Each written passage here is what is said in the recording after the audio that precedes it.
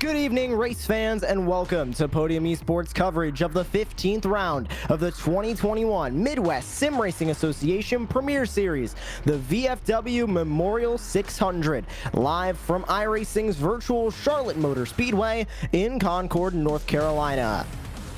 I am Joshua Lee alongside Taylor Burris, Rachel Whiteford, and our producer Ryan Bauer. Ryan is using cameras provided by Dougie Beard.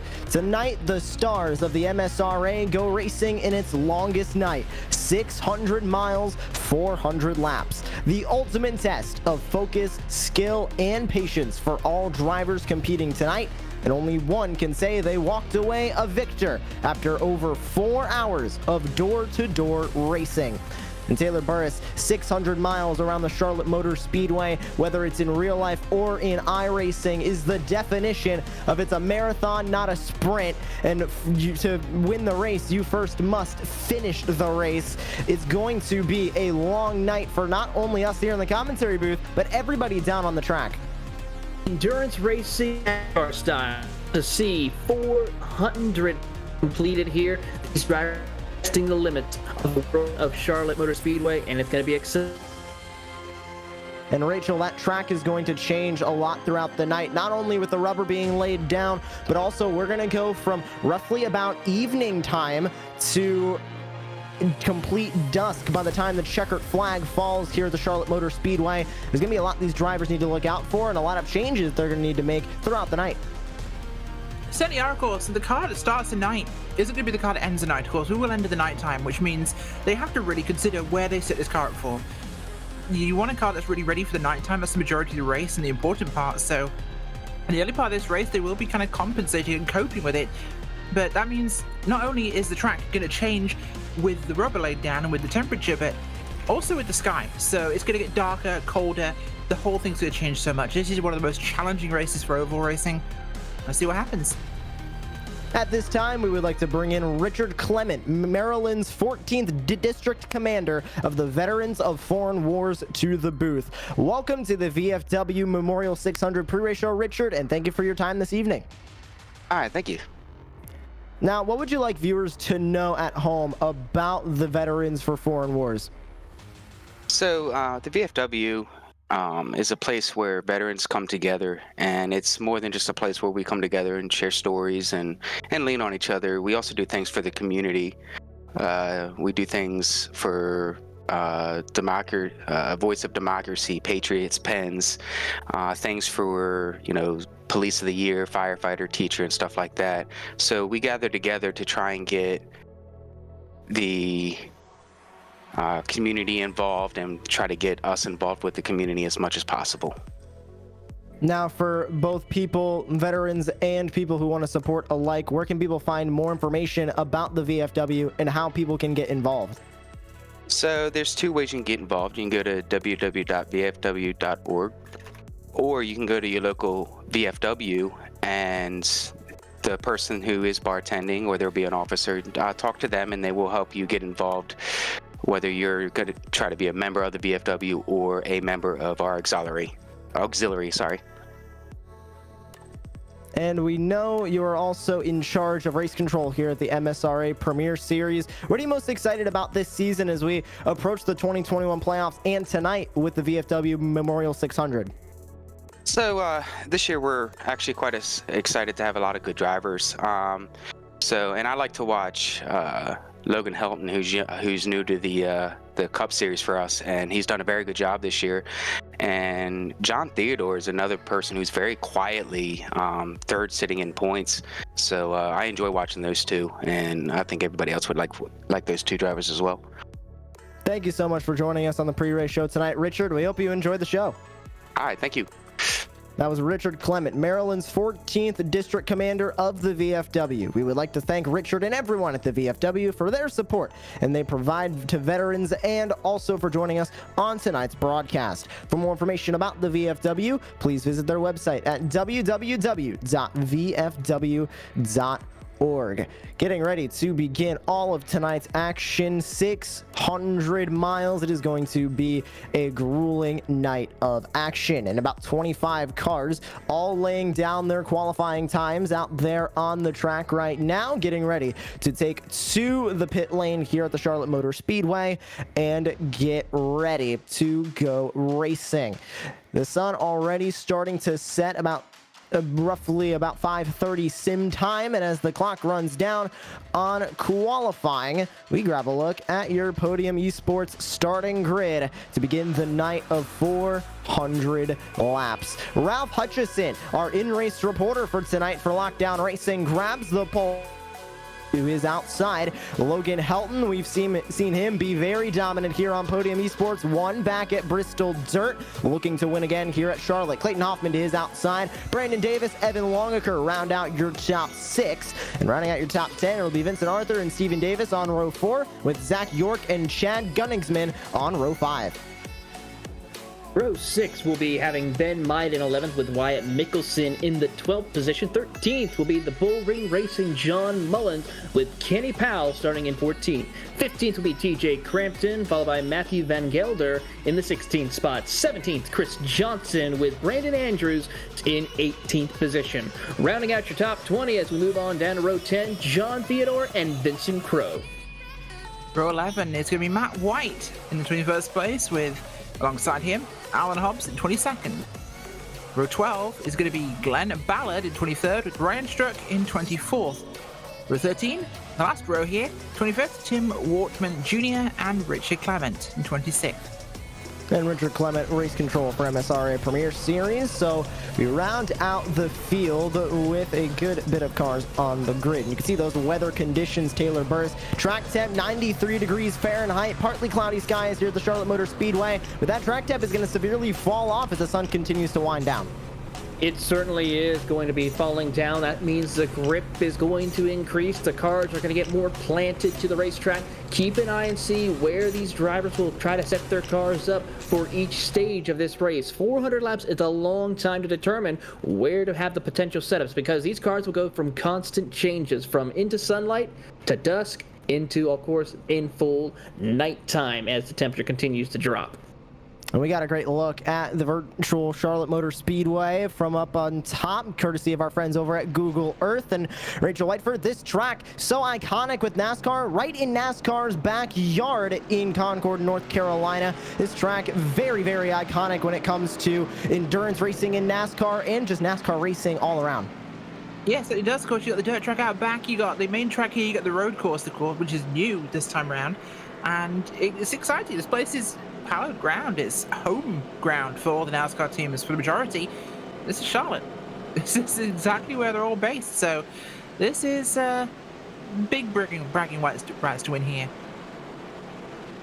And the field working their way out of turn number 2 down the back straightaway here at the Charlotte Motor Speedway, getting ready to go racing. Over the in-race voice chat, everybody saying, hope you grabbed your water, hope you went to the bathroom, because it is going to be a long and grueling night for those drivers behind the wheel of their NASCAR Cup Series cars here at the virtual Charlotte Motor Speedway. The Coca-Cola 600 this weekend for the NASCAR Cup Series, incredibly grueling in real life, but even though we're here virtually, still requires patience, still requires skills, and still requires you to be focused for 400 laps and 600 miles. The iRacing pace car makes its way into the safety of pit lane, and we are ready for 400 laps of racing and remembrance from the virtual Charlotte. Let's go racing!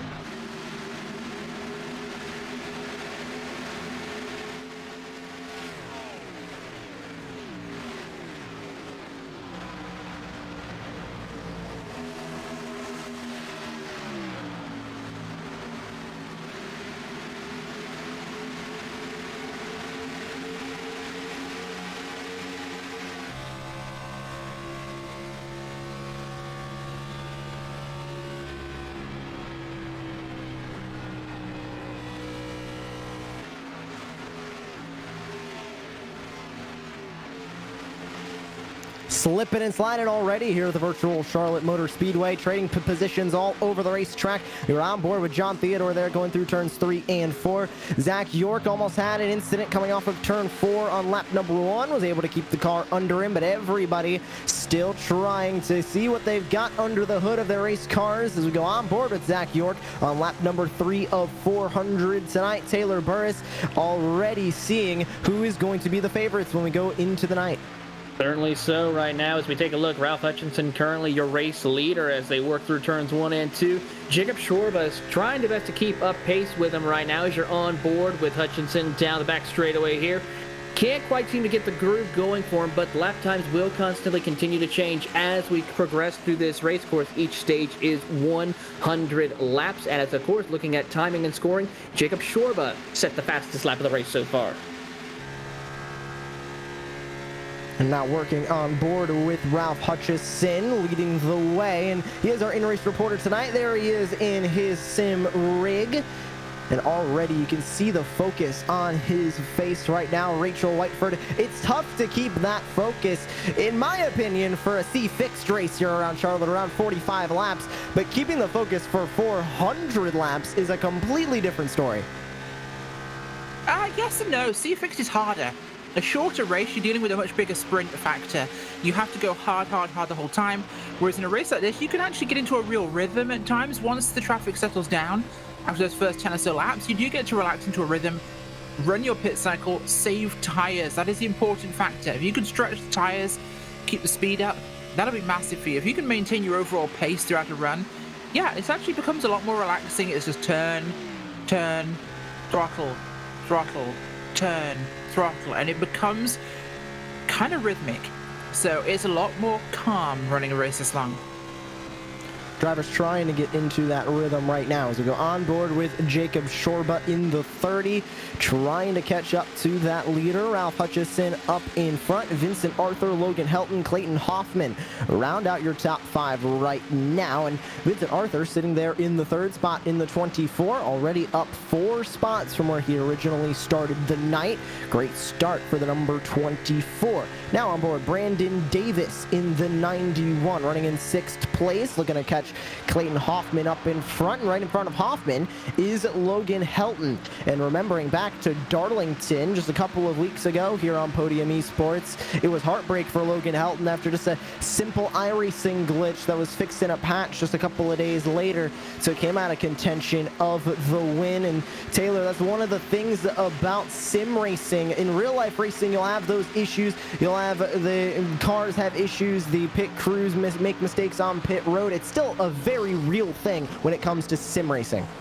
Certainly, Josh. I think that our power computers stay up to grade. So Hutchison still leads ahead of Jacob Shorba, and everybody's starting to get into their simple routines of the race. For some drivers, it's getting into that rhythm, like Rachel mentioned. Some drivers, it's trying to gain spots early, see exactly who they can race with out there on the track. And tonight, for the VFW Memorial 600, we said right before we went green, it's a night of remembrance, and we're going to do that a handful of times tonight, including highlighting 4 veterans who have their names above the windshields of cars out there on the track. And we start with John Theodore, who is running the name above his door for Staff Sergeant Christopher Rudzinski. Staff Sergeant Christopher Rudzinski enlisted into the United States Army at the age of 17 after being sworn in by his father. He served in multiple deployments, including Kosovo, twice in Iraq and Afghanistan. Sergeant Ski, as called by his soldiers, passed away on October 16, 2009 in Kandahar, Afghanistan by an IED at the age of 28. He was awarded a Bronze Star, Purple Heart, and 4 Army Commendation Medals. He is missed by his many friends and family, and we would like to thank him for his service.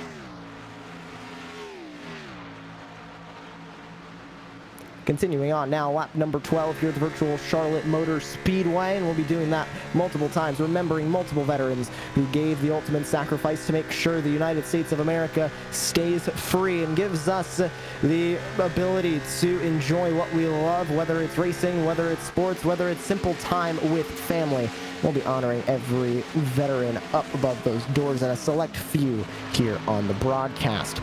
Lap 13 of 400, Ralph Hutchison still pulling away up at the front.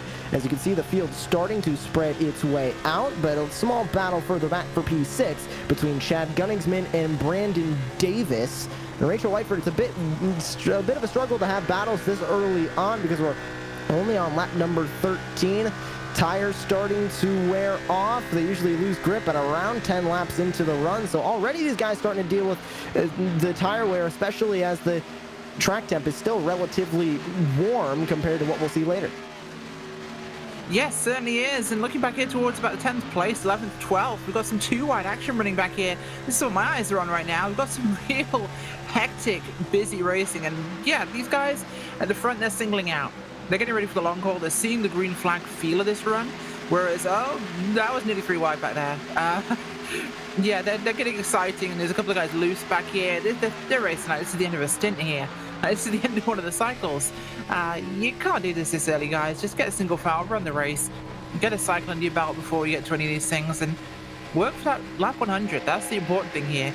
Running 2x2 here is not going to help you in any way whatsoever. It will cost you. Guys like Hutchinson up front and Shorba, Arthur, Helton, Hoffman, Gunnisman. Yeah, they're getting it easy here. Is there a 3 wide back here? Come on, stop it. This is a bit much. You'd think they were running at the front. And that was the 08 of Vincent Crow, who got sideways coming off of turn 4. And now taking a look, Wyatt Mickelson down to the inside of the 20 machine, trying to slide up, not going to slide up in time in front of the MPI Chevy Camaro ZL1 of Ben Myatt. Myatt going to run the outside line now. Here comes the 92 right behind of Stephen Davis, along with the 11 of Chris Johnson. Sliding up the racetrack a little bit. Goes Mickelson in the 94. He's going to fall back now to the clutches of Stephen Davis in the 92. Still 2 wide as they dive back into turn number 1. Side career right now. Drivers trying to work it.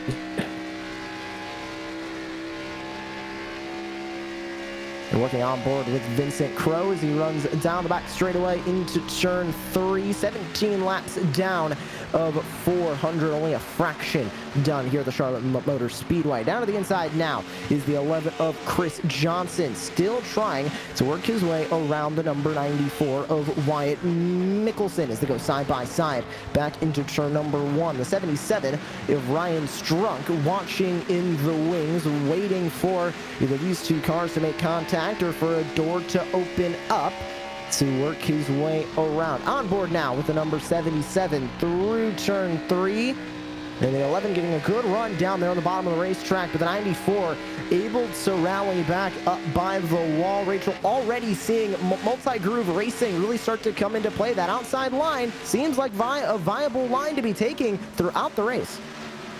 I think it can be. It depends. I think it's something that will be much more viable later on. But if you're fighting somebody, and especially 1 and 2 here at Charlotte, you can defend on that upper line. You will not gain. You will not pass somebody up there. But you can sit up there all day long to defend the position. They can't get past you, but you won't get past them either. Still 2 wide, running up there, and a little bit of a battle going on further up between the 63 of Logan Helton, trading spots with the 24 of Vincent Arthur.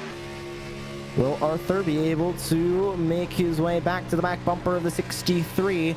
Vincent Arthur was up 4 spots where he originally started the night in that number 24 machine. Then Logan Elton was able to go right on by, go back to where the 63 started the night in 3rd place. And right behind all these drivers is the number 12 of Clayton Hoffman. You're on board with Clayton Hoffman right now, hugging that inside line. The Cookeville, Tennessee driver lost a position recently. He's sitting in that 5th spot, but the Gas and Go Racing driver going to try to see if he can take a quick pick to the inside. Can't seem to find his way around the 24 of Vincent Arthur, but he's been on a bit of a tear here, Joshua. 2 second-place finishes, and where it gets loose, down almost through the grass. He's able to recover nicely and continue on his way. The Gas and Go Racing driver able to keep it out of the wall, went down to the inside, and the grass here at the Charlotte Motor Speedway is actually AstroTurf, so it behaves a little bit less like grass. In real life, the splitter won't dig into that infield, so in the sim, it's a little bit easier to recover that car when you're going through the grass here at the virtual Charlotte Motor Speedway. Still not where you want to be, not a lot of grip in that grass there in the infield. Want to keep it on the gray stuff here at Charlotte. Still too wide.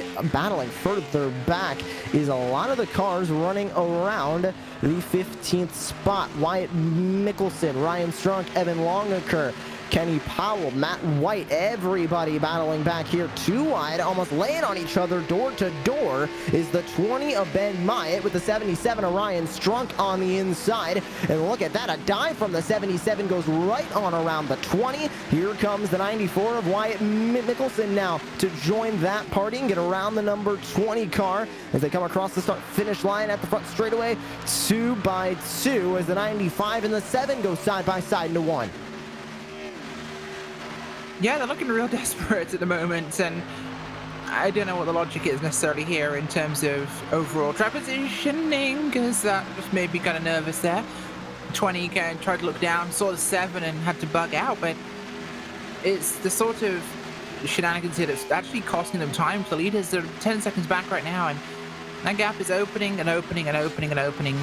Leader here, he's broken away. Ralph Hutchins is gone.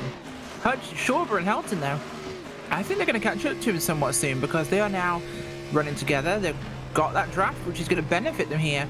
So they should be able to basically get themselves further up. You also got Arthur and Hoffman running as a twosome. Gunnisman's on his own. Davis on his own. Bunch of cars on their own. But then you got this big gaggle back here who are all battling for position. And they're running off lines or they're dicing up and down the track. It's not the ideal line. It is costing them that ability. And if anything, they're racing so much, this is going to eat their tires up, and they will end up going backwards faster here. And looking back at the last 2 races for the MSRA Premier Series, we were here roughly about 3 weeks ago for the Darlington race, and we saw Ralph Hutchison in the 51 go to victory lane there. We had Dover and Circuit of the Americas in between Darlington and Charlotte as we go on board with the 30 of Jacob Shorba, and to the inside goes Logan Helton, that 27, coming alive here in the back half of this first green flag run. Door to door, and the 30 of Jacob Shorba going to get a great run. Coming off of turn 2, looking to keep that spot. He's going to close the door roughly about halfway, not fully. Is coming off of the corner. Helton going to get another good run off the corner. Looking to go back to the inside, and he will look to the inside as they dive back into turn number 1. Still door to door, side by side as they work their way through turns 1 and 2. Good rotation down on that inside line for Logan Helton. He'll stay even with the 30, but right now it looks like that outside line getting a little bit of a better run coming onto the straightaways than that inside line is, but Logan Helton not giving up as they're still side by side for an entire lap here at the Charlotte Motor Speedway. Back to the front straightaway. Helton gonna get in front of the 30 by inches, not able to clear him as they go back to 1. Still just hanging on that door as they work through turns 1 and 2. Helton gets the advantage as they come off of turn number 2, as you see on board with Shorba. Give the position over to Logan Helton, move him up to 2nd, and now he has about a car length advantage. A great drive for the number 63 as they dive it back in turns 3 and 4. Shorba tries to get to the back bumper, but to no avail. Working lap number 29 of 40 here tonight as we take a look at Stephen Davis and Chris Johnson battling for P9. Tonight, those stages are going to work a little bit different than what they normally do here in the MSRA Premier Series. Same thing that's going to happen in the NASCAR Cup Series Coca-Cola 600. Instead of 3 stages, we have 4 even 100-lap stages. So we'll go racing for 100 laps, have the stage 1 break, another 100 laps, stage 2 break, another 100 laps, stage 3 break, and then the final stage to the checkered flag of the last 100 laps. So these drivers can split it into 4 even stages of racing. 12 sets of tires in the pit lane as well. The most tire sets these drivers will have all season long. And if we need it at the end of the race for overtime, 3 green-white checkered attempts will be available for these drivers. As I was saying, before Logan Elton and Jacob Shorba went side by side, Dover and Coda had Vincent Arthur go to victory lane in between Darlington and Now. So Arthur looking to go 3 in a row here in the MSRA Premier Series, but starting to drop a little bit farther down the order. He's back to P5 as we look at the battle between Mullins, Davis, Johnson, and Dobbs. Put a blanket over him, as Mike Joy would say, as they all were racing close together side by side now between the 77 and the 40 as they dive through 1. Yeah, really going for this thing here, and they're putting some good pressure on the track and trying to find some movement with their speed. It's starting to pick up some pace here. As we're reaching this middle point of the run, we're having cars coming back who've had good early pace, used up a bit too much. And we're starting to see those guys coming back now to each other, so we're going to get some interesting racing here. And as these cars loosen up to an extent, this is where we'll start to see people get a little squirrely.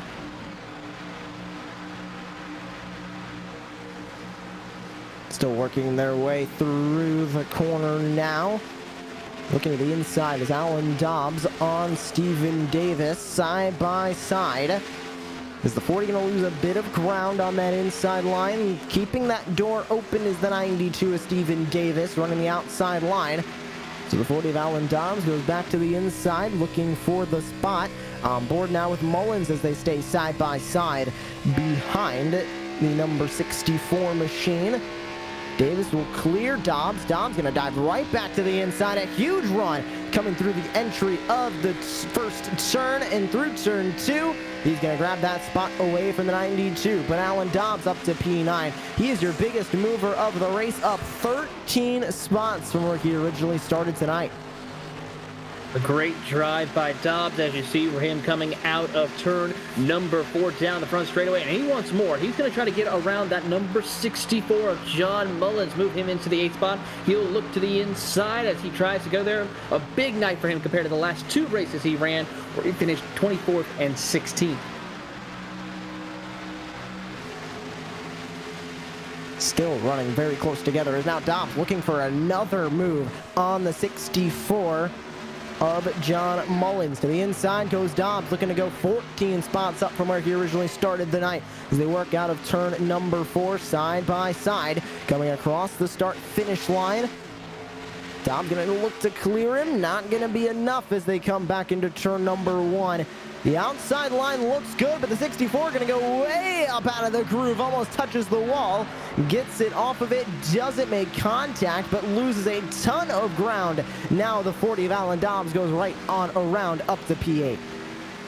You know, I hadn't looked at this initially, but Alan Dobbs is striking me as a strategist here. He didn't qualify. What does that give him? It gives him track position towards the rear.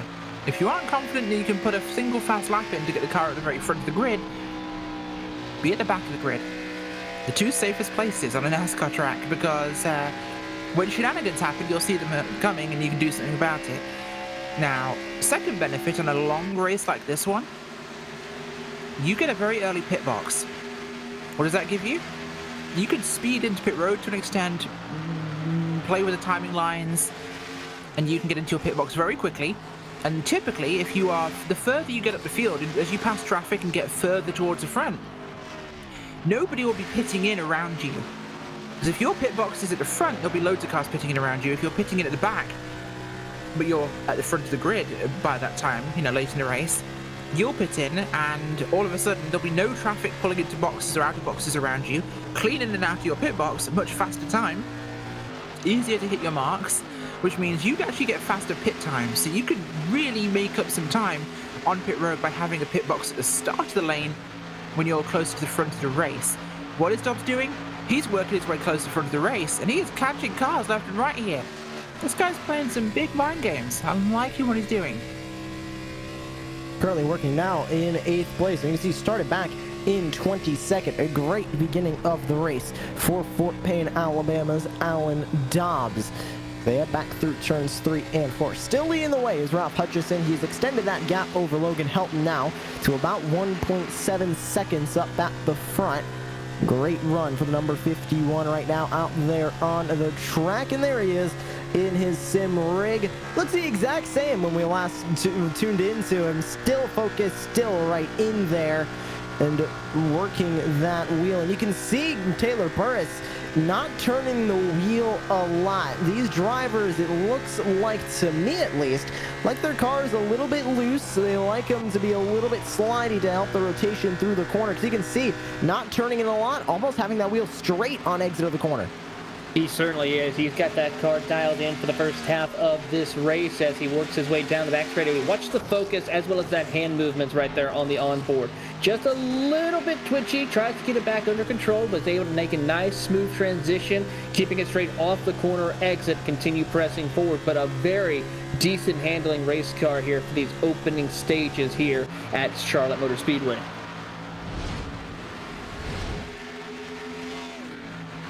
So Hutchison still leads the way. Lap 42 of 400, nearing the first pit road window for tires and fuel. And we're nearing halfway of stage number 1. Is now trying to go around the number 64 of John Mullins, is the number 7 of, the number 92 of Stephen Davis. Powering back on the outside is John Mullins as they go back side by side through turn 3. Davis inside, Mullins outside, looking for the spot. And Rachel, all night we've been seeing this since pretty much the drop of the green flag, that the top of the racetrack seems pretty good against the bottom line of the racetrack. Doesn't really seem like one lane has an advantage right now out on the racetrack, but it seems like both lanes can be used as passing opportunities if one lane isn't working. We have our first handful of pit drivers coming in. The 83 of Tim Wortman Jr. is in for a scheduled pit stop in the number 83. Called it out in the iRacing voice chat, and he is in his box grabbing 4 fresh Goodyear tires and a full can of Sunoco fuel. Yeah, gets that kind of pit road. Nice stops coming in now for these guys. This is the important part of the race. This is the first green flag cycle. This is where we'll see people make mistakes. Now, you get cautions at a restart or a start, and you also get them with people coming on and off pit road. You've got people entering, leaving the track. You've got people on old tyres, new tyres mixing up. This is where it gets messy. This is where people will get turned around. This is where you can really get screwed by strategy during that cycle. We'll see how long the rest of the field is going to wait to do those pit stops. As we work lap number 45 of 400, still battling is Stephen Davis and the 64 of John Mullins. Here comes 92 of Davis back to the inside, and the 64 going to close that door relatively quickly through turns 3 and 4. Back to the front straightaway. The 92 going to pry that door open as they go back to the front straightaway. Stephen Davis on the inside looking to get that pass made before going into turn 1. They'll be side by side as they head through turn number 1. The Canterbury RV, number 64 of John Mullins, trying to get that grip on the outside line. He'll stay on the outside, albeit by about a couple inches as they dive back to turns number 3 and 4. Now outside line's not going to work for him this time. The 92 of Stephen Davis will clear him coming off of turn 4. And the 92 will work his way up into the top 10 now into P10. Great drive right there for Stephen Davis, but here comes John Mullins back on the attack as they come to turns 1 and 2. He'll go to the outside still, that middle groove. Can't quite seem to make it work this time around. He might have to come down pit road here in the next few minutes to make an adjustment. But now on board, Clayton Hoffman in the 4th position. Now he is in hot pursuit of Jacob Shorba to see if he can get into a podium position. He's not taking a peek just yet, but he has actually closed the gap quite a bit. And in fact, was a little bit faster than Jacob Shorba here last time by with a 31.92. It's amazing to see, Josh. We have dropped over 2 to 3 seconds on the field right now after running in the 29s. Now we're running in the 31s and 32 second bracket as Chris Johnson has come down pit road. And Brandon Andrews joining him as well in the 4 machine. So multiple drivers now starting to come in for their scheduled green flag pit stops, roughly about halfway through the stage. Seems like a decent strategy to basically cut the stage in half, pit every 50 laps. And lap 50, then the stage break, lap 150, then the stage break, lap 250, then the stage break, and lap 350, then the stage break, because they are going to need to pit under green, assuming we pretty much stay green for a good bit of racing out here on the track. And I'm confident in saying that because the only person I know that can call out a caution and it happens is Evan Basoko, and I am not Evan Basoko. Coming out of the pit road is the number 4 of Brandon Andrews, and multiple cars coming in as well. The 51 of Ralph Hutchison is in. The 24 of Vincent Arthur is in. 2 leaders. Now Logan Helton will be out in front of the field, and there's number 51 right in to grab service. Helton, Shorba, Ginningsman, Brandon Davis, and Alan Dobbs now your top 5. As now coming into pit lane is John Mullins, Kenny Powell, Evan Longaker, Ryan Strunk, and more. Grabbing service here in the green flag pit stop from the Charlotte Motor Speedway, and out and away goes the 51. He's getting it done here, getting himself back on track to keep things moving, but this has been a tricky cycle for them, and we're seeing them coming off pit road, getting some good service here with these guys. But it's important to note the guys who are not pitting yet, the ones who are waiting slightly later in the cycle, who've got slightly better runs at the moment. Look at Dobbs, he's in 5th place now. He's not pitted yet. He's going to wait another lap or so, run to his strategy numbers, then look at pitting, because he's looking at a pit window he wants to go for here. Notice he's already gone at least halfway. That's big for him.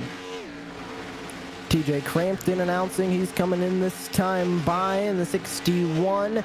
And there's the 63 of Logan Helton working his way into the pit lane. Here comes TJ Crampton getting down on into the pit lane. And Taylor Burrs, we didn't really talk about it when the pit stop started, but this is one of the toughest pit roads to get down onto, especially under green flag conditions. We've seen it in real life as well as in the sim, specifically in the eNASCAR Coca-Cola iRacing series that happened on Tuesday, where they're pitting for green flag stops. Maybe drivers behind you aren't notified, and it's very difficult to get down onto the apron and keep your speed up. It leads to crashes coming out of turn 4. It really does, John. You're having to go from 170 plus miles an hour down to about 50 miles an hour in order to make it through pit road. You have to be so careful with that, as well as when cars who have fresher tires are trying to get around you. On board with Hutchison now. He comes out of pit lane in P6, now up to P5. As drivers start to make their way into the pit lane. Still waiting on Alan Dobbs and Vincent Crowe as Shorba and Davis make their way into the pit lane. Dobbs and Vincent Crowe now the only 2 drivers out of your leaders to not come into the pit lane yet. Everybody else has made their pit stops here in stage number 1. So they'll be running to the stage break at lap number 100. As you can see right there with the onboard with John Theodore, exactly what me and Taylor were just talking about, getting slowed down to go down onto the apron. But then John Theodore was able to see it, went up to the outside of the racetrack, but that could have spelled disaster for Alan Dobbs and John Theodore if Theodore wasn't able to move out of the way in time. Yeah, that's a big factor to really consider in this, as it gets real messy, like you said. It's one of those difficult parts. Dobbs has pitted right now, coming back out, looking to be, we'll see where they cycle through this, but yeah, and oh, hello, Hutchinson at the front, just got a big wobble there. See himself in the 4. The 4's Brandon Andrews down a lap right now, and they were old tires and new tires meshed together, and that did not have a happy ending nearly. On board now with Hutchison. And we talked about it a little bit ago, how he's not really turning that wheel too much. And you can see it sliding through the corner. That's a product of cold tires, but it's also a product of the setups these drivers like to run around the Charlotte Motor Speedway, which it seems like just sliding through the corners, having to save it every couple of moments. But that seems to be the fast way around, as Hutchison is out in front, not only leading the way, but with the fastest lap of the race so far at a, sorry, not the fastest lap of the race. The fastest lap is actually TJ Crampton with a 29.811, but the second fastest time of the night is the 29.932 from the 51 of Ralph Hutchison. And actually, correction and correcting on the back straightaway. The 12 car flipping on the back straightaway down on the apron, and the caution comes out on lap 57. It was a huge pile up down on the apron of the back straightaway. Looked like the 12 of Clayton Hoffman involved in that one. And we'll grab a look at your replay. The first yellow flag of the night. One car getting into the wall right up in front and comes right down in front of the 12. Absolutely nowhere for Hoffman to go. Rachel Whiteford, that is so unfortunate for the 12. Not sure who it was who lost it in front of him. There's a replay of Zach York getting loose down the inside. It was Tim Wortman Jr. in the 83. Yeah, 83 car comes down, sees the 94 underneath him, panics, pulls back up the track and gets loose, slams that wall, comes down, clips the 12. 12 goes round, flying across the track, and well, that gives us our caution as both those cars spring back up on the racetrack. Nobody else involved in this one, which is lucky, but oh man, one of those things. Gotta be aware of where cars are around you. And everybody else avoids that incident. So luckily, it was just a 2-car incident. On board with Logan Helton, who was one of those drivers who was lucky to avoid this. You can see the 12 coming right up in front of him, goes right through the smoke, has to quickly react, went down to the bottom, and luckily, that was the correct choice. As 2 cars are involved in the first incident of the night here at the virtual Charlotte Motor Speedway. Handful of drivers choosing to enter the pit lane at the front of the field, and we'll grab an interview with our in-race reporter, Ralph Hutchison. He's joining us in the booth right now. Ralph, welcome to the Podium Esports commentary booth. Start off with your race so far. We're only 59 laps in, but you're running pretty comfortably out in front. How's that number 51 treating you right now? Really good. This Sparco Ford Mustang has felt really good all week. Everybody at Lockdown Racing has done an awesome job. Way more tuned in for the nighttime. I tried to dial it in for the warmer track before the race, so far so good. And we can see you a little bit sideways there going through the corners, especially on relatively cold tires. Is that sort of how your team set up the car to be faster around the Charlotte Motor Speedway? That's more what I did, honestly. The car's been very balanced most of the race, so tried to get it freed up and rolling through the warmer track. Well, only 59 laps down of 400 here tonight in the VFW Memorial 600. Playing the long game. It's an endurance race tonight. So are you running up front, running comfortable, just waiting for those laps to start ticking their way down and the stages to pass? Yep. Got a lot of adjustments ready to go. This track's going to go through a lot of transition. The track's already dropped about 10 degrees since we went green. So, you know, at the end of the day, I look good up front right now, but if I don't keep up with the track, I won't be there at the end. Logan Helton looks really, really good. All the Great Lakes cars are really fast. So whoever stays on top of the track wins this race tonight. Well, thank you very much for joining us in the booth under this first caution, and we'll see you in a handful of laps, possibly in stage 2. Thanks, guys. That was Ralph Hutchison, our in-race reporter in the number 51 for Lockdown Racing. Currently running in the 3rd spot as 2 drivers stayed out under that pit cycle in the yellow flag. Stephen Davis and Alan Dobbs. They'll assume the front row when we go back to racing here at the virtual Charlotte Motor Speedway. And Taylor Burris, Ralph mentioned, of course, the changes that this track is going through, already down 10 degrees from when we originally started the night. It's a huge track transition, and we're not even out of stage 1. It certainly is, Josh. We have to keep an eye on that. The temperature that you see on screen, 75 degrees, and the air temperature, track temp, it was around 93 to 96 degrees. It's now down to 86. That track temperature is cooling, but there's also a little bit more wind coming into play. So that could also be an interesting factor to throw in, especially depending on how quickly the wind directions change during tonight's race. Across the start-finish line comes the field of 23. As we get ready to go back to racing here at the virtual Charlotte Motor Speedway field, getting doubled up, and we get ready to go back to racing here in the VFW Memorial 600. 60 laps completed, running lap number 61 here at the virtual Charlotte Motor Speedway. Still a long way to go here in the MSRA Premier Series and here on Podium Esports. So make sure you stay tuned for the entire race tonight.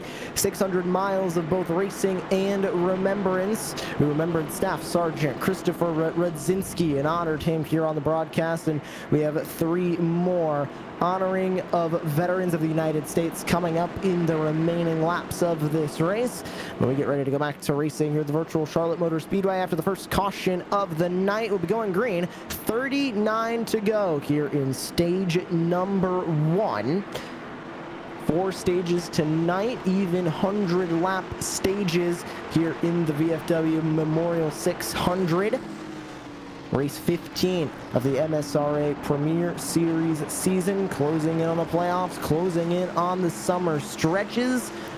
Who will go to victory lane before we head to Sonoma in a week's time? Back underway for the virtual Charlotte Motor Speedway. Stephen Davis in control of the field, and he is on the loud pedals. They dive back into turn 1.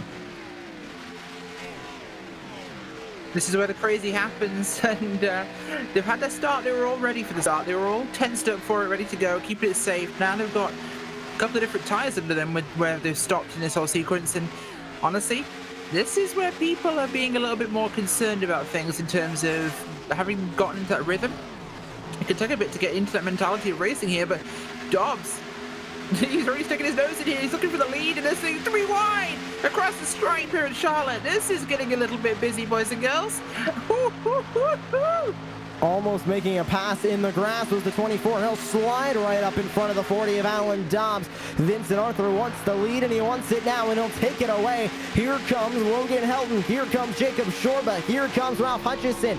All on fresh tires from that yellow flag. On board with the 63 of Helton. Dobbs keeping up with the 24 of Arthur, but further back, getting eaten alive there on the outside line is the number 92 of Stephen Davis, falling right down the order on that wall, and he's going to continue to fall down, now down to 8th from where he originally started first about 1 lap ago when we went green.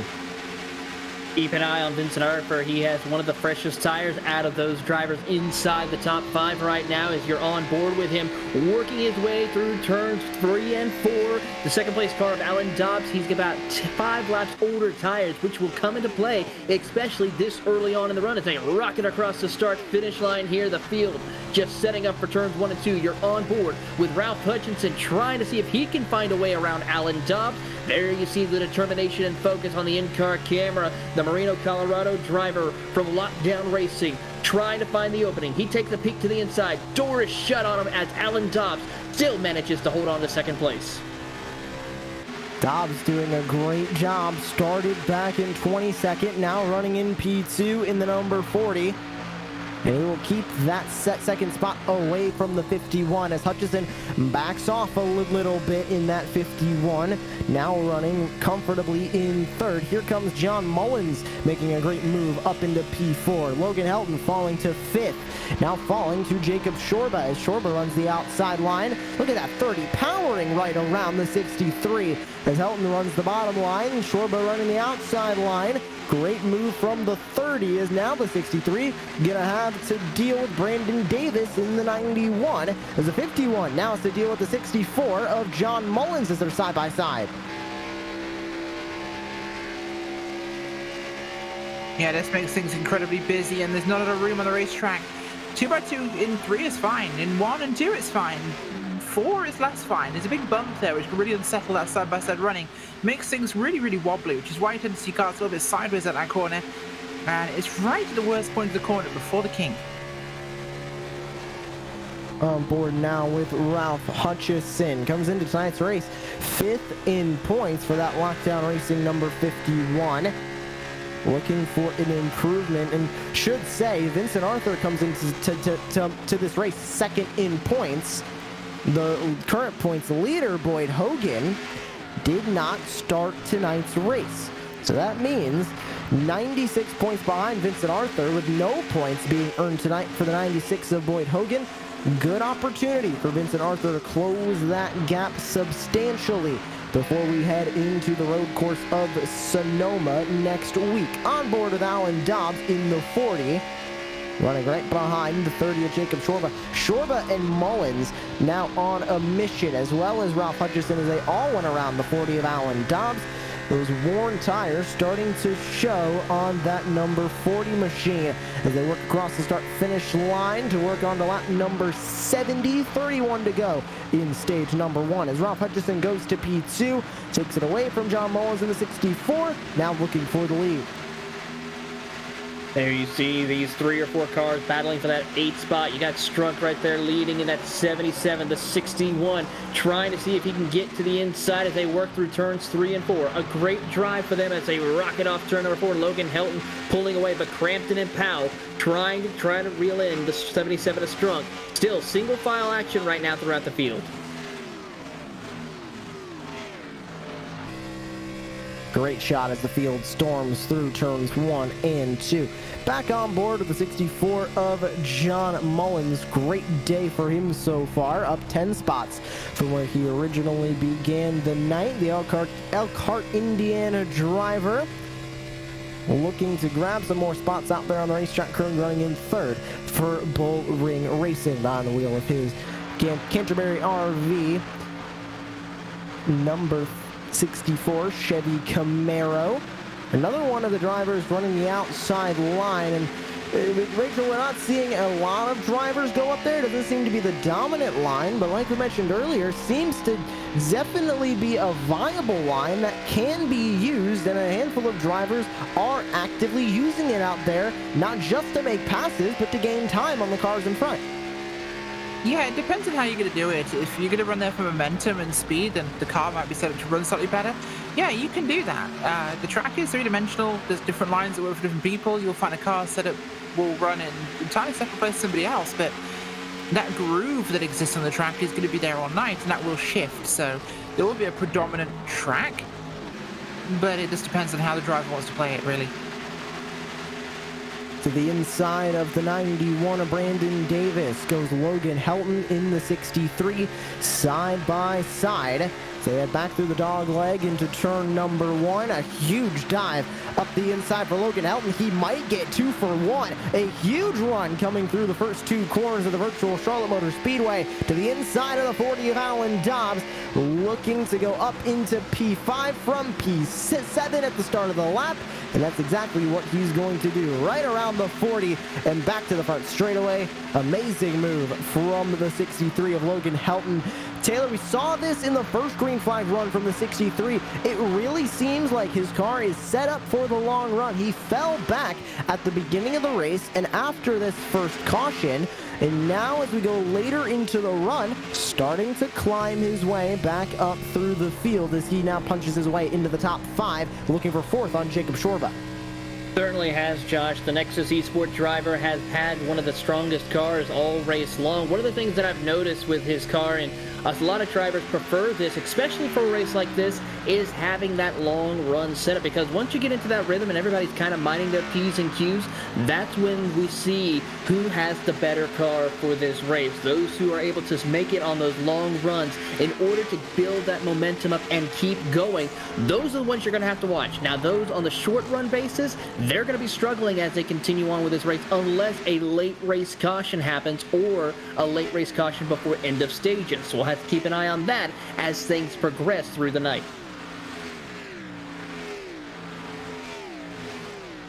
Currently working lap number 77 here in the VFW Memorial 600. Joshua Lee, Taylor Burris, Rachel Whiteford joining you here in the booth. And as always, Ryan Bauer in the virtual production trailer. And all the cameras you're seeing here at the virtual Charlotte Motor Speedway provided by Dougie Beard as we go on board with the 64 John Mullins. And Right back up to the inside of the 30 goes Logan Helton.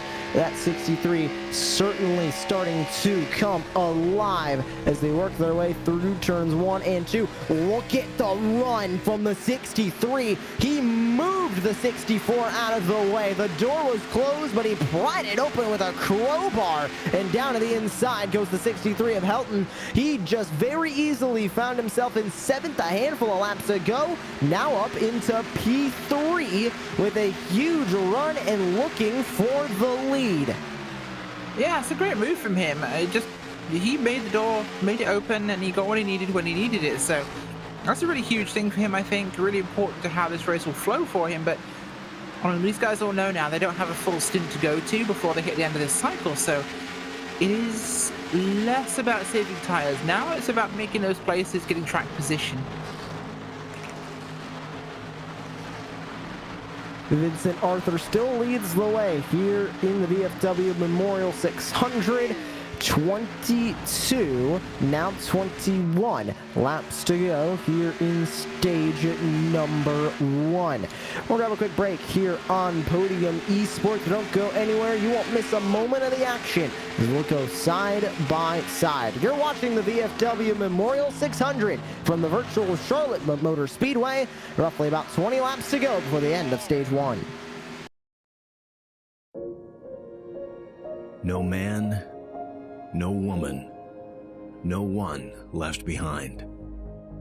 For the VFW, it's a credo that stands long after our fighting days are over, because our service never stops.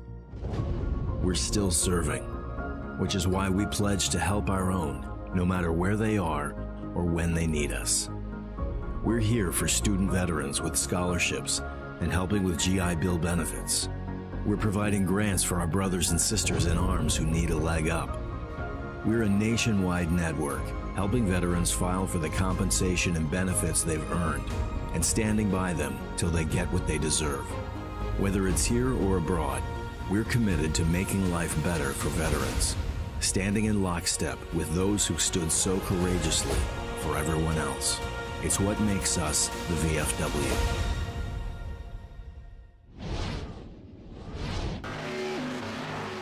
Welcome back to the virtual Charlotte Motor Speedway in the VFW Memorial 300 for the MSRA Premier Series Round 15. Joshua Lee, Taylor Burris, Rachel Whiteford joining you up here in the booth. Ryan Bauer behind the scenes as we are working lap number 83 of 400 on the night. Just a handful of laps, about 18 to go here in stage number 1. Ralph Hutchison dominated the beginning part of this stage pretty much until the first caution came out on the racetrack. He came into pit road, fell a little bit down the order, but he is currently chasing down the leader up front of the 24 of Vincent Arthur. Last time by for Arthur, a 31.508. And Hutchison starting to close that gap in the 51, down to about 7.5 tenths. We'll see if he's going to be able to creep in further to that lead. There's not a lot of time remains before that mandatory stage break coming up in about 15. That's certainly not the case right now, as we'll see who will come out on top with stage 1. Vincent Arthur doing the best job he can right now, holding off the rest of the field. Ralph Hutchinson trying to close in to get those great stage points as well as the bonus points needed as they rocket down the back straightaway here. Arthur in the 24 doing what he needs to do right now and running very consistent lap times as we continue to go through this race. And in fact, he was a little slower last time by. Let's see what happens when he comes across the line. And it looks like he does not improve really his time. He's actually a little slower compared to our race leader, Logan Helton, currently the fastest car on the track, about a tenth faster than Arthur and Hutchinson. 15 to go now here in stage number 1. Now, Ralph Hutchison is closing the gap, but so is the 63 of Logan Helton. He is on a mission right now to try and grab this stage win. Working their way back across the start-finish line. Arthur, Hutchison, and Helton now all separated by roughly about 1.2 seconds. You can see pretty much even gaps back to the 51 and back to the 63 as they head back down the back straightaway. They're getting this thing moving right now as we're starting to see that separation occurring again during this second run. About 13 laps left in this stint, so it's going to be about trying to get that track position towards the end of this thing before we go to that caution. And these guys finish a quarter of this race tonight. And I will say, it has been a very clean quarter so far, than one incident. And that one incident was a simple mistake that turned into a two-car incident with the 12, unfortunately, having nowhere to go out there on the racetrack. Here's the gap down between your two leaders as we inch ever so closely to that stage break. Vincent Arthur leads the way. Ralph Hutchison there in P2. Gap down to about 5.5 tenths of a second. And as the 51 closes the gap, so does the 63. His gap now down to about 6 tenths, now down to about 5.5 tenths as he works his way up towards the front. Battle further back for P5 between Alan Dobbs and Jacob Shorba. Alan Dobbs has done a great job up here at the front with Rachel Whiteford because he did not come into the pit lane under that caution, pitted under green about halfway through the stage, and with everybody around him on fresher tires after pitting on the yellow flag caution, he is still running up in P5, not losing a lot of spots from where he originally started in P2 at the restart. Well, his tires are only a lap or so older than the other guys, so once they evened out after a couple of laps here, he's balanced out to where he was running, and this is a good stable position for him to campaign this race. And I think the way he's playing this is a campaign. He's trying to work his way through this whole event in general. He's 5th right now after the first quarter. That ain't bad progress in 100 laps of a 400-lap race. Now about 10 laps to go here in stage number 1 as we're on board with Ben Myatt for Rapid Motorsports. Trying to chase down the 08 in front of him, Vincent Crow. Vincent Crow having a good night as well up there in P14, up 6 spots for he originally started in P20 in that 08. Now back to Logan Helton, chasing down the drivers up in front. Top 3 now all separated by a little less than 1 second out there on the racetrack as they go racing down the back straightaway. 7 laps to go in the stage, coming to the start-finish line. Can Helton make a move on Hutchison, and can Hutchison catch Vincent Arthur to walk away with a stage victory? So far this season, in terms of stage wins, Ralph Hutchison has walked away with 1 stage win, Logan Helton with 3 stage wins, Vincent Arthur with 4 stage wins. So Arthur looking for his 5th, Helton looking for his 4th, Hutchison looking for his 2nd, but we still will have 2 more opportunities at stage wins tonight. So we're back on board with the 11 of Chris Johnson, chasing down the car in front of him, the 91 of Brandon Davis. Yeah, both of these competitors right now are running very consistent lap times, almost running identical lap times last time by. As you see, the gap is about 0.3 of a second between the two as they come through turns 1 and 2.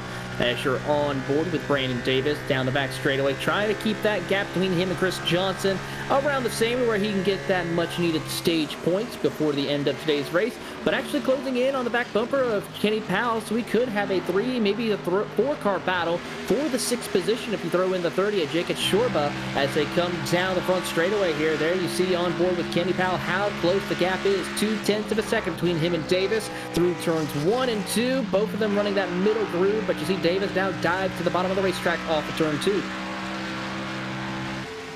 Running in the tire tracks is Brandon Davis.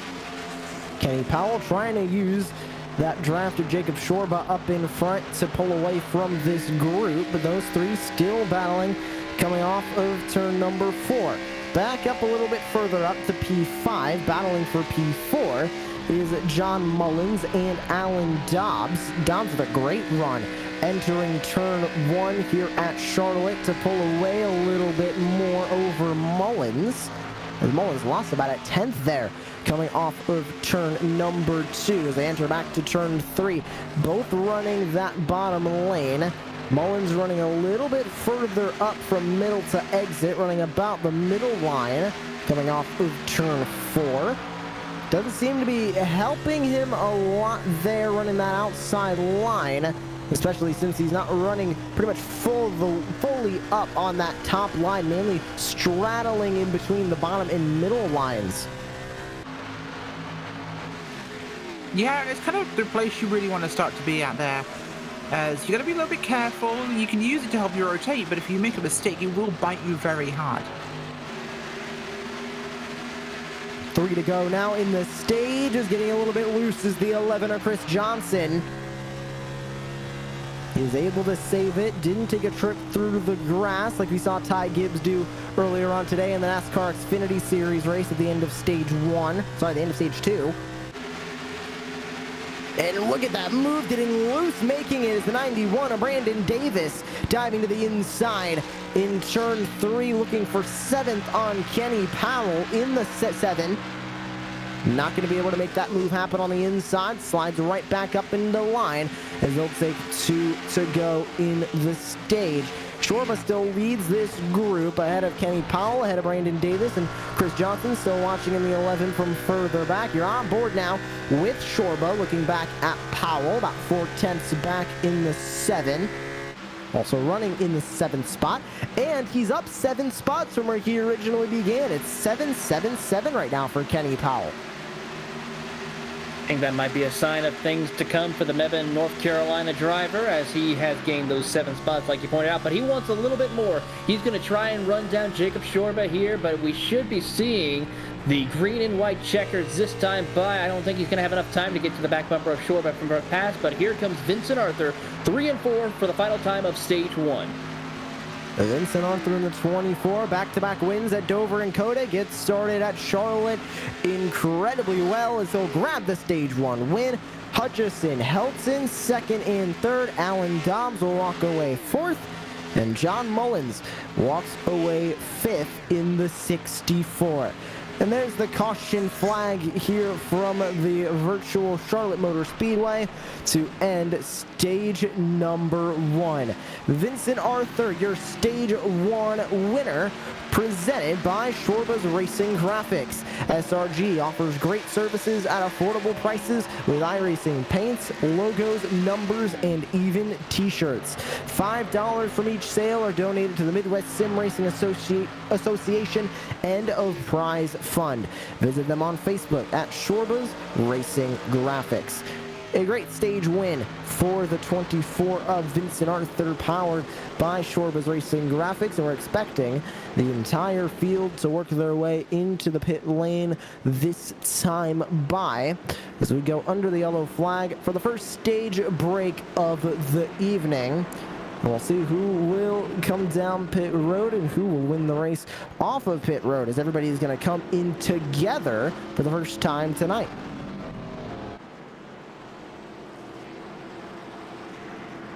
The 24 will lead him into the pit lane. Vincent Arthur, your stage 1 winner, and there goes everybody into the pit lane. Not a lot of drivers staying out. 0 drivers staying out there on the racetrack. That lap car back there, of course, needs to stay out for one more lap, but other than that, everybody on the lead lap working their way in. Dobbs is into his stall. Everybody else will follow suit. Who will win the race off of pit road? You can see the 51 of Ralph Hutchison in the best spot as he is on the last pit stall on the pit lane. We'll see if he can use that to his advantage, get a good exit, and come out in front of the field.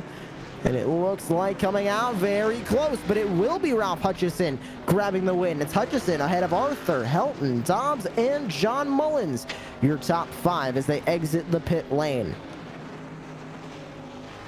That is some good progress there, but look at the spots gained, or spot gained here by the 40. That early pit stop really, or pit spot, so I should say, made a huge advantage for him. And now we will honor another one of our veterans here tonight as we go 400 laps of racing and remembrance as we honor Second Lieutenant Tillman Morgan. He served in the United States Army during the Second World War as part of the 450th Bomb Group. His service began early in America's war effort against Nazi Germany and lasted for nearly 2 years. On January 27, 1994, Morkin's B-24 Liberator he was conducting a mission on, titled Hold Tight, was taken down by flak while conducting one of its first bombing missions over Nazi-occupied France. The crew's sole survivor spent the next year and a half as a POW before being able to return home. We would like to thank Second Lieutenant Morkin and his crew for their selfless sacrifice for our freedom, and thank Jacob Shorba for holding his name above his windshield tonight.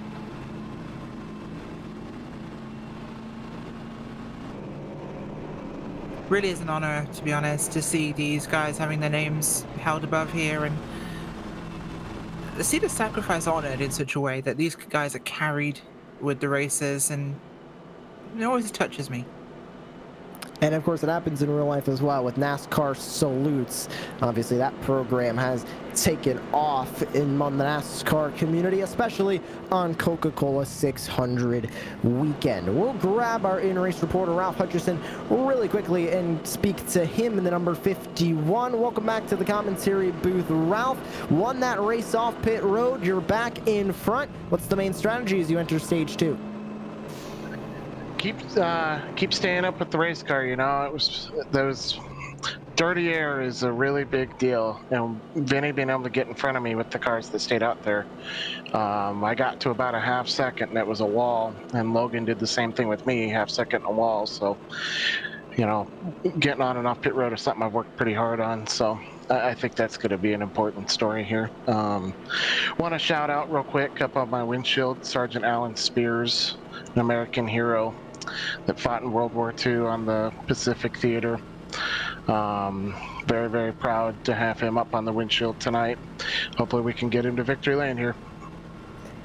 And heading into stage number 2, you're back up front. You talked about this track starting to change. How many more track changes have you noticed between when we talked to you in about midway through stage 1 and now? Because from the green flag to midway through stage 1, it dropped 10 degrees in the track tent.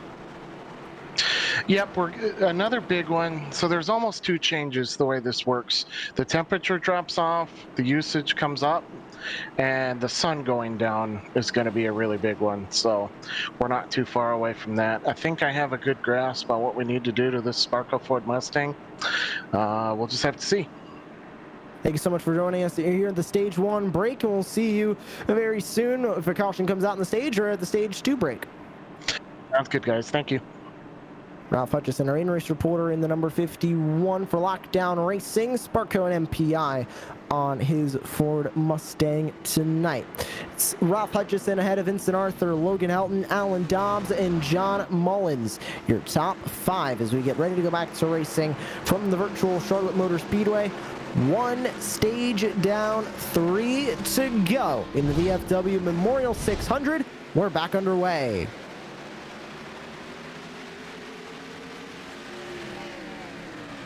Ooh, trouble they're right there. returning. Trouble on the front straightaway already here as we go back to racing. The 27, John Theodore, a hard hit to that front end. Same thing with the 20 Machina, Ben Myatt, a hard hit for him too. 2 drivers around, the 97 with damage. That's Chad Gunningsman. That was right at the start-finish line in the beginning of this run. Here's the replay on board with John Theodore. Look here, it's 77. I think he downshifted maybe by accident or something because he just slowed immediately. And that led to a huge pile-up. Nowhere for John Theodore and the rest of the cars behind him to go. Here's Ryan Struck. I think it's exactly what you mentioned, Rachel. He might have missed a shift or downshifted and just completely stacked up the field behind him. I think 4, 5, maybe 6 cars involved in this one.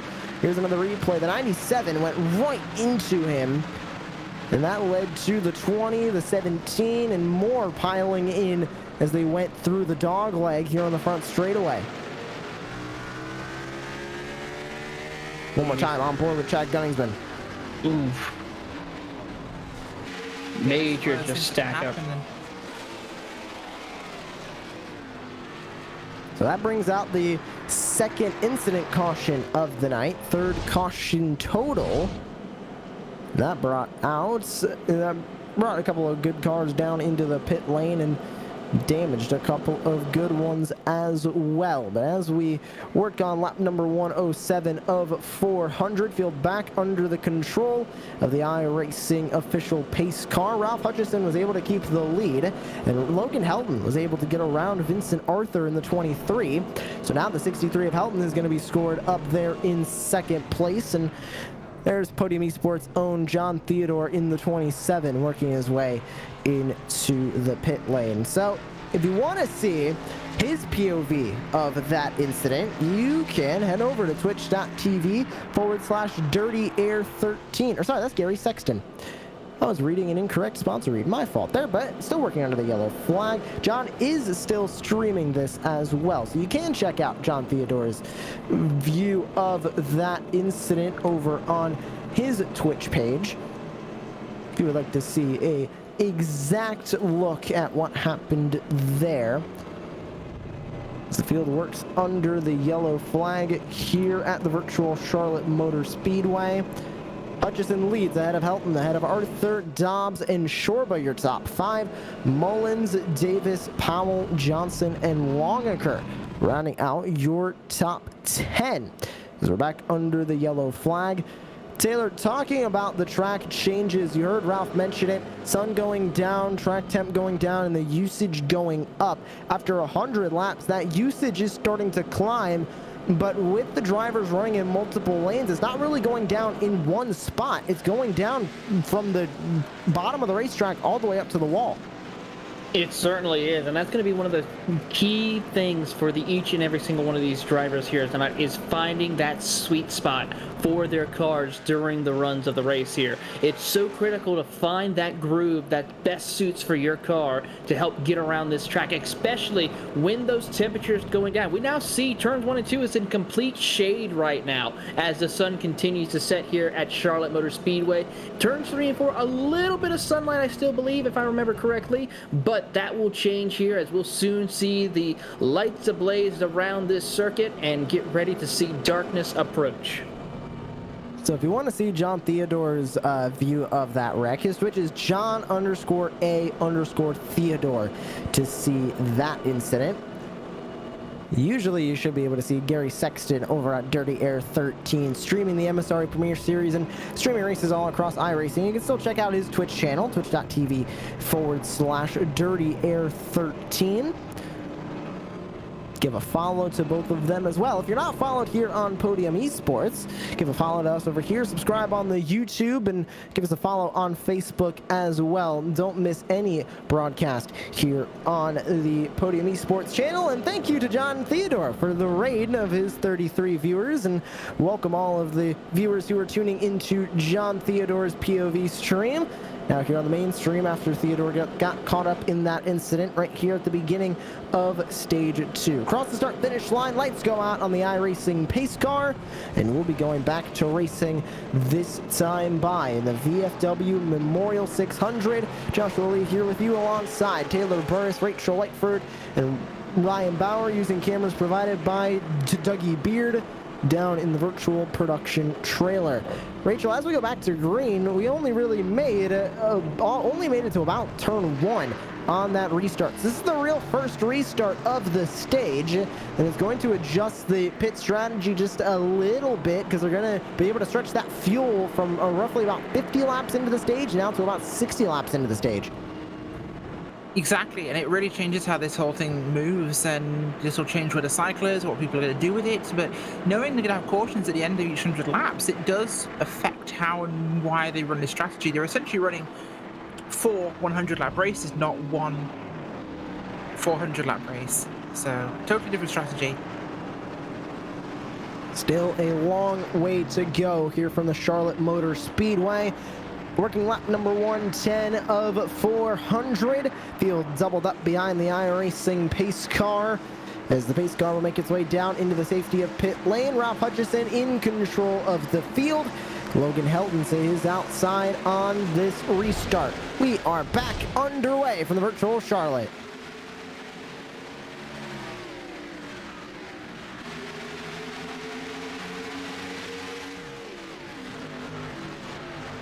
A lot cleaner restart here as we see the field work through turns 1 and 2. A couple of cars still too wide as they come off of turn number 2. Your top 5, though, is still single file, trying to get things underway. Now we see Vincent Arthur take a peek for second place to get around Logan Helton as they come through turns 3 and 4.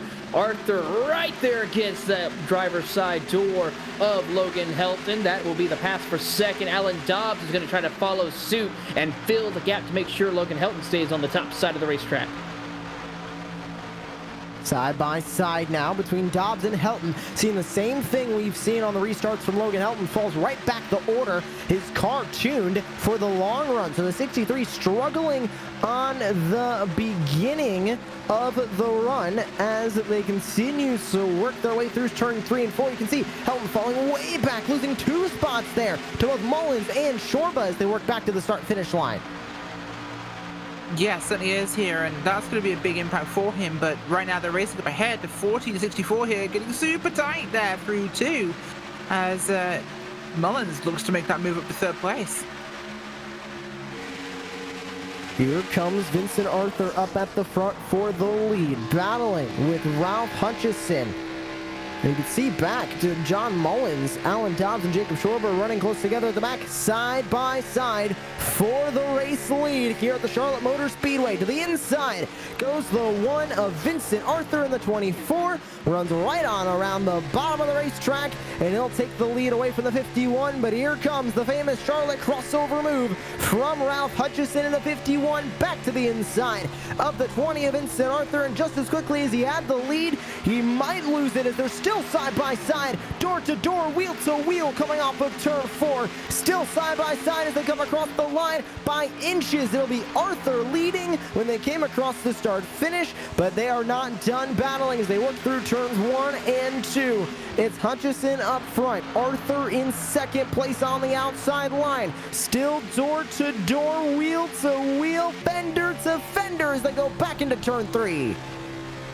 Here they come as they work side by side, still getting ready to go 2 laps side by side. Close contact for comfort between the 2 drivers as they come across the start-finish line.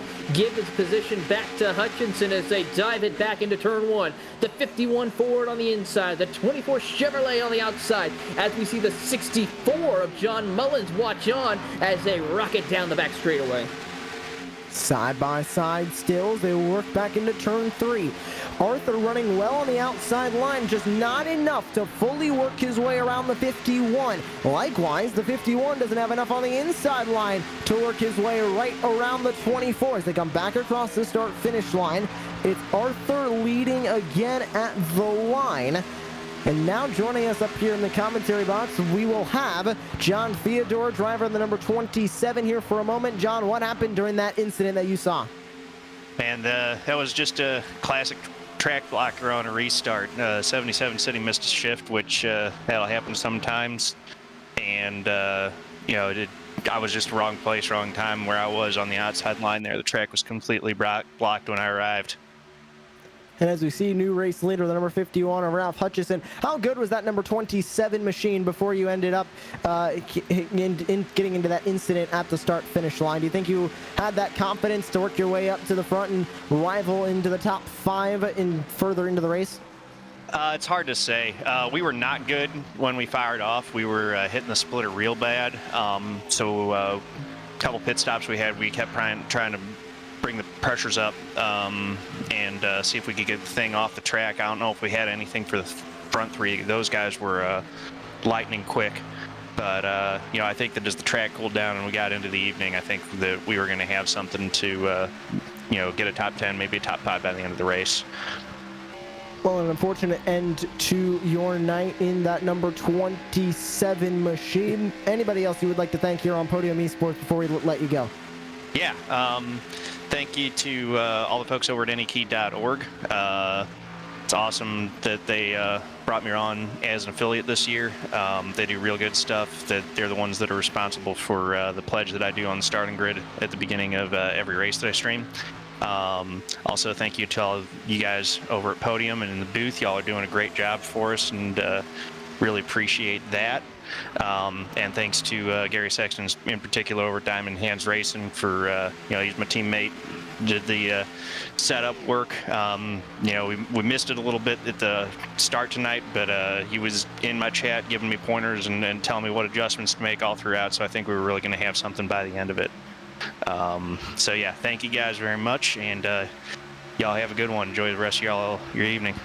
Before we let you go, you were carrying the name of Staff Sergeant Christopher Rodzinski, Staff Sergeant Ski as he is known, above your windshield. What did it mean to represent him throughout stage 1 of the night?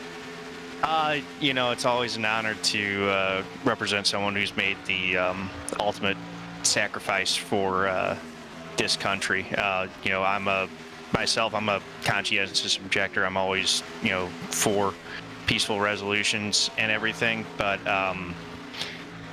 the gravity of the level of sacrifice really hits when you hear someone's personal story of loss. And I just hope that we get to a place where we're not sending people overseas to kill folks and be killed. I hate it.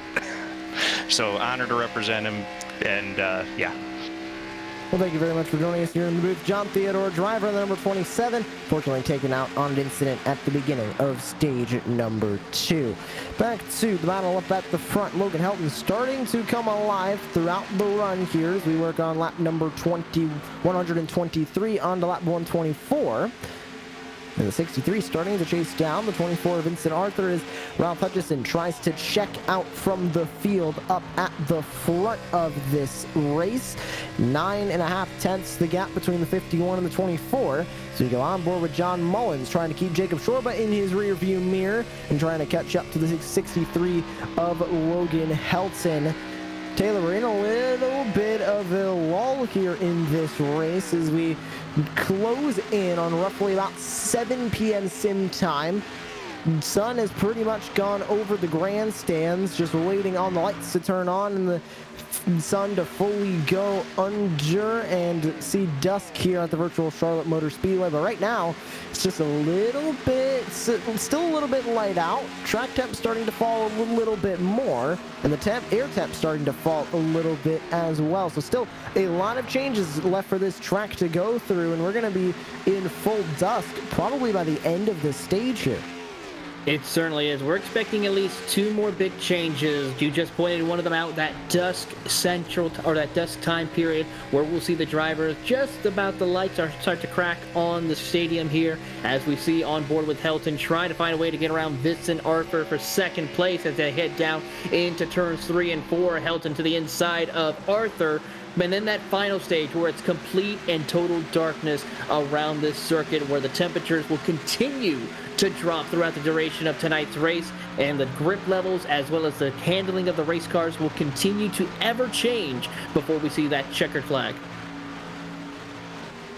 Battle further back as well between the 92 of Stephen Davis and the 7 machine of Kenny Powell. Davis starting to work his way back up through the field. He is currently running in 10th place. As a 4-car battle further back on board with the 4 of Brandon Andrews to the inside of TJ Crampton, looking to chase down Zach York in the 49 up in front. And side by side further back, looking onto the inside is Evan Longaker in the 95. Yeah, it's looking pretty tight right now. The 95 is looking for the opportunity as well. Behind him, the 61, TJ Crampton looking to try and do something here. It's the guys in front of him as well to keep an eye on as we get a move here by the 77 goes low in that Ford Mustang under the 92 machine of Davis. Can Chris Johnson make that move stick as they go with the bump in 4? To be tied neck and neck as they cross the line. Back into turn 1 on the inside. It's the 11 of Chris Johnson. Outside line, the 92 is Stephen Davis. As they roll the corner, it'll be Chris Johnson getting the best of the 92 coming on to the back straightaway. The 11 car now into P10. So work his way into the top 10 for the moment. As running behind, it's Stephen Davis now in the 92. Side by side, a little bit further back between the 95 of Evan Longaker and the 49 of Zach York. with the 4 of Brandon Andrews ahead of this group, and the 61 of TJ Crampton running further behind, looking to catch up to this gaggle of cars as they work their way onto the back straightaway. Certainly are. We have about 4 cars under a blanket right now as we see the 95 of Evan Longacre trying to get to the inside of the 4 of Brandon Andrews as they come off of turn number 4. Can't quite seem to work as we see the 49 of Zach York watching on as they come across the start-finish line. York, as you see on board with him, has dropped back to that 14th position as they continue through turns 1 and 2 after starting in the 9th spot. So a quiet night for him, but it's still early. We haven't even hit halfway yet, Josh. Oh, why'd you say that, Taylor? We haven't even hit halfway yet. Working lap number 131 of 400. We are working about halfway through stage 2, though. We're about 20 laps away from that. So, you know, it's the little goals that you need to reach in this race. And that's the same with any endurance racing, Rachel, but especially here in NASCAR, because with the 24 hours of Daytona, obviously a much longer race, but you get driver swaps. You get time off. Of course, unless they're running one of the solo iRacing 24 hours, but in real life, you get those driver changes. Here in NASCAR, you are in there for 400 laps, just you, no breaks unless you're in the pit lane, either wrecked out, or if you're in the pit lane grabbing a stop, you're only going to have about 13 seconds of break before you're right back out on the track. Yeah, it's very true, and that's a big factor here. It's a real drive for endurance thing, because these cars are really hot as well. Compared to, for example, endurance cars, it's a lot warmer in the cockpit than NASCAR cars, so they're dealing with the temperatures, the constant G-forces compared to, you know, the various styles of track racing. So you're constantly being piled up here, and it's really hard work for these guys, and it's constant attention too. To the inside of the number 4 goes Zach York. Andrews on the outside. A huge wiggle from the 4 of Brandon Andrews coming off of turn 4. Able to save that car and keep side by side with the 49 of Zach York, and the caution comes out for an incident on the racetrack. Looks to be on the front straightaway. Was it the 77 of Ryan Strunk? Not sure who's involved in this one. We're about to find out. Looks like it might have been the 77 of Ryan Strunk from Glen Gardner, New Jersey. Working his way through turns 4. Did he pound the wall? Yes, he indeed did. Spinning on the front straightaway. Overcorrected and slammed into the wall at the start-finish line. Oh my, and a hard hit. I believe that was the 16 of Matthew Van Gelder. Not sure who exactly slammed into the 77, but man, that was a hard hit. It was Van Gelder in the 16. Tough break for Van Gelder, who already had severe damage to the nose of that car. There you see on board, boom, right there. A tough hit for him, and unfortunate for that driver of the number 16 Toyota Camry. In a very patriotic paint scheme for this weekend, of course. As we go back to live screen and the field being behind the pace car, we should be seeing cars coming down pit road this time by. Of course, all the drivers have 12 sets of tires, so for the most part, for at least your top 5, majority of them have already used 3 sets. Everybody working their way into the pit lane here at the virtual Charlotte Motor Speedway, closing in on about halfway through stage 2 on the night. Everybody into the pit lane. We'll see who will win the race off of pit road. Will we see a brand new leader, and will we see any strategy calls be made here in the VFW Memorial 600? Looks like everybody with 4 tires, and it looks like they're gonna come out pretty much exactly how they went in. Ralph Hutchison, Logan Helton, Vincent Arthur, Alan Dobbs, John Mullins, Brandon Davis, Jacob Shorba, Kenny Powell, Vincent Crow, and Steven Davis. Your top 10 as they exit the pit lane here on lap number 136 of 400 from the virtual Charlotte Motor Speedway. We will go side by side here on Podium Esports. You're watching the VFW Memorial 600 round 15 of the 2021 Midwest Sim Racing Association Premier Series live on Podium Esports.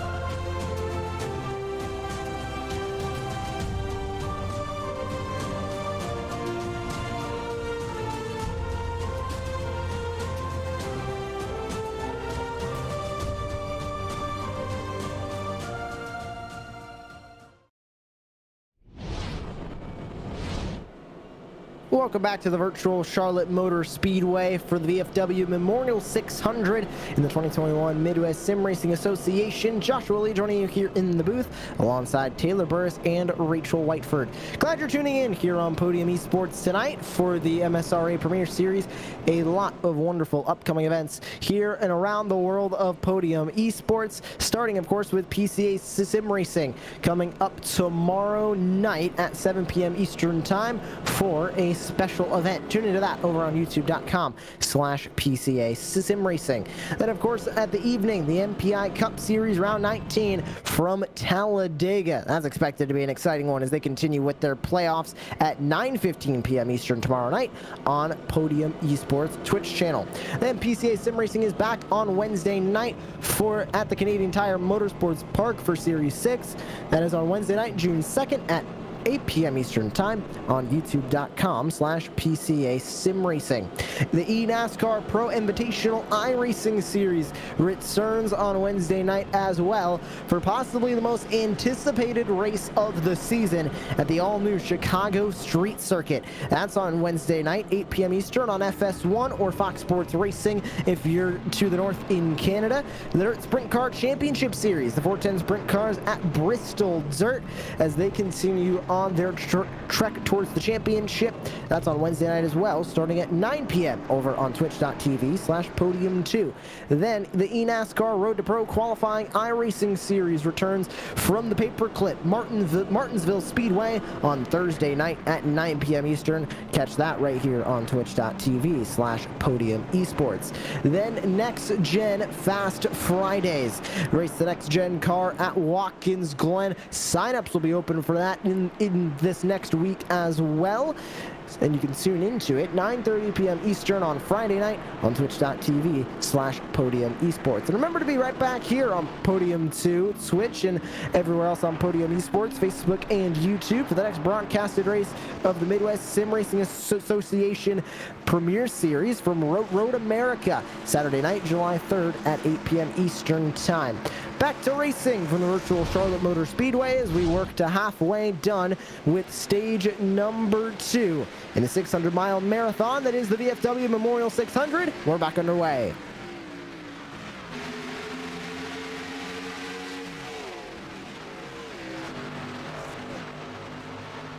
Same thing that's been happening for Helton on these restarts, losing ground on the outside line.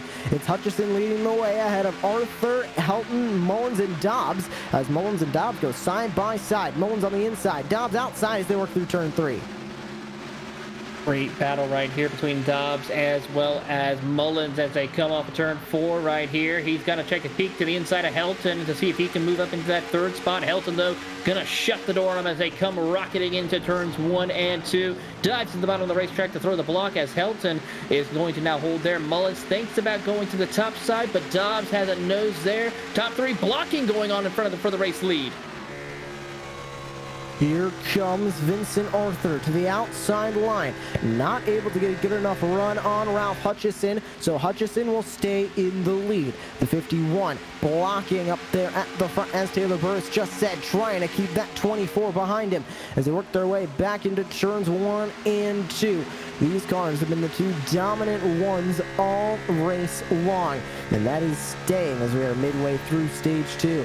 On board with Ralph Hutchison, you can see his focus there as he tries to keep the lead, white-knuckled on the wheel, trying to control that number 51 around the Charlotte Motor Speedway and trying to keep the 24 behind as here comes Vincent Arthur starting to gain that time back. Into the inside goes the 24.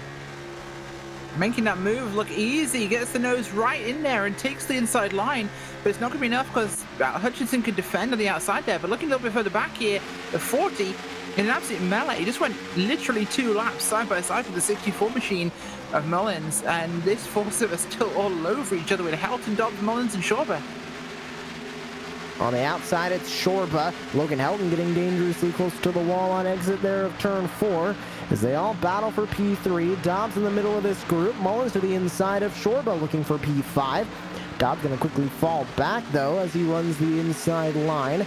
Top 2 pulling away, then it's this group of 4 running side by side, then it's another group of roughly about 10 cars further back all the way to the back end of this field. As you can see, this group still together on the racetrack. Now single file for the moment, but Mullins goes right back to the inside of Dobbs, and Shorba looking to the inside of Helton, but Helton going to close the door in the 63.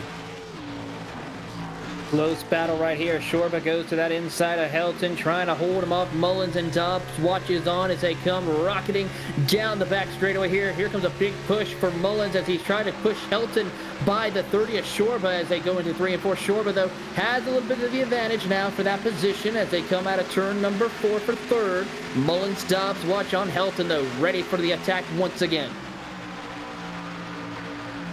Still side by side, further back is Mullins and Dobbs. Then it's Helton battling with Shorba. Shorba was able to get around as Helton didn't close the door fast enough. Heading down to turn 1, Dobbs gets loose and tight and right into the wall he goes. Caution comes back out on lap 145. That was a hard pound into the wall for Dobbs. No, it wasn't. He dodged it. He actually missed the inside. Oh no, he hit the outside wall, sorry, but he misses the inside wall entirely somehow. Snaking past it twice. That is the luckiest escape I've seen from a wall strike. Here's the onboard camera of the 40. Was there contact? Slightly, yes. Slams the outside wall, but like Rachel mentioned, barely missing. Maybe hitting it slightly on the inside, but barely missing that inside wall. Shades of Jimmy Johnson a couple years ago in qualifying at the Dover International Raceway. 64 got loose, chased it up the track, taps the 40, and man, if he missed it, that was by centimeters on the back straightaway. What a save right there. Even though he got a little bit of damage, there's the contact, hits the outside wall, able to loop it around, barely touch that inside wall. I think it was, like you said, inches. You couldn't even fit a piece of paper in between his nose and that inside barrier. So back under the yellow flag now for the 4th time tonight. 3rd time for an incident, as the entire field will make their way into the pit lane. Luckily, Rachel, this is pretty much when they were going to start thinking about those green flag pit stops, so now they get to make them under the yellow flag. Some of them might lose a bit of positions, but at least they won't have to deal with getting on and off pit road and back onto a green racetrack. Yes, certainly is. This is perfect timing for them, to be honest, because this puts them in a position where they can run to the end from here, so this will take them to the end of the second stint.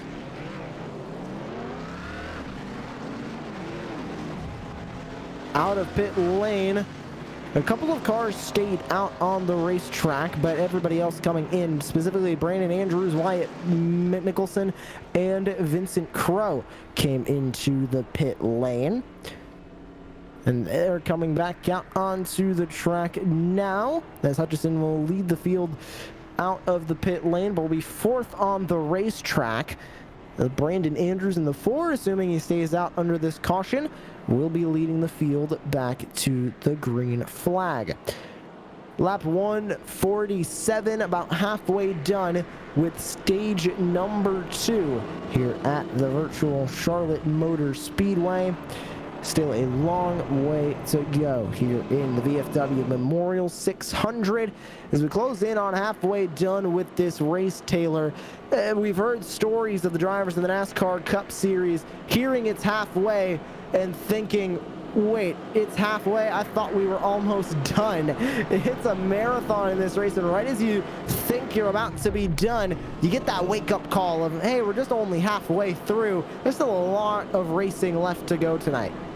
If I was a driver, I would tell my spotter and crew chief, do not tell me when it's halfway. Just tell me when we are like 10 to go, maybe 20 to go left in the race. That way it kind of calms the nerves a little bit because, like you brought out, this is an endurance racing. This is something, one of the things going on that these drivers have to keep focused on in order to come out.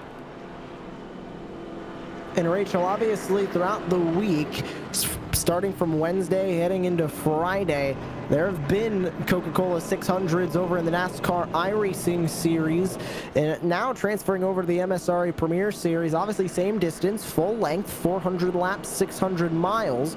But for these drivers who maybe have raced a couple of the Coca-Cola 600s in the NASCAR iRacing series, it's a little bit different, albeit the racing's a little bit different, possibly more or less cautions, definitely a little bit different than racing the official Coca-Cola 600s that we've been seeing throughout the week. I'd say less, to be fair. Depending on what split you're in, there can be quite busy events, just like the Indy 500 and the Daytona 500. It can get pretty pacey, would be the best word to use at times. The higher up you get, the better it can be, obviously, but yeah, this is really clean, to be honest. I think this is probably the cleanest I've seen for this sort of distance. 147 laps. We've had, what, 3 cautions by driver error or mistakes on track? That's not bad. Not counting the 2, well, the 1 so far official caution. That is not a bad going. Lights out on the iRacing official pace car. We'll be going back to racing this time by in the VFW Memorial 600. Glad you all could join us here on Podium Esports tonight for the MSRA Premier Series. And adding on to what Rachel said about the NASCAR Racing Series, that also doesn't have stage breaks. We have 3 stage breaks here tonight on lap 100, 200, 300, and then of course the checkered flag on lap 400. So we'll be going green with 51 to go here at the virtual Charlotte Motor Speedway, closing in on halfway done with tonight's 600 miles of endurance and remembrance tonight, as the field will work their way through turns 3 and 4, head back to the front straightaway and go back to racing. It's Brandon Andrews and Wyatt Mickelson on the front row as they stayed out under this last caution. Ralph Hutchison, Vincent Arthur, Logan Helton round out your top 5. All 3 of those drivers coming in to grab 4 fresh tires and Sunoco fuel on that last caution. Back to racing from the virtual Charlotte Motor Speedway. 51 to go in stage 2. As the 4 Brandon Andrews in control of the field hits the restart zone, we're back underway.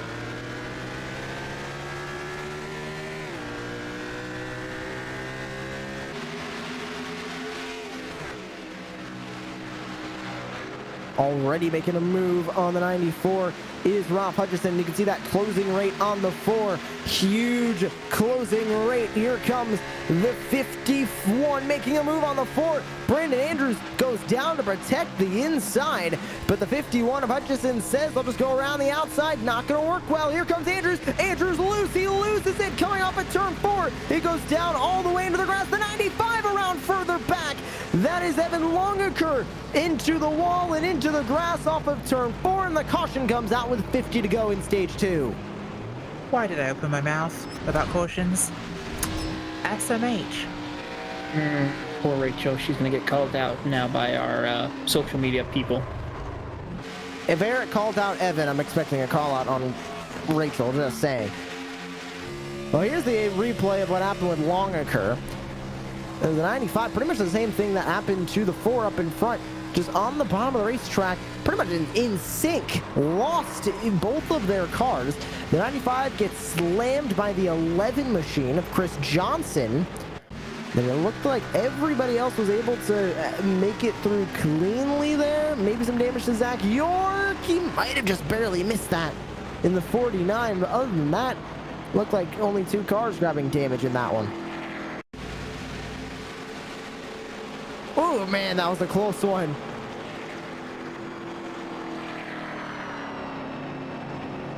We're back under caution now.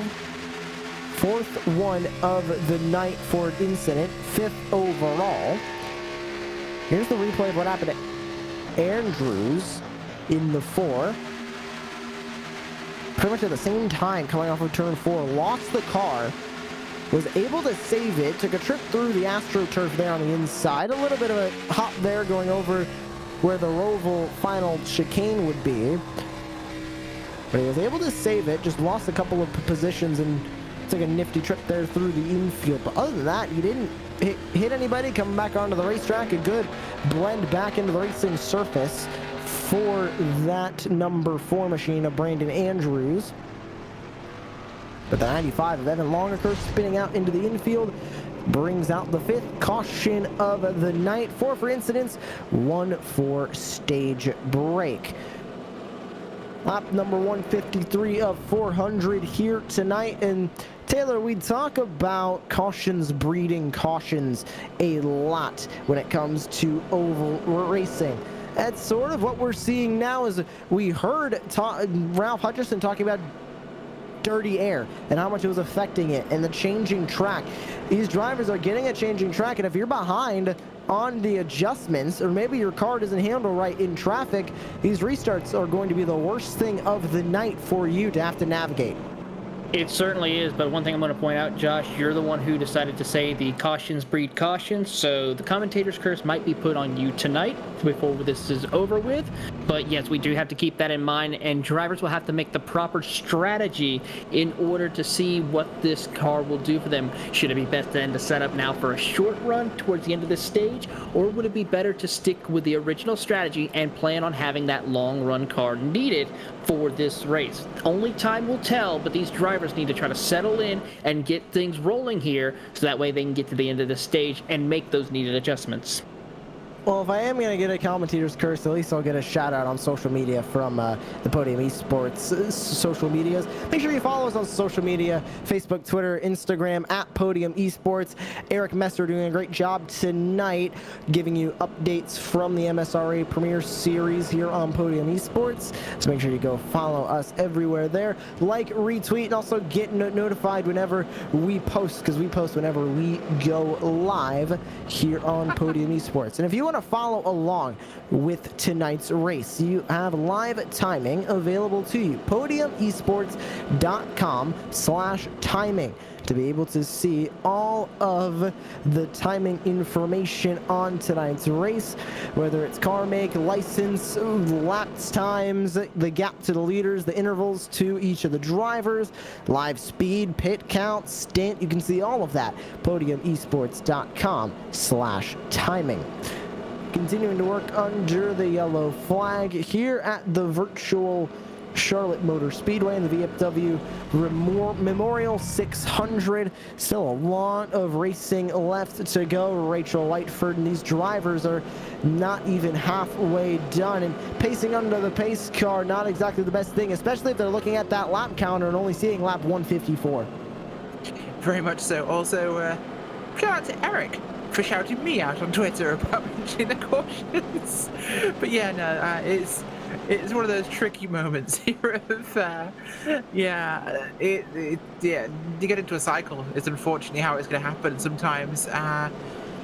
It really does lead to that, because the more of them you get, the more people are mixed on strategy and they're about various things now, and we were in a position where they could literally take tires every stop and they'd be great, but now we're starting to get into that territory where it's like, you don't want to keep taking it, because you might run out if this keeps going. But people need to be a little bit patient here. We're only, like you said, approaching halfway through. There's a long race ahead of us. Let's remember, there's just over 200 laps, guys. Please don't do it again.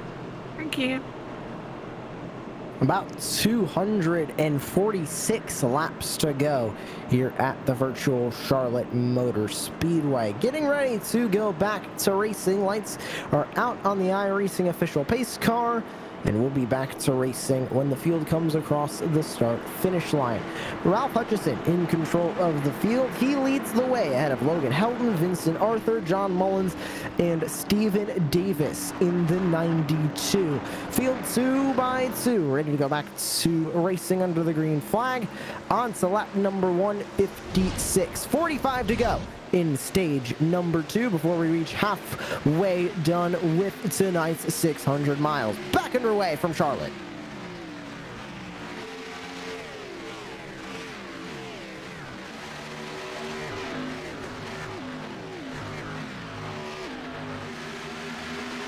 Great start out in front, as grabbing that lead is the 51 of Hutchison. Logan Helton on the inside. He gets loose. Way loose is the 63. Trying to save it on the racetrack. He has contact into the wall. Goes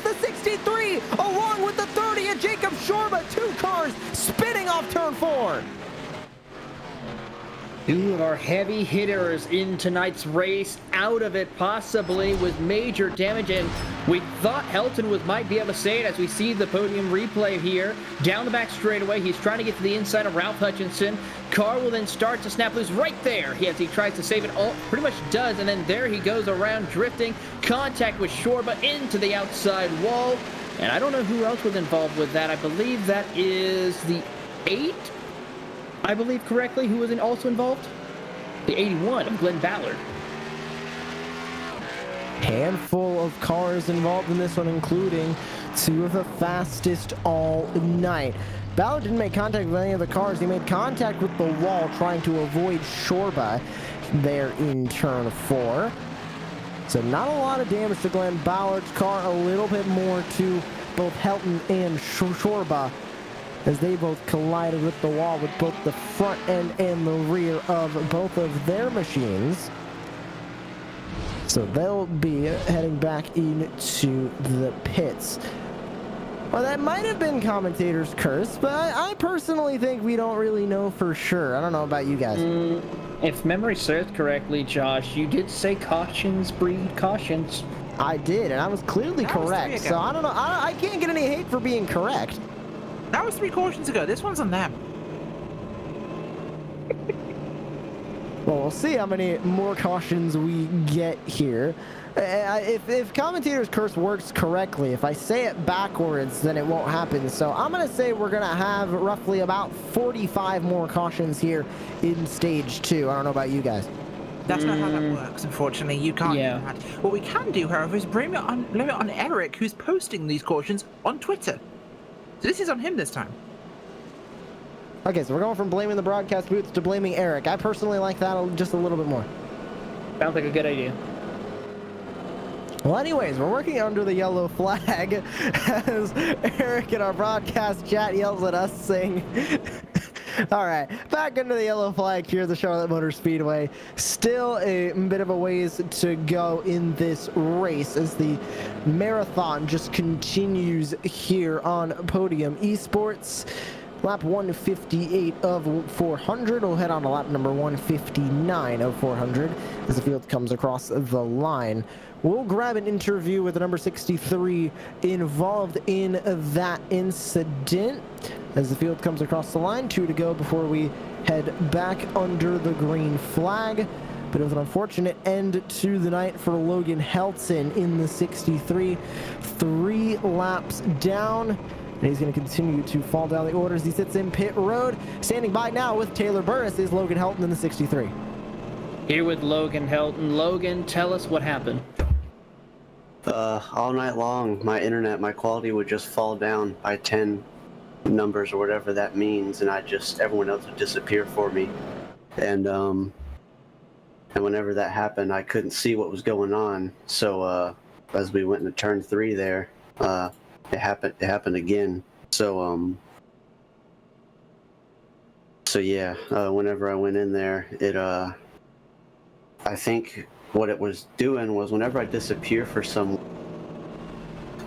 whenever they disappear for me, whatever input they had, it keeps giving them on my side. So on my screen, Ralph kept turning down, and whenever that happened, we just made contact, and not actual contact, but my side thought we made heavy contact, and it smacked my front end down, and it just got me so loose. So on the early run of whatever, it just kept getting loose from me.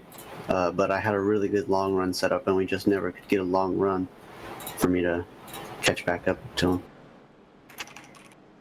Final thoughts as far as what we look forward to for the next round, as well as anyone you would like to say thank you to. Well, just thanks to all my friends and family that watch the race. Thank you to you guys for putting on the broadcast, and thank you to Nexus Esports for the super, super quick setup that I had. Thanks to the guys that I was racing with for having because that was just a lot of fun, and it just really stinks that it was internet that took me out of it, and we didn't even make contact. Of course, that is Logan Helton involved in our 6th caution of the night so far, and Rachel has caught up with the other driver involved, Jacob Shorba. Still So we waiting have on Shorba to Jacob. join us here in the booth, but he will be joining us here momentarily as we'll be heading back to racing with 40 laps to go. And just like that, he's right there in the transfer room. So now standing by with Jacob Shorba is one Rachel Whiteford. So here's well, Jacob. Tough race for you tonight. Sometimes these things happen in sim racing specifically. Yeah, for sure. I had a pretty good season up to a couple weeks ago, just avoiding all the wrecks. I don't think I had really a damaged car the whole season, and yeah, it's just it's bad luck. There's some net code, and then it seemed like he turned back to the right and just took me out. It's just an accident, but Yeah, these things happen as we go back to green flag racing here at Charlotte. But before we let you go, Jacob, anybody like to give a shout out to or thank? yeah, absolutely. Just honored tonight to get to run Tillman Morgan on my car. I wish we could have ran the whole race and been competing. I'll get back out on the track here shortly, but just wanted better for that. Thank him for his service and everyone else here. Couldn't say it better myself. Thanks for joining us. So that was Jacob Shorba, driver of the number 30, caught up in that incident that brought out that last caution. 40 to go, now 39 as the field comes back across the start-finish line. Up in front, it's still Ralph Hutchison ahead of Vincent Arthur, John Mullins, Brandon Davis, and Zach York, your top 5 as they work their way out of turn 2. The same story, different lap between Hutchison and Arthur as the 24 looks for any way possible to get back by the number 51. On board with Zach York right now as he's trying to get around the 91 of Davis. That'll move him back up into the 4th position now, setting his sights on Mullins. But the battle for the race lead between Arthur and Hutchinson has been one to talk about all race long. You're on board with Vincent Arthur. Through turns 1 and 2 they go. Hutchinson still holds the line. Can we see another big block coming as they rocket down the back straightaway? No, not this time. Arthur gets right to the inside of him as they go through turns 3 and 4. Side by side as you see the onboard camera of Hutchinson, that determination trying to hold on to the race lead. He wants to lead every lap of this race if he can. On the outside, it's Hutchison. Inside, the 24 of Vincent Arthur. Side by side, back into turn number 1. Arthur's been able to hold it on the inside really well. That car seems like it runs down there incredible, but Ralph Hutchison gets a great run coming off of each of the corners on the outside. Just not able to make it work to hold that lead. They're still side by side. Can Hutchison get enough of a run to get around the 24? Still side by side. They're trying to do what they can here to make a move on this, but it is so close. And to have the leaders fighting side by side is going to bring guys in behind them like Mullins and York and Davis. So this could definitely change dramatically as this one flows forwards. But we're 35 laps now to break here, so this is time to go hard. They're on fresh rubber. You can afford to really push this thing. Still side by side as the 51 runs the outside, 24 inside. These two have been the most dominant cars the entire night here in the VFW Memorial 600. Arthur not able to get clear of the 51. Hutchison not able to get clear of the 24. Still even now. A good run coming off of turn 2 that time by for Hutchison. Not able to complete the pass. On board with the 24 of Arthur as he tries to roll the bottom. Still side by side as they come back to the stripe to head on to lap number 167. 167 on this lap as they work through turns 1 and 2 side by side for the race lead. Once again, Hutchinson on the top side, Vincent Arthur on the inside. And look at the temperature continually going down, grit starting to rise.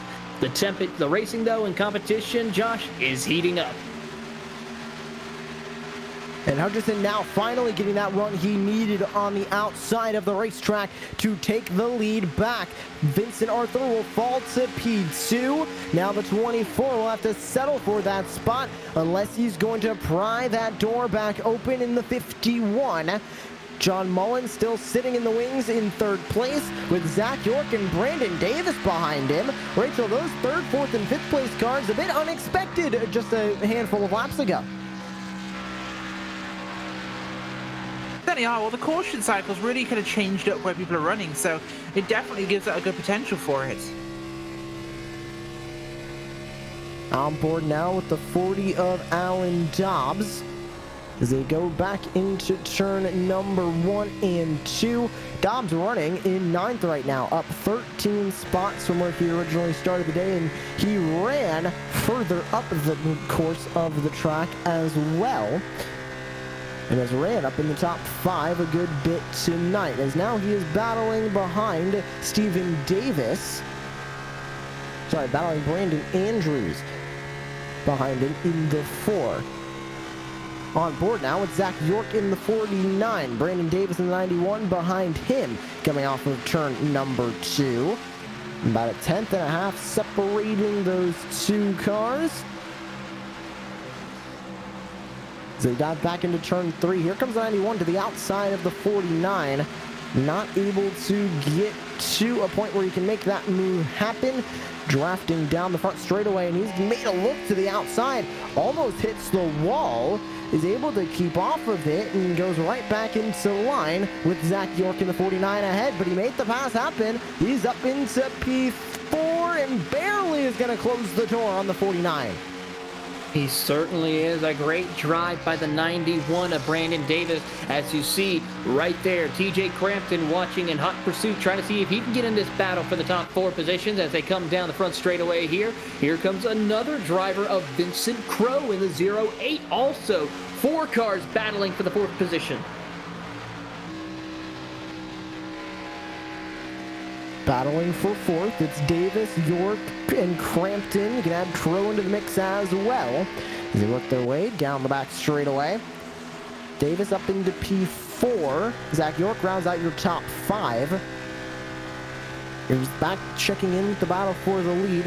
No changes here as Vincent Arthur hasn't made a move for the lead again since that move he made just a handful of laps ago. Out of turn number 2 onto the back straightaway. It looks like that outside line gets a really good run, and both the 24 and the 51 get good runs coming off of the corner, so neither of them really able to make a move right now as they come off of turn 4.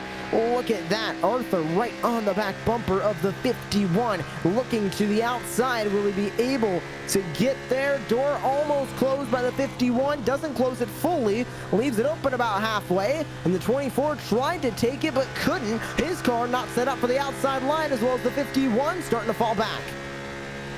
Yeah, looking for something, but there's nothing there to find. 51 locks that position in here, and well, 24 has to set up a running behind him right now. What they need to do is really make a gap here with Mullins coming up behind them.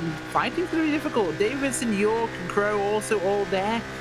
Crampton, Davis, Dobbs just behind this group is really kind of a big distance back here. They're 5 seconds clear, and it's him and Brandon Andrews who are fighting for that position of 9th. Further up here, though, these guys are still kind of all around each other and nothing huge is happening. So with 15 to go, 25 to go, sorry, it's actually looking pretty temperate out on the racetrack, especially now the leaders are singled out. Hutchison leads ahead of Arthur, Mullins, Davis, and Vincent Crow. Your top 5 out there on the racetrack right now. Zach York still battling a little bit further back for P6. He has a mirror full of the 92 of Stephen Davis on the racetrack. They're heading into turn number 3. There's your on board with the 92 of Stephen Davis. Taylor Burris, you can see the sun starting to go down there and starting to reach sunset here at the Charlotte Motor Speedway. A beautiful sunset at that, as the clouds have cleared out a little bit, letting the sun shine over the Charlotte Motor Speedway. But there's the track temp starting to slowly go down, along with the air temperature and along with the wind speed as well, down to 1 mile an hour from where it started around 4 miles per hour. So this track starting to go through a lot of changes, not just usage, but the weather here at the track and the track temperature and the sun all starting to go through the changes that are customary of the 600 mile race, 400 laps around Charlotte Motor Speedway. Yeah, first and foremost, don't scare those drivers saying this is a 600 lap race. I think all of us would be a little bit frightened by that. So, but yeah, as you see right now, turns 1 and 2 and 3 and 4 are back in the sunlight after the cloud cover has gone away, with the sun continuing to set. Back straightaway still is all lighted up by the sun as they see through 3 and 4. Coming off turn 4, you start to go back into the shade, and then of course through the start-finish line, right up against the wall, you start to see the shadowing of the track grandstands covering the front straightaway just a little bit.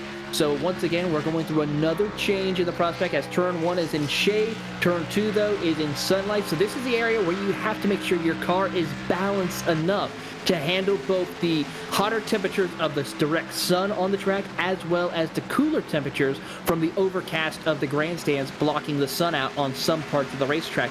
That is going to be a critical thing to keep in mind of in this stage. And Rachel, that balance is tough. It's not only tough when one end of the track is in shade, the other end of the track is in sunlight, but it's tough in this entire race to find a setup that is both going to work in the daytime and at night. And talking to a lot of drivers, they sort of sacrifice the day for the night, or vice versa. It becomes a game of trying to keep up with the adjustments as you go through the race. Not easy to set up a car for the Charlotte Motor Speedway, immensely difficult to set it up for 600 miles. Yeah, it really is. It's more the time change and the daylight change that really affects that rather than it being about the lap number. You're dealing with a car that's going to have to basically run through different conditions. You set a car for a day race and a night race totally differently, but this is where you have to compromise. Back on board as they work their way into turn 3, looking back up to the battle for the lead with Vincent Arthur in the 24. Falling back a little bit from your race leader, Ralph Hutchison, about 5.5 tenths now back, and a little bit slower, about a tenth slower last time by than your leader up at the front, Ralph Hutchison. So the 24 for Great Lakes Motorsports starting to fall slightly on the racetrack. Still up 5 spots from where they originally started in 7th. So not a bad day at all for your back-to-back winner from Dover and Coda. Looking to go 3 in a row at the Charlotte Motor Speedway. And Taylor, he might have a pretty good shot if something happens to Hutchison or he catches him off guard and takes the lead, because Vincent Arthur out there on the track seems fairly even with Hutchison, especially at the beginning of a green flag run. Certainly is right now. In fact, Vincent Arthur last time by was the fastest car out of the top 10 with a 31.40. Ralph Hutchison with a 31.444. So they're running close to similar lap times right now, but we'll see what happens here in these closing laps of stage number 2 as we see this car battle for 6th. 3 cars, Crow, York, and Crampton. The 08 leading the charge on that as they rocket down into turns 1 and 2. You see right there in front of them the 92 of Stephen Davis also in the mix, so it could be actually more of a 5-car battle for the 5th spot. Battling for 5th is Stephen Davis, Vincent Crow, Zach York, and Kenny Powell.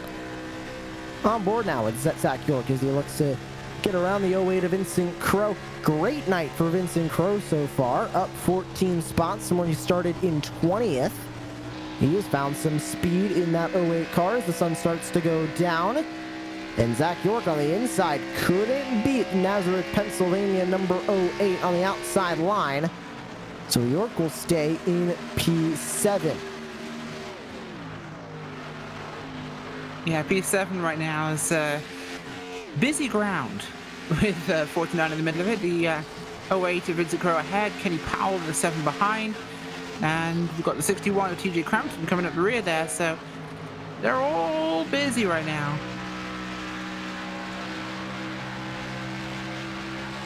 On board, Kenny Powell in the 7. He has closed the gap on Zach York. Now to the outside of Zach York heading into turn 3. Side by side, heading through 3 and 4. Will he be able to make the pass happen back to the front straightaway? He was not able to make it happen. And Zach York closes the door on the inside line as he goes back side by side with the 08 of Vincent Crow. Running the outside line is Crow. Oh, almost making contact with Zach York heading off of turn 2. York holding his own on the inside. Crow trying to hold his own on the outside, a little bit sideways there on the outside. Almost making contact is Kenny Powell in the 7. He'll get that car underneath him. Loose again. Almost contact between the two of them again. The 08 and the 7. Now here comes the 61 at TJ Crampton to look for a spot on both of these drivers up in front.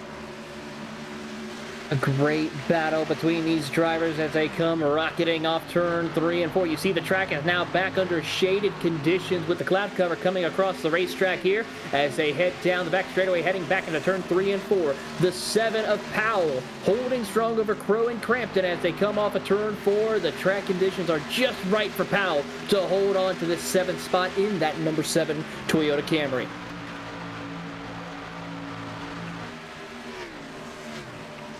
Working their way back through turns 1 and 2 is the number 7 of Kenny Powell. On board now with Crampton as he tries to work his way around Vincent Crow in the 08.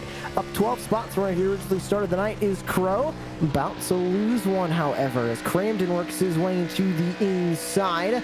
Not able to make that move happen. Rachel, it really looks like the outside line comes into play later on in the run. It becomes a bit more favored later on in the run. It might become a bit more favored when the sun goes down, but early on in the run, it still seems even with that inside line. So it looks like you can run either groove here at Charlotte and still work your way up through the field or lose positions. It doesn't really seem like it's going to go one way or the other right now.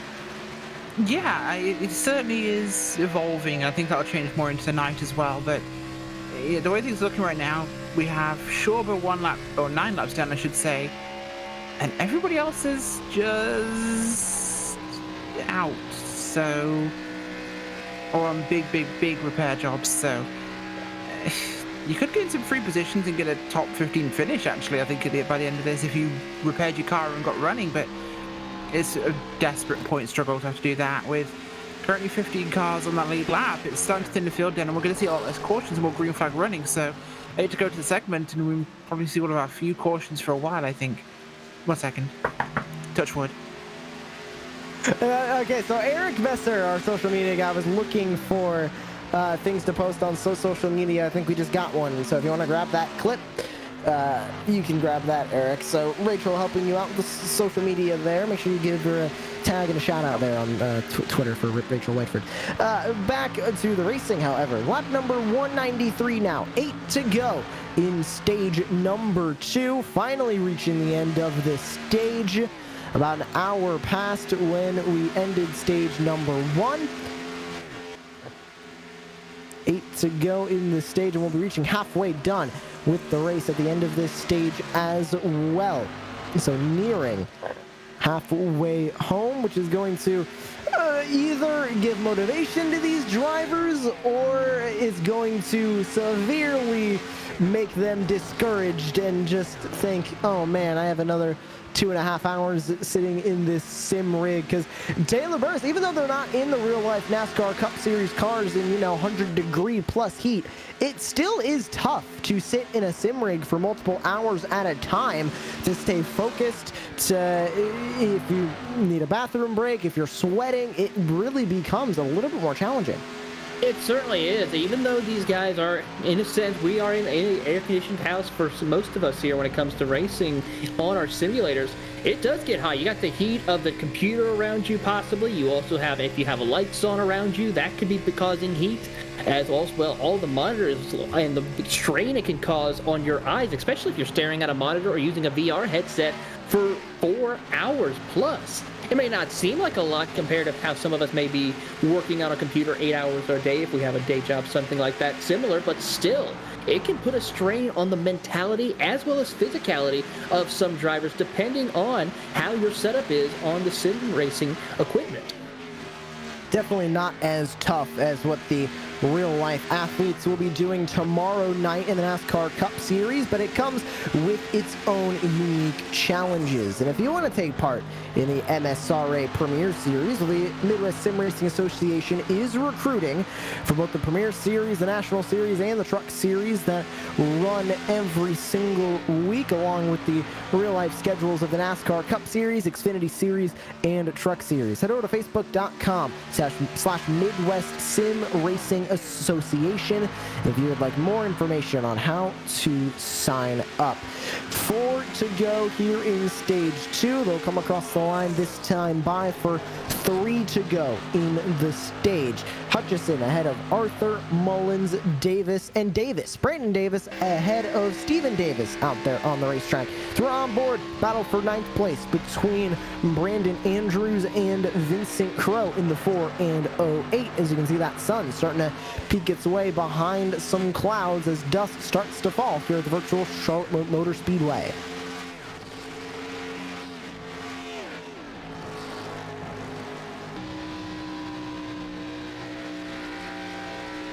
Back on board with the 08 of Vincent Crow, back to the back straightaway.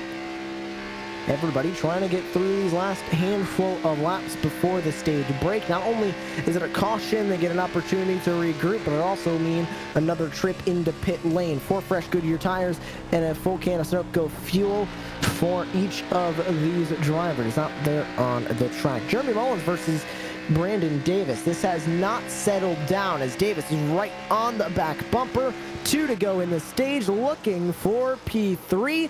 He'll get it for the moment. Will he be able to keep it? Yes, indeed he does. Right around the 64. Goes the 91. Oh my, crossover a little bit loose is the 64. He tried to make that crossover work. The 91 of Brandon Davis closed the door. Back to the inside goes the 64. Another door slam from the 91 of Brandon Davis. Great battle here for P3 at the end of stage number 2.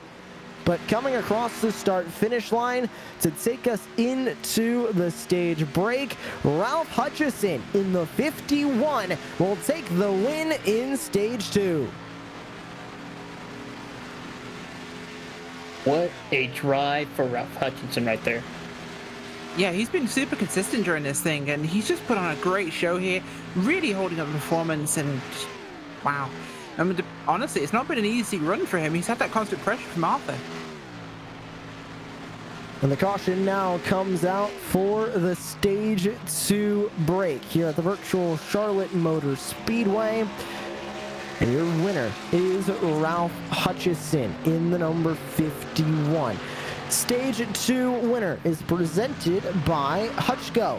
HutchCo has been proudly serving the northeastern Colorado community since 1999, pouring the foundations of countless homes and shops.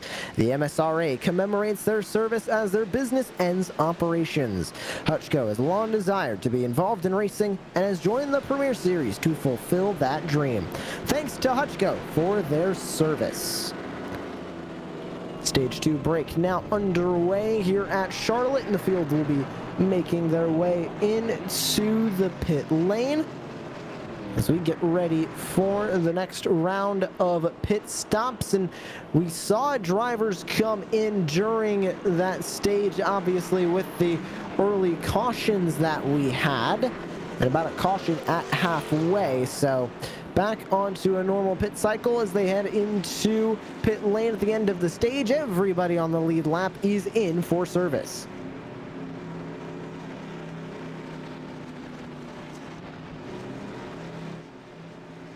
Yeah, this is really what we'd expect at this point. Everyone wants to get those fresh tires. This is halfway. They've got a milestone, 200 to go. It's almost no normal race length here for them. So they're going to make sure they can get this done. Reset your mind. 200 lap race here. This is it. Go from here. And I believe it is pretty much the exact length from here on out that the eNASCAR Coca-Cola iRacing series was on Tuesday night. So it was still a long way to go, but definitely more manageable. So these drivers now have 200 to go. And we continue the 600 miles in 400 laps tonight of remembrance. And we will spotlight Sergeant Alan Seals. Sergeant Alan Seals served in the United States Marine Corps for nearly 4 years in the Pacific Theater during the Second World War. He participated in the capture and defense of Guadalcanal, as well as the consolidation of the Northern and Southern Solomons. He was awarded several award medals after the war by the USMC for his excellent character in service, and passed away on February 10th, 2001. We would like to thank Sergeant Seals for his service to our country, and thank Ralph Hutchison in the 51 for carrying his name above his windshield. He's now joining us here in the booth. Ralph, how much does it mean to have Sergeant Alan Seals above your windshield and represent him in the 600 miles of remembrance here tonight? Oh, it means absolutely the world to me. Alan is an American hero, just like so many others. There's a reason, we live in the free world we live in. Freedom isn't free, so it means absolutely everything. And it's a little sweeter to be leading right now. Halfway. You are halfway home, and now that you are halfway home, has the strategy changed at all as the sun starts to go down, or still the same thing, stay out in front and try and lead as many laps towards the checkered flag? Trying really, really hard to maintain clean air. Hopefully me and Vinny's battles have been interesting to watch on the broadcast. We're both kind of fighting for the same thing there. Clean air is just so important at a track like this with this aero package. So, yep, same deal. Trying to catch transitions in the track, pre-planned adjustments. The goal is to be right for the last 100. So. Well, thank you very much for joining us once again up here in the booth. And those battles have been interesting between you and Vincent Arthur, so we look forward to more battles between you two here tonight. We look forward to talking to you later on the stage. We'll keep them coming. Thank you, guys. That was our in-race reporter, Ralph Hutchison, your current leader out on the racetrack from Marino, Colorado. The Lockdown Racing number 51 fast out there tonight in the Sparco Ford Mustang. Lights out on the iRacing official pace car. We're heading back to racing when they come across the start-finish line this time by. And this next 100-lap stage is going to be challenging, Taylor, because this is the stage. It's sort of like the junior year stage. It's like, okay, the first stage was getting set. Second stage was, okay, getting into the rhythm. Now this third stage is like, okay, are we almost done now? This is getting redundant. It certainly sounds like that's the case, but you got to remain focused here for this next 100 laps here. You're just one step closer to coming to the checkered flag. This is where the stage will be how well you have managed your entire equipment, as well as yourself, and as well as managing the changes of the track. This is the area where we will see who really has what it takes to win this 600-mile race. Field working their way through turns 3 and 4 and heading back to the start-finish line as we get ready to go back to racing for stage number 3 here in the VFW Memorial 600. Base car off and into the pit lane. Time to start the back half of the 600 miles. We're back underway from Charlotte.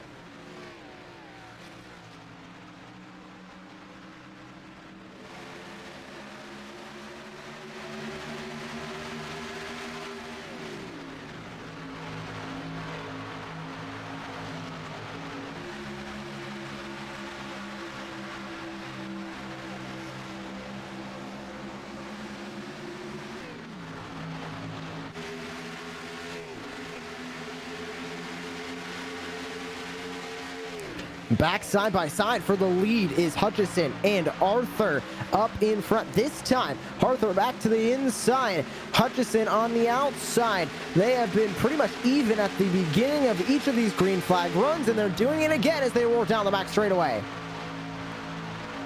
A great running here, keeping it clean, but it's once again 2x2 there. 2x2 a little further back as well with the 32 and co, but your leaders is where it's at, and this time, can 24 get it done? He comes across the line, and he's not close enough to take the lead. He did actually at the flag. But can Hutchison take it back on the back straight here, or will this be his 24th turn to lead the race? Arthur inside, Hutchison outside. Still trading positions as they go back down the back straightaway and into 3. Trading the lead off and on as the sun goes down here at Charlotte. Still battling up in the front. It's Brandon Davis, John Mullins, and Alan Dobbs rounding out your top 5.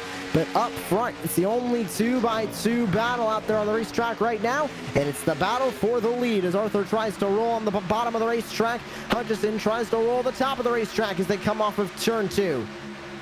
Side by side as they come down into turn 3 and 4. Hutchison does a great job of holding that outside line to keep Vincent Arthur behind him. He has been the best driver so far this race who is able to work that outside line, but as they come across the line, still Hutchison your race leader as they continue to do battle. Meanwhile, Davis and Mullins are battling for the 3rd spot. Side by side for first, side by side for 3rd. It's Hutchison versus Arthur in front. Davis and Mullins behind. One car off the pace on the apron, slow on the bottom of the racetrack. Believe that was the 4 of Brandon Andrews. Yes, it was. No contact with anybody. He got loose coming off of turn 2, it looked like, but we stay green with Hutchison and Arthur side by side, still at the front. Almost making contact is those 2 drivers. They race through turns 1 and 2 once again. 51 of Hutchison on the outside for Lockdown Racing. On the inside, it's the number 24, Vincent Arthur for Great Lakes Motorsports as they head back to 3. Yeah, really pushing here as this is just, oh my god, neck and neck still. Neither one wants to give up an inch in this race, and you'd think this is the last 10 laps, not the first 10 of the 3rd quarter of this race. It is still neck and neck into 2. Back onto the back straightaway. Seeing how earlier on in the run when the tires are just a little bit cold, still waiting to get warmed up, how the lanes are so even. But eventually, we saw it in the last stage on the restart around lap 150, how the outside line eventually will start to prevail. And that looks to be why Hutchison keeps running that outside line in the 51. Looking to power on around the 24. Is he going to do it fully? Yes, he will. Right around he goes. The 24 of Arthur now in P2. Hutchison back to the front. And a bit of trash talk over the iRacing voice chat. Hutchison saying, hey, see you later. Vincent Arthur saying, I just didn't have anything for you right now. We'll see what happens as the run continues to progress here tonight in this third stage here at the Charlotte Motor Speedway. 214 laps completed. Looking at the lap times right now, Ralph Hutchison has set at a blistering lap time of a 30.1. He's the only driver inside the 30.1. Everyone else is a 30.4 or slower currently inside the top 10. So Ralph Hutchison definitely has the car to beat right now. Back up and off turn number 4, starting to already extend that gap up in front, about 2/10, and starting to extend it to about 2.5 tenths up there at the front. Mullins was able to keep that spot from Brandon Davis, so Mullins is now in 3rd, Davis in 4th, TJ Crampton running now in P5. As we go on board with Davis, you can see that gap in between himself and Mullins further up, roughly about 5 tenths separating the 2 cars as they come off of turn number 4 and onto lap number 216. 85 to go here in stage number 3. Now on board with Zach York. He'll go to the inside of the 40 of Alan Dobbs. Barely there on that quarter panel as they rotate coming off of turn 2. York and Dobbs battling for P8 on the racetrack.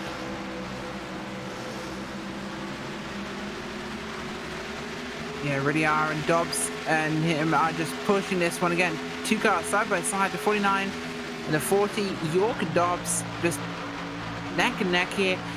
Dobbs has been up and down so far. We saw early strategy plays by him, but look at that one. York just goes flying through there, secures that spot. I don't think Dobbs was trying to fight him for that. Trying to save these tires for the run, I think, now. On board with Dobbs as he works his way back into turns 3 and 4. Alan Dobbs in the 40 machine. Having a good night so far. Up 13 spots from when he started the night. We've been talking about Alan Dobbs. He got Caught up in an incident a little bit earlier on, fell back a bit, but has rallied back now to P9. See battles there with the rest of the drivers for P6, Powell, Davis, and York further up the road. Powell in the 7 looking to chase down the 61 of TJ Crampton up in front, who's also having a relatively good night. Both Crampton and Mullins both up 10 spots from where they originally started the night as we work on to lap number 219 of 400.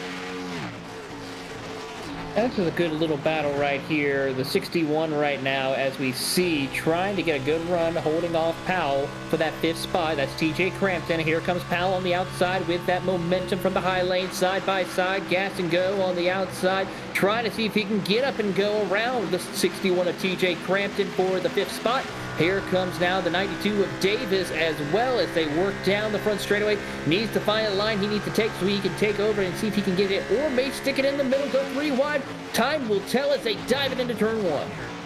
Side by side now, the 7 of Powell running the outside line, the 61 of Crampton on the inside, almost making contact with the wall is the 7 of Kenny Powell. He keeps it going up on the top of the racetrack. The 92 following in his tire tracks, that's Steven Davis getting a huge run on that outside line, now door to door, wheel to wheel with the 61 of Crampton on the inside. Still side by side between those two as they work their way through the middle of the front straightaway and back into the corner, and the battle for the lead starting to heat up a little bit more as Arthur has closed the gap now down to about 1.5 tenths. Yes, it is there, and Arthur's putting some real power into this thing. It's gone back and forth, though. I think these two are the most evenly matched guys we've got in the entire field so far. Back into turn number 1, Hutchison able to hold that lead. About 1.5 tenths back is Vincent Arthur. He gets a good run coming off of turn number 2. It looks like he's able to get that exit really well, and then back into turns number 3 and 4. This seems to be the best corner of the racetrack for the 51 of Hutchison, as he is able to rotate really well and pull away from the 24. Not able to get around is Vincent Arthur as he goes up and the racetrack right back down to the bottom. That diamonding of the corner, Taylor Burris looks like that's helping him on exit as he gets the gap closed. Just can't do anything with it when he makes it down into turn 3. Can he do it this time? He looks to the inside, door shut from Hutchison. Great driving by Hutchinson to hold off the hard charging of Vincent Arthur. Arthur was fastest last time by. Let's see what the times are as they come across the line. They're almost neck and neck on time chart. Across the line they will go. And I gotta say, give that time by the looks of it to Vincent, or actually back to Ralph Hutchinson. Arthur was fastest last time by, but Hutchinson a 31.26 compared to Arthur's 31.32. Currently, right now, Kenny Powell, the car on the move with a 31.14. So keep an eye on Kenny Powell. Let's see what he does. He's about 2 seconds back from Brandon Davis, so he is closing in. Here he comes, looking for the lead. And now, looking back at the battle between Zach York and the 08 of Vincent Crow. Battling for P8 as Crow goes down to the inside. Looking for the spot through turn 1.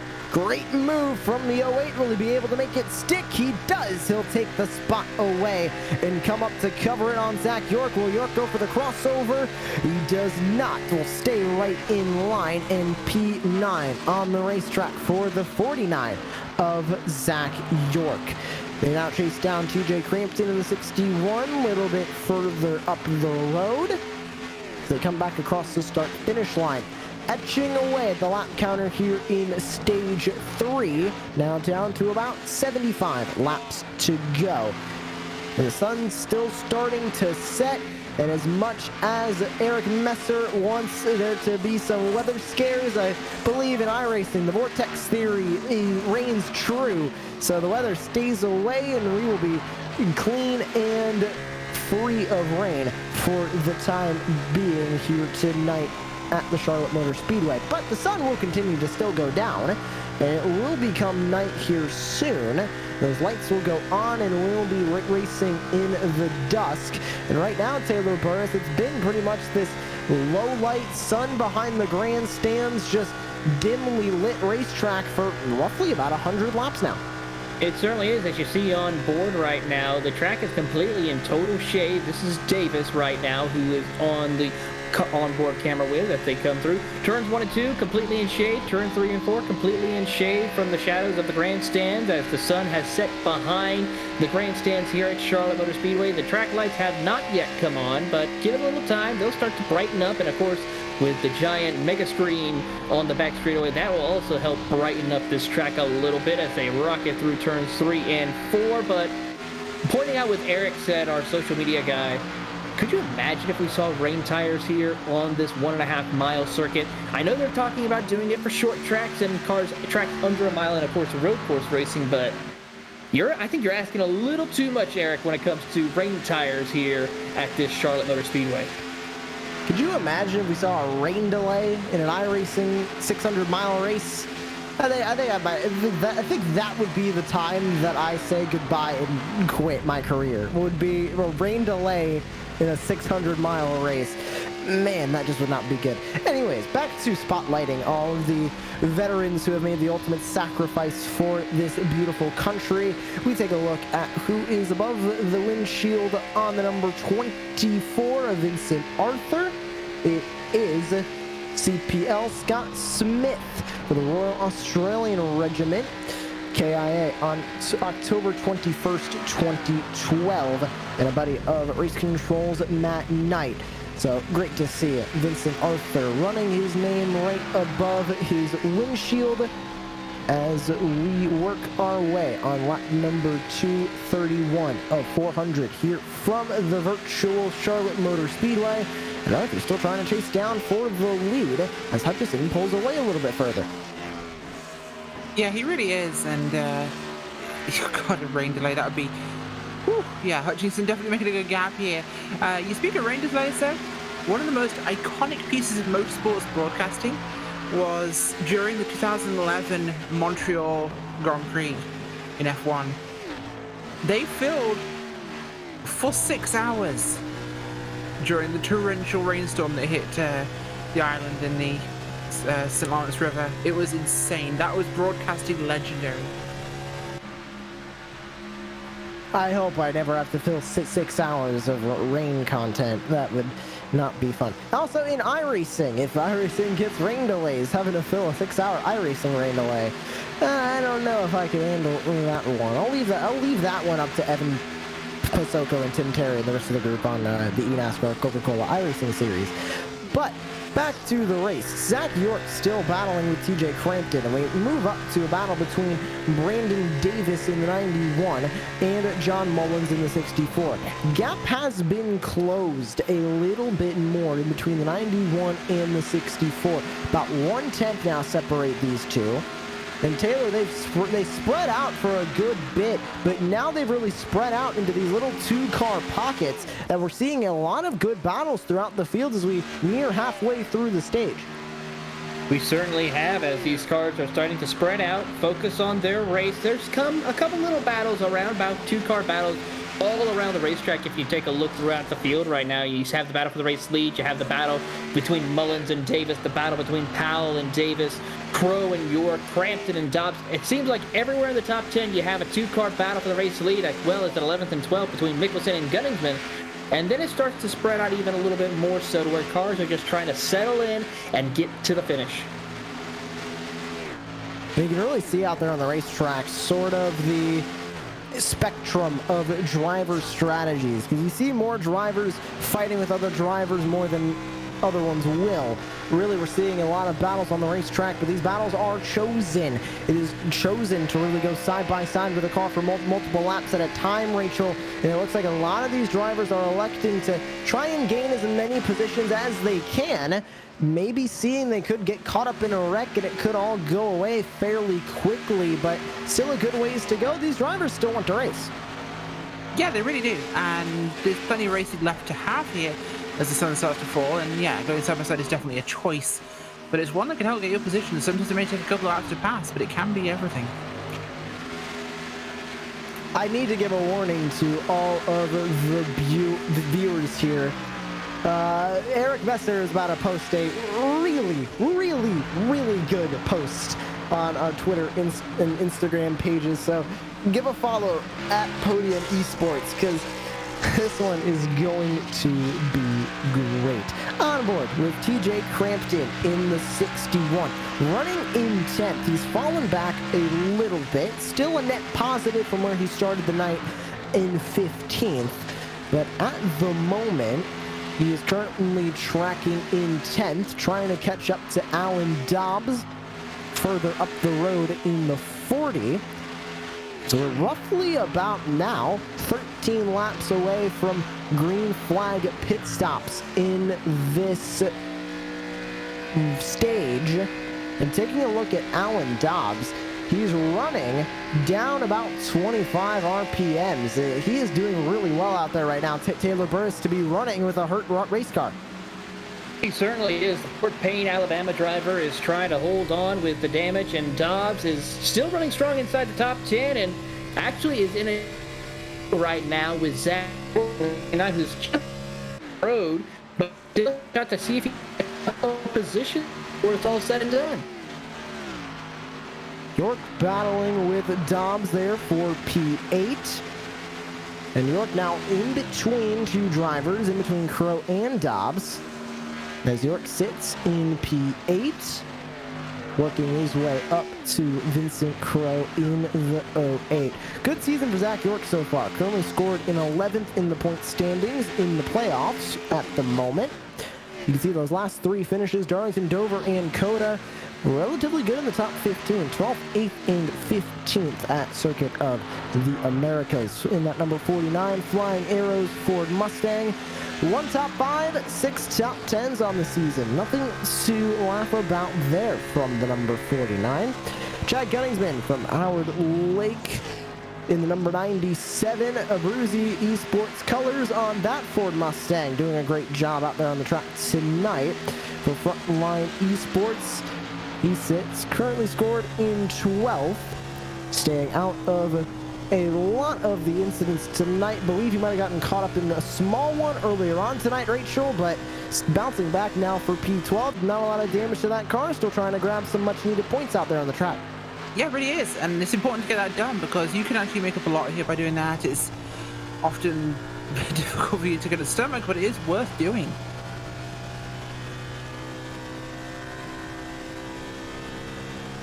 Nearing in on green flag pit stops here at the virtual Charlotte Motor Speedway as the lights turn on around Concord, North Carolina.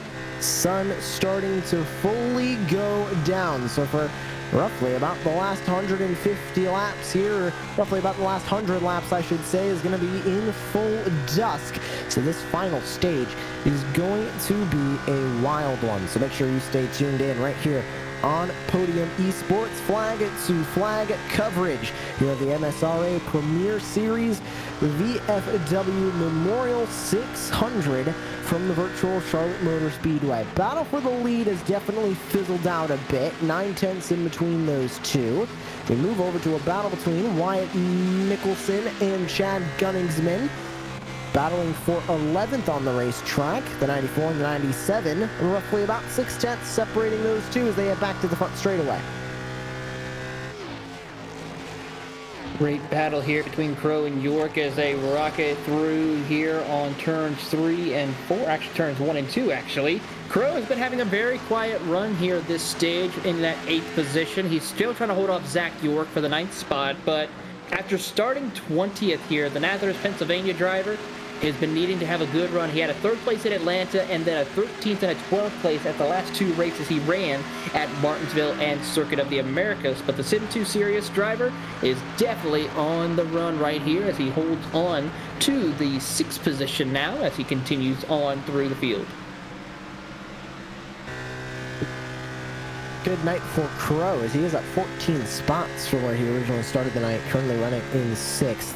About 12.7 seconds back from your leader. And the calls on the iRacing radio are starting to come in. Pitting in this time. Drivers are in for green flag pit stops. Brandon Davis is in. Looks like his teammate in the 92, Stephen Davis, is in. Toyota coming in further back, I believe that is Glenn Ballard. Yes, it is. Wyatt Mickelson in the 94 is in. So the two Davises, Mickelson and Ballard are in, expecting more now as the green flag pit stop cycles begin. Yeah, it's just time for that to happen, and when we have green flag cycles, it's definitely one to really pay attention to because of what I've mentioned earlier.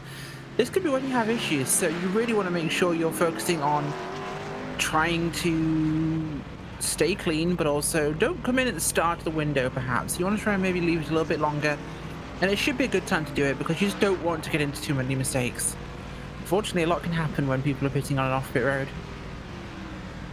More drivers starting to work their way in. Kenny Powell is in for service. Chad Gunningsman is coming into the pit lane. Still waiting on your main leaders, Hutchison, Arthur, Crow, York, and Dobbs, your top 5. All of them still waiting on making their 7th and 6th pit stop of the night. 7th for everybody else except for Zach York, who will be making his 6th stop of the evening here in this race. Roughly about halfway done with the stage and still running in green flag conditions out there on the racetrack. Praying I did not just commentators curse that, but still a good bit of racing left here. 152 laps. Waiting on the remaining of your leaders to work their way into the pit lane. And I did just notice, I think, on the roof of the 51, our good buddy Jeff McConey, a McConey Setup Shop logo. That is the McConey Setup Shop logo. Look at that. See, Eric, you needed social media content. Just take that, tag McConey Setup Shop, and you'll get a free retweet. I'm willing to bet. So easily. Of course, also it's a good way to get people ready for the next Fast Friday presented by McConey Setup Shop. That'll be next Friday night with the next gen cars as we see Hutchinson come down pit road. Into the pit lane is Lockdown Racing number 51 for service. Who else is going to come in? Not a lot of your leaders are coming in yet. All of them still staying out there on the racetrack. Vincent Arthur assumes the lead. Crow, York, and Dobbs will overtake Hutchison. So will Crampton. So Hutchison will fall to 6th on the track. As he is in the pit lane, he'll work his way now out of the pit box. Solid pit stop, 4 tires and Sunoco fuel. Right out he goes. I think he might have hit the pace car there. You can go through the pace car on iRacing, but come on, you can avoid it. I mean, you gotta hit the pace car, right? Hit the pace car. Well, he's going to try to not hit any other drivers as he emerges back onto the racetrack. The 51 of Ralph Hutchison currently scored in 7th place as Brandon Davis in the 91 was also able to get around. Alan Dobbs in the 40 still waiting on coming in.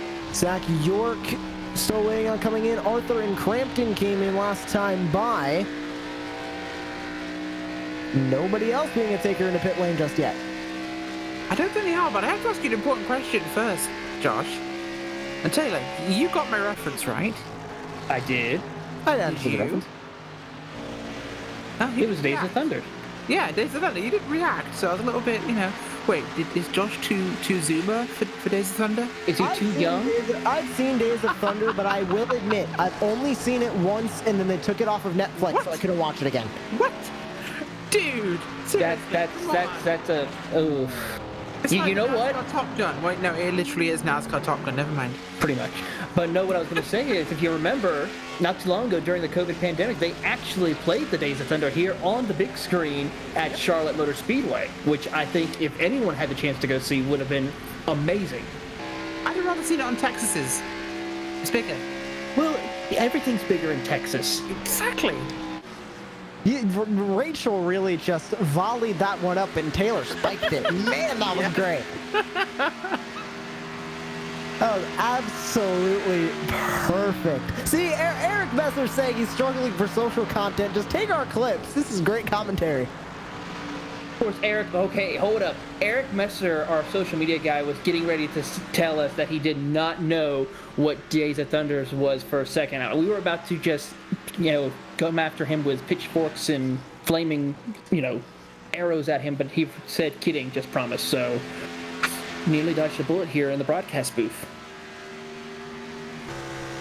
Well, Zach York currently running on the track, the 49 car. Man, 255 laps starting to get to me here. 10th place on the track right now. Still waiting, I believe. No, he made his pit stop. Currently running on the track. Flying Arrows number 49 Ford Mustang, working his way through turns 1 and 2. 1 lap down in P10 as Alan Dobbs still has yet to make his pit stop, but I believe with a successful undercut is the 91 of Brandon Davis. Scored about 8/10 up on Ralph Hutchison. This could be huge. I mean, that's important. If he can get ahead of him on pit cycle alone, doesn't have to pass him on the track, it's so much better for him.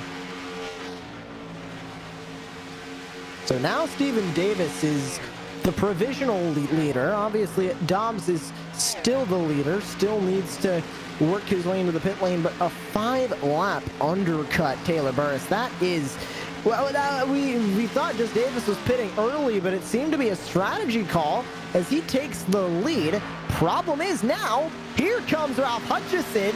It was about 8/10 about a lap ago, and it's down to 3/10. Shot out of a cannon right now for Ralph Hutchison with that fresh tire here as they come rocketing down turns 1 and 2. Here comes Hutchison closing that gap. It's about a car length now as they come off of turn 2. Here you see that nose of that Ford Mustang getting bigger. To the inside they'll go. Complete the pass probably by the time they get into turns 3. And yes, indeed, as soon as we see Alan Dobbs come down pit road, well, Ralph Hutchison will be back up to the race lead. Now just waiting on Dobbs to come into the pit lane. In the meantime, it looks like Ralph Hutchison might actually catch up to Alan Dobbs, depending on when Dobbs makes this pit stop. He's down to 8.5 seconds right now on the racetrack, and he is making huge ground in that gap. Down to under 8 seconds now as the 51 storms through turns 3 and 4. You can see the gap comparison there. 30.301 previous lap for Hutchison, 32.068, roughly about 2 seconds faster per lap than your current leader. Yeah, that's massive, and that's the benefit of those fresh tires. And if you can undercut them, you can get past them, because if you spend more time on track going faster and they spend more time on track going slower, yeah, I don't think Corsi Hutchison made that mistake again. So Hutchison, your provisional leader, ahead of Arthur, Brandon Davis, John Mullins, and Stephen Davis. Dobbs out in front, still waiting to make his pit stop here at virtual Charlotte Motor Speedway.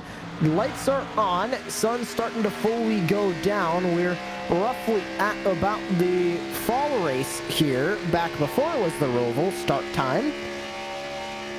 Right in the tire tracks of Arthur is... Right in the tire tracks of Ralph Hutchison is Vincent Arthur, closing relatively quickly. It looks to me, Rachel Whiteford, that it looks like Vincent Arthur is better on the early run than Ralph Hutchison, but not good enough to make the pass, because he's been side by side with them at the beginning of runs since basically the drop of the green flag. Yeah, he has, and that's a big thing. You need to, if you can't find a way around him, then you got to do something different with strategy, and it looks like he's gone and done that. I think that's a huge move. Incredibly close now as they come across the start-finish line, and Hutchison will grab the lead as Dobbs comes into the pit lane. His pit stop is done. You can see him coming back onto the racetrack on the apron now, as Vincent Arthur runs in the tire tracks of Ralph Hutchison, looking for the lead. Coming in through turns 3 and 4. Is Arthur going to get close enough? Hutchison falls up the racetrack. Here comes Arthur now looking for the lead. Oh, big move there, but is he going to try and do what he can to get past him here? Will the tire difference be enough to really have an impact on this? It's hard to say, but Arthur took a dive, but he's not swung this time. Hutchison keeps the lead. Will Arthur go to the inside? The last handful of times we have seen a side-by-side battle between Hutchison and Arthur for the lead. Hutchison has taken the outside line. Arthur has taken the inside line. It has not worked for Arthur. Is he going to try to go to the outside, Taylor, do you think? Or is he going to try and stay on that inside line where he's comfortable but might not be the fastest? Well, we're about to find out right now as they come down the back straight. We saw both of them running the inside lane off of turns 1 and 2, and really no gains or loss for either driver. But as they dive it down to turns 3 and 4, Hutchinson towards the bottom of the racetrack. Same thing with Vincent Arthur, both running around the same time. And as they come across the line right here, we'll see what the lap times are between the two drivers. Hutchinson ran a 30.73, Vincent Arthur a 30.798. So pretty much close to identical lap times. Give the position over, of course, to Hutchinson, who has been the strongest car all race and really running a very clean and consistent race. But keep an eye on Vincent Crowe and Chad Gunningsman, as they currently have ran the fastest laps of the race. Actually stretched that Vincent Crowe fastest car on the track with 30.69. And there's Vincent Crowe, last time by, running roughly about a tenth and a half faster than your leader, as he is scored in the 8th position on the racetrack. Working his way through turns 3 and 4. Good day for the Nazareth Pet Pennsylvania driver, looking for more spots to add to his 12 gained on the day, as he sits in P8. Alan Dobbs, after that pit stop, has fallen all the way down to P12. Making the game back up in the positions. There's the number 40 machine from Fort Payne, Alabama. He's been running up front for a majority of the night and has been running with those leaders, even with a bit of damage to that engine. He's been running with some down power, but running with no down power, and all the power that he can possibly give is Vincent Arthur trying to take that lead away from Ralph Hutchison. They come back to the front straightaway. Arthur not giving up as he's right on that back bumper with about 32 laps to go in the stage.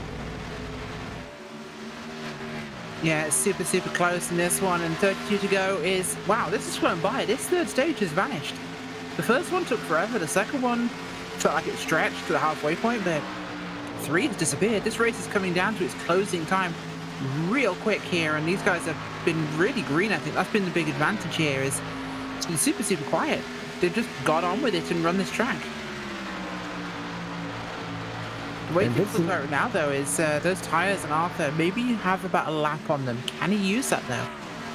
Yeah, and it's only a lap, but when it comes to this racetrack, it's not really known as much of an abrasive track, Taylor Burris, but the way you race this racetrack, you kind of have to attack it to race it, and that abrases those tires. You can see Arthur just a little bit sideways coming through the corner. That's not helping the tires a lot, so he needs to keep them protected.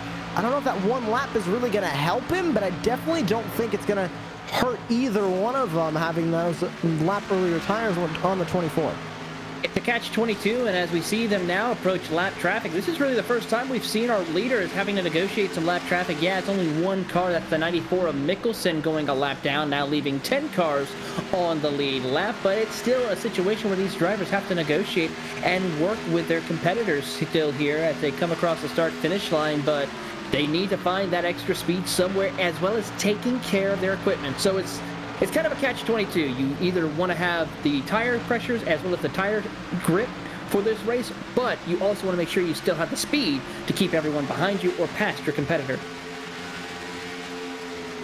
So Vincent Arthur now running in second place, starting to fall off a little bit, now to about 2.5 tenths on your leader, the 51 of Ralph Hutchison. We'll grab a quick break here on Podium Esports, but you won't miss a minute of the action as we will go side by side. You're tuning in to the Midwest Sim Racing Association Premier Series Round 15, the VFW Memorial 600 at the virtual Charlotte Motor Speedway. We'll grab a quick break here on Podium Esports. Don't go anywhere. More green flag action when we return.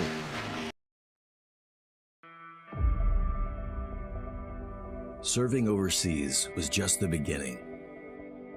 We might be home from war, but our mission continues in communities all across the country.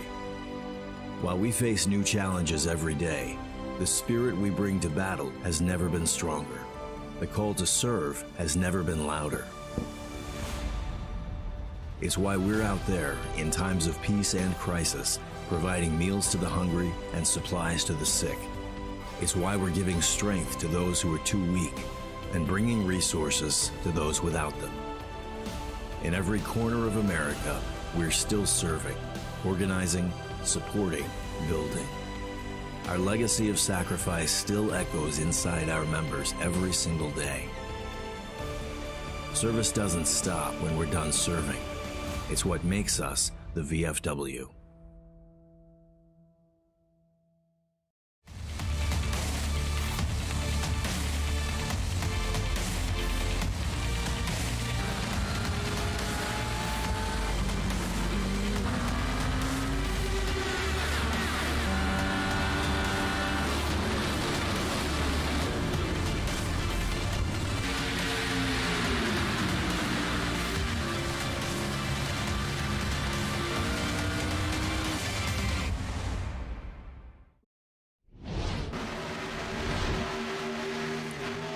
Welcome back to the virtual Charlotte Motor Speedway. You're tuning in to Podium Esports coverage of the VFW Memorial 600 for the Midwest Sim Racing Association Premier Series. Currently working in Stage 3 with roughly about 20 some odd laps to go. Joshua Lee joining you here in the booth. Taylor Burris and Rachel Whiteford joining us here in the commentary box. And currently working at the end of Stage 3 here, Rachel. And these drivers are starting to spread out a little bit more. No pit stops left in this stage. They'll be racing to lap 300. And right now, Hutchison showing his strength up there in the front of the field. Yeah, it really is. It's pushing so hard here. Hutchison's been the dominant car all race long, and it's shown really in how he's driving. Now, they're hitting a lot of traffic here with how this race is developing, so that's going to have an impact for them, but he's pulled a gap already on Arthur, and it doesn't seem to be slowing down at all. Up in the front, it is still Hutchison, and Arthur has been there for pretty much since that first caution on lap 50, Taylor. It has been Hutchison and Arthur in the top two battling up there, and ever since Helton got caught up in that wreck, it has especially been just those two up at the front. So these guys are the two main drivers that we have been watching all night, that we'll continue to watch in the last stage, but Vincent Arthur needs to do more if he wants to get around that number 51. Nothing he has been able to do tonight has been able to get him into the lead. He needs to find that 1% extra power compared to Ralph Hutchinson in order to get around him to try to take away this lead and control this race. But these two are now negotiating through more lap traffic as this race progresses right now. And it's going to continue to be that way here for the next few laps here until we get to the end of this stage, as they just got by Chad Cunningsman for another lap here, as well as they are approaching, I believe that is Alan Dobbs, to put him a lap down. So that'll now put 8 cars on the lead lap as they continue to try to catch up. So the top two still unchanged. It's Hutchison in front of Arthur, but Arthur has closed that gap a little bit further towards the end of this stage.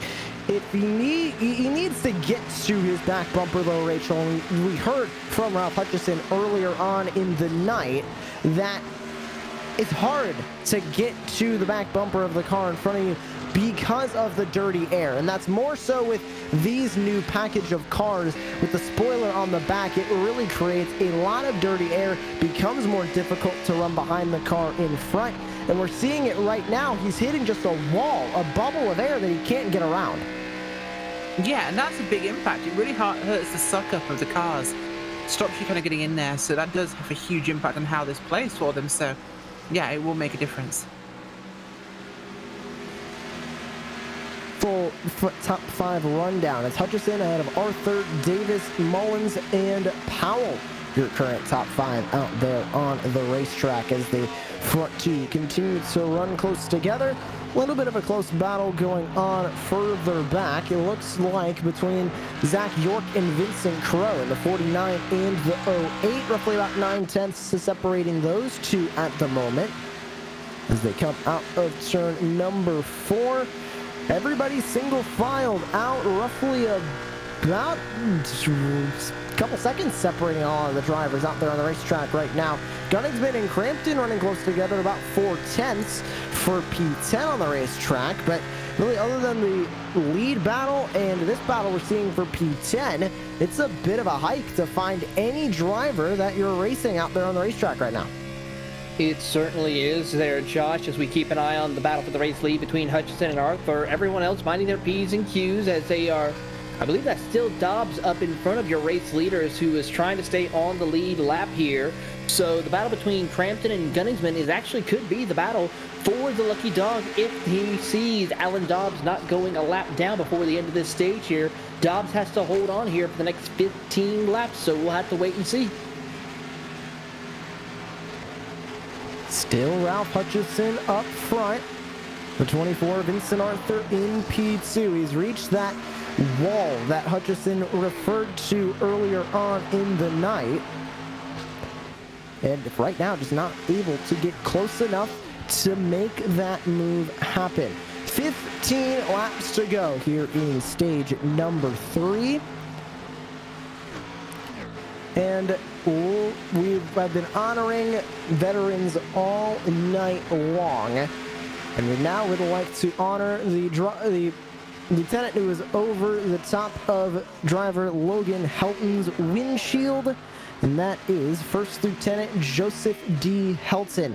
Unfortunately, killed September 8th, 2009, of wounds sustained when enemy forces attacked his vehicle with an improvised explosive device. Joseph was assigned to the 6th Security Forces Squadron at MacDill Air Force Base, located in Florida. He graduated from the Air Force Academy in 2007, Cadet Squadron 19, as an honor graduate in all 3 Academy Award areas: leadership, academics, and athletics, in the top 10% of his class. One of his favorite things to do with his family was the love of Thanksgiving and everything that went into it. But most of all, Joseph was gifted with natural-born leadership and charisma, and he inspired those around him to achieve their goals and was often heard saying, "Don't be a weak sauce." Thank you to First Lieutenant Joseph D. Helton for his service, and thank you to Logan Helton for running him above his windshield tonight. Working lap 288 of 400 here from the virtual Charlotte Motor Speedway. Hutchison ahead of Arthur, Davis, Mullins, and Powell, your current top 5 on the racetrack. Yeah, very much. And it's been a busy race. We're coming up now on 10 to go for this 3rd stage, so we're getting out that caution in 10 laps. So everyone's really racing for that positioning right now. The gap has widened here for Hutchinson, but what I'm seeing that's quite interesting is he can't get, oh no, he has gotten past the 40, so that's lucky dog position right now, and it's going to be for quite a while because he's got 10 seconds back to Brandon Davis. So in 10 laps, we'll see Alan Dobbs, for example, get back onto the lead lap, and that should be 8th, well, exactly what he's running on now, 9th, so he will have a good chance at this with fresh tires and a good car. So we'll come across the start-finish line, grab 10 laps to go. And you can see now Alan Dobbs in between your 2 leaders is now about a second separate these 2 up at the front. Taylor, heading into stage 3, we're definitely seeing the night start to creep in here at the Charlotte Motor Speedway. More of the artificial lights around the track are taking over for lighting up the speedway than the sun is. What are you expecting the main challenges to be when we enter into stage 4 of this race? Because usually it's only 3 stages. End of stage 3 is a checkered flag. We have an entirely new stage that's coming up after stage 3.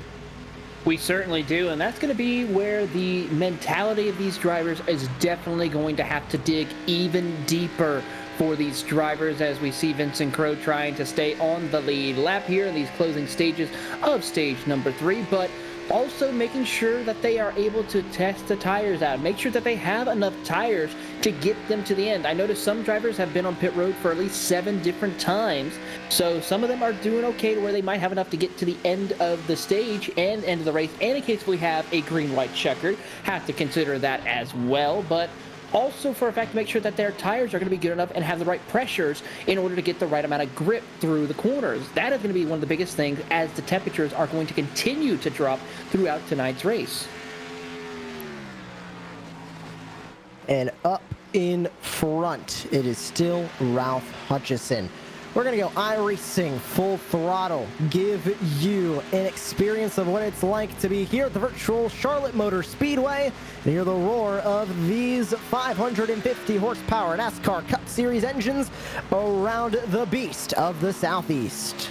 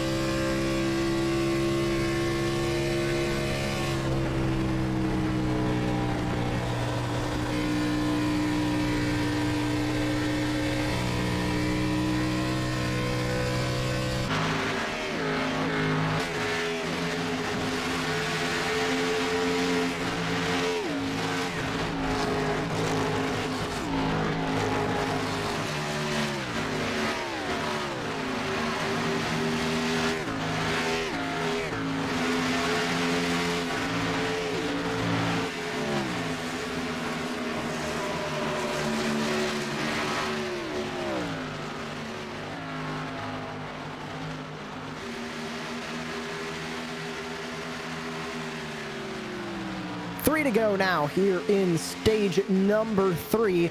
You're tuning in to the VFW Memorial 600 in the MSRA Premier Series round number 15 of the championship. Currently working on the end of stage 3 here at the Charlotte Motor Speedway. And at the end of this stage, we'll have the final stage break, and then we will be off and away for the final stage here at Charlotte. Vincent Crowe acting a little bit like Ryan Newman out there on the track, not letting Ralph Hutchison, the leader, get by to put him one lap down. The gap between your two leaders has now fallen to 2 seconds in between Hutchison and Arthur. And as they come across the line, it'll be the final lap of the stage, and we will be concluding stage 3 here from the virtual Charlotte Motor Speedway. A lot of racing still left as we conclude this stage. Green all the way to the end. This entire 100-lap stint. And we'll go back to racing in stage 4 after this stage break. Stage will be over once Ralph Hutchison crosses the line at the front straightaway. And we will be put under the yellow flag for the final stage break of the night. By the longest margin of the evening, 2 seconds for the stage win. It'll be Ralph Hutchison in the 51 getting it done. And there is the yellow flag to put us under the stage break here in stage 3. Been a race and a half so far, and I can't believe we're on stage 3 already. 100 to go. Wow, where did tonight go? A great stage there, green all the way through for the entire 100 laps. Definitely made it go by a little bit quicker in the past hour, but now as we reach about 10:17 p.m. Eastern over here on the East Coast and reaching roughly about 8:49, 9 o'clock sim time, we say tonight's Stage 3 winner is presented by FSM Customs. FSM Customs offers custom button box builds for sim racers across different disciplines of racing. In addition to boxes, FSM also offers custom decals to customize your rig even more. Flip the switch on your sim rig and check out FSM Customs on Facebook. Well, as the field makes their way into the pit lane, we'll see who is going to win the race off of pit road. Will it be Hutchison staying up front, or will somebody be able to get in and out of their pit stall quicker? Into the pit lane goes your lead lap cars. Leading them in is your current leader of Ralph Hutchison.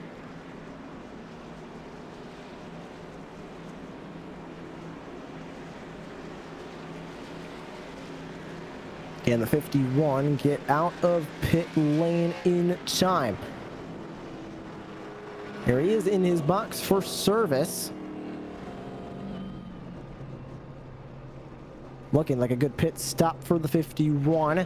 Everybody behind that you saw stay out are not on the lead lap. They will all be coming by to make their way into the pit lane as the 51 goes out and away. Great stop in the race off pit road is won by your race leader, Ralph Hutchison, in the 51.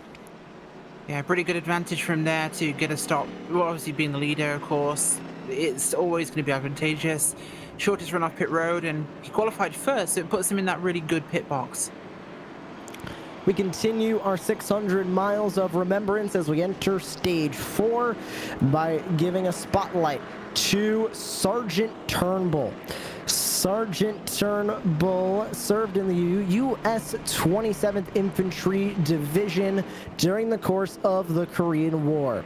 He was involved in some of the most important battles, including the Battle of Sandbag, where he led his fire team into the majority of their encounters and sustained 2 wounds, which came from a gunshot and a piece of shrapnel, which damaged his eyesight.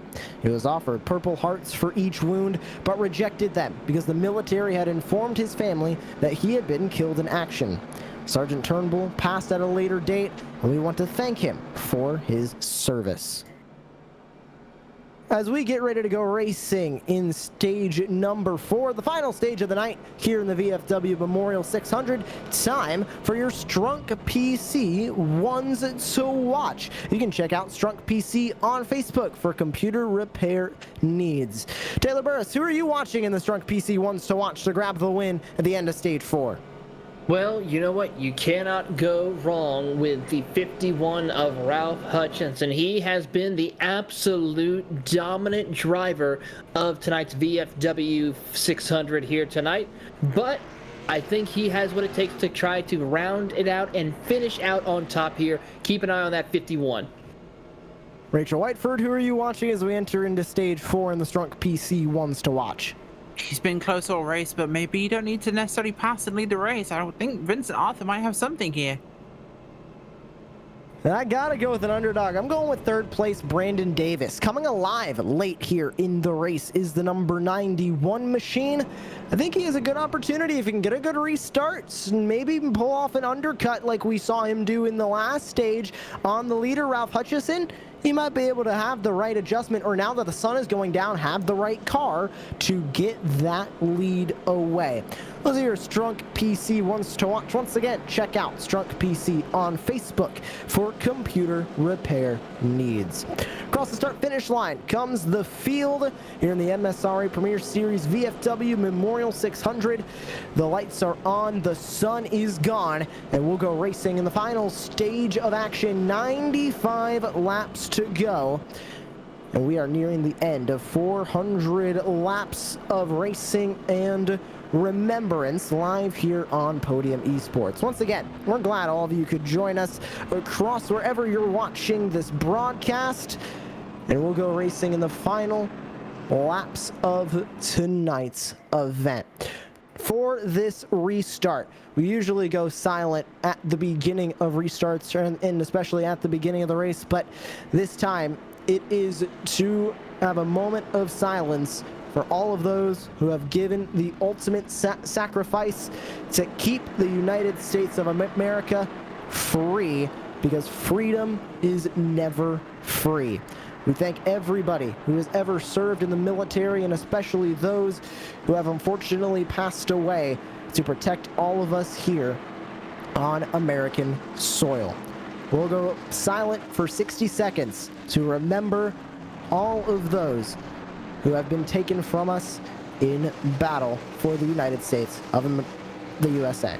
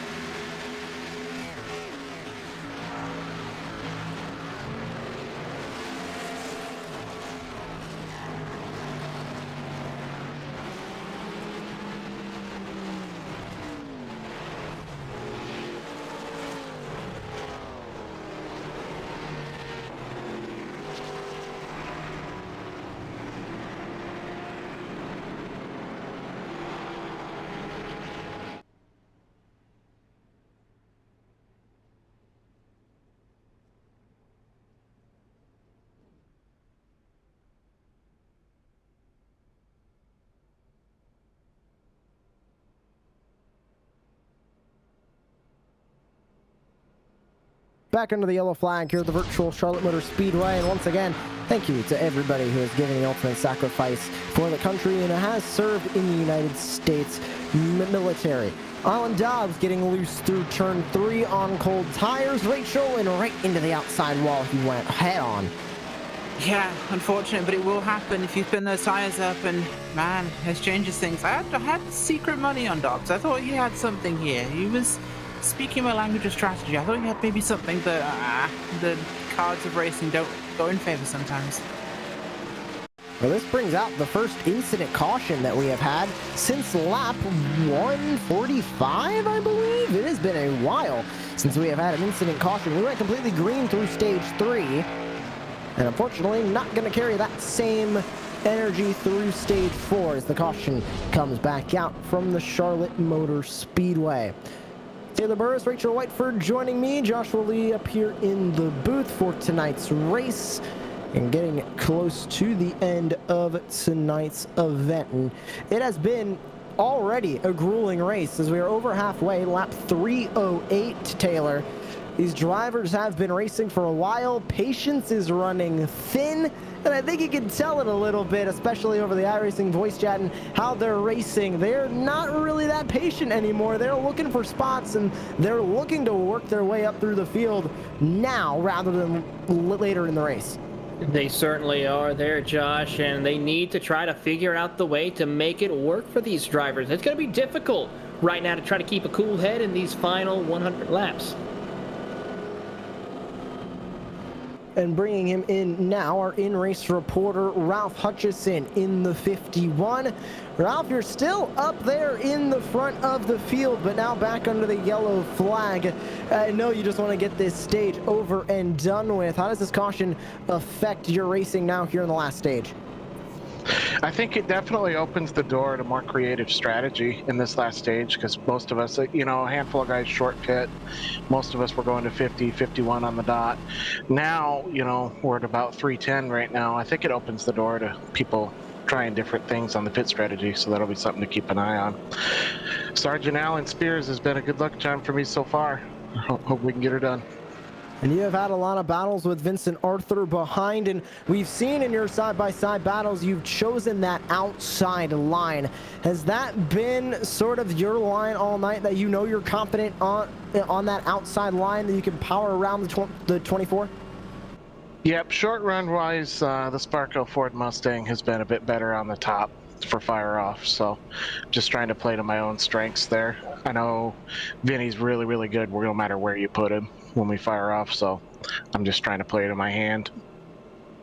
Well, thank you so much for joining us once again here in the booth under the yellow flag, and hopefully the next time we talk to you, it'll be in victory lane in that number 51.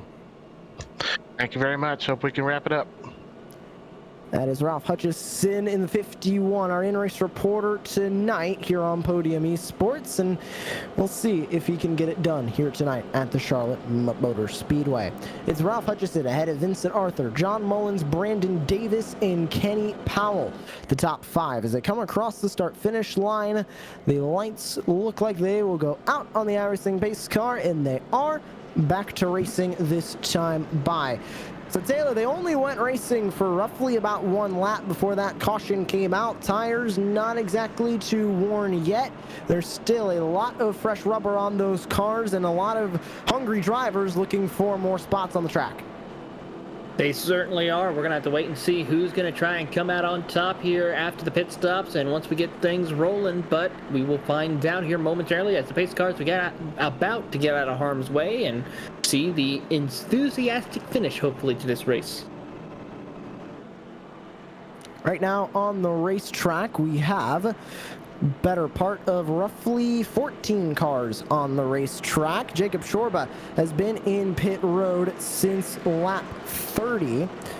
Sorry, he's been on pit road for a while. He's about 72 laps down, 20 laps down to Glenn Ballard ahead of him, technically in the timing.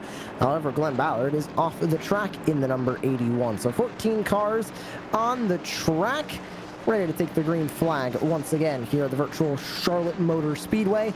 90 laps to go. We are out of the triple digits in laps to go. Pace car gets off and away into the safety of pit lane, and they hit the restart zone, back underway from Charlotte.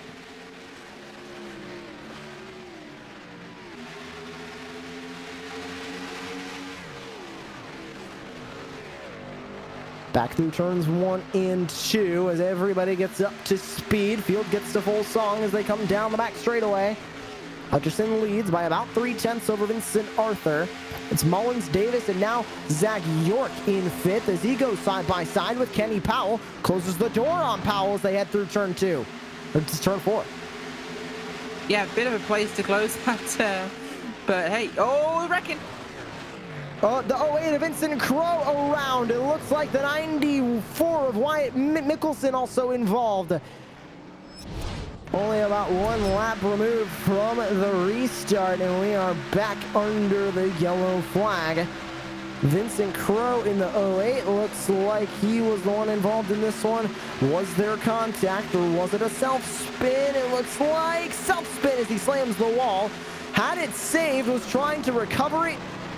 Makes contact with Brandon Andrews, and around goes the 08 and Wyatt Mickelson in the 94. Nowhere to go for him, and he ends up in the grass as well. Tough break for those drivers right there. As you'll see the contact right there from Mickelson along with Vincent Crow. A tough break for them, and it's probably safe to say for those 2 drivers their night is done, and especially for Crow, who had such a good run at the beginning. Unfortunate for both of those drivers, both running fairly well in the standings as well. And they're now going to be in the pit lane looking for repairs. Hutchison still leads ahead of Arthur, Mullins, Davis, and Zach York, rounding out your top 5. As the field will make their way behind the iRacing pace car. Rachel, this is the exact opposite of what these drivers wanted. They wanted to go green, get this final stage, over and done relatively quickly. And now we are 2 yellow flags in, haven't made a full lap under green here in stage 4. Yeah, we did say how well it had gone in stage 3, didn't we? I don't think we didn't say anything about stage 4. If anyone tries to blame us, I refuse to blame. Well, we're getting more cars back on the lead lap, which is huge, and we'll get to see how this thing goes. Now, if we would have said maybe we'll get no cautions in stage 4 too, I'd say you can put the blame on us, the commentators. But we didn't mention anything about stage 4.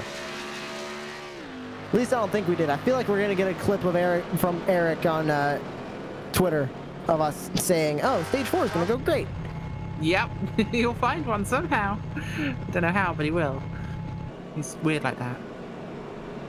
Well, still under the yellow flag here. And once again, if you want to see all of Eric Messer's great memes and great posts on Twitter and Instagram, follow us at Podium Esports, both on Instagram and Twitter.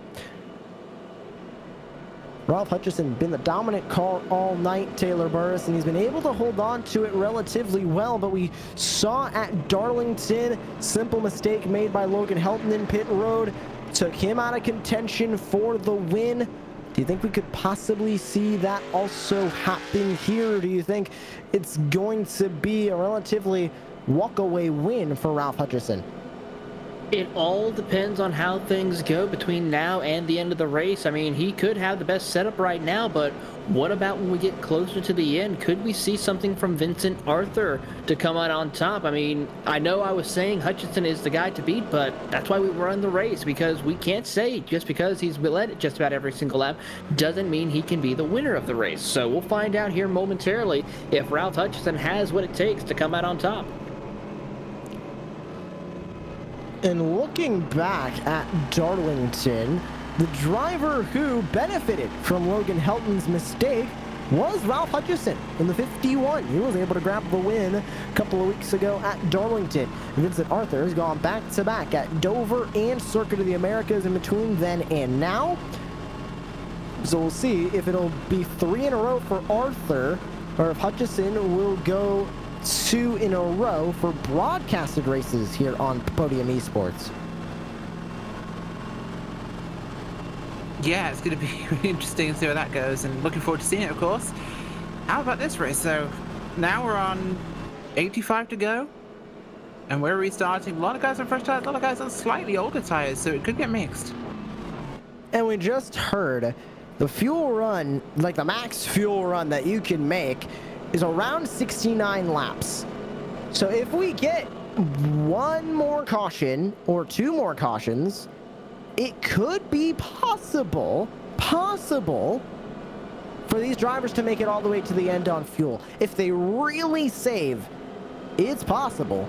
Probably not the best strategy by any means, Taylor Burris, but it's a possible strategy. It is something to keep in mind, so we'll have to wait and see if any one of those drivers, especially towards the back half of the field, could possibly consider doing that strategy as we get closer. But we'll have to wait and see. But I wouldn't be surprised if someone towards the back half of the field considers to do that strategy. Side by side now, 2 by 2 is the entire field here at the virtual Charlotte Motor Speedway. Looking to go back to racing once again. Still, it's Hutchison and Arthur on the front row. They have been pretty much unbeatable tonight on the front row of the grid. Mullins and Davis on row 2, Zach York, Kenny Powell on row 3, Stephen Davis, Chad Gunningsman on row 4, TJ Crampton and Vincent Crowe on row 5 to round out the top 10. As we'll go back to racing. 84 laps to go. The final laps of this race. Sun completely set. Ready to go back under the green flag. Pace car will go back into pit lane. And we'll go back underway here at Charlotte. Pace car in. Fielding control of Ralph Hutchison in the 51.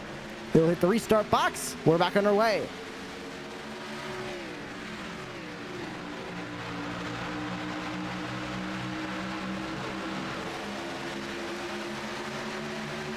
Side by side, a little bit further back. That's Mullins and Davis. Brandon Davis on the outside. Now Zach York going to try and go in. He'll slide up into line. Top 6, all single file as they work their way back into turn 3. Here comes Kenny Powell in the 7 to the inside for 5th. Here they come off of turn number 4 as they see Hutchinson and Arthur still battling right now. Mullins and Davis, York and Powell included in this battle as we see side by side for the race lead. Arthur to the inside. Can Hutchins hold on in that Ford versus Chevy battle off of turn 2? Arthur has the advantage by about a note, but here comes Hutchins on the outside.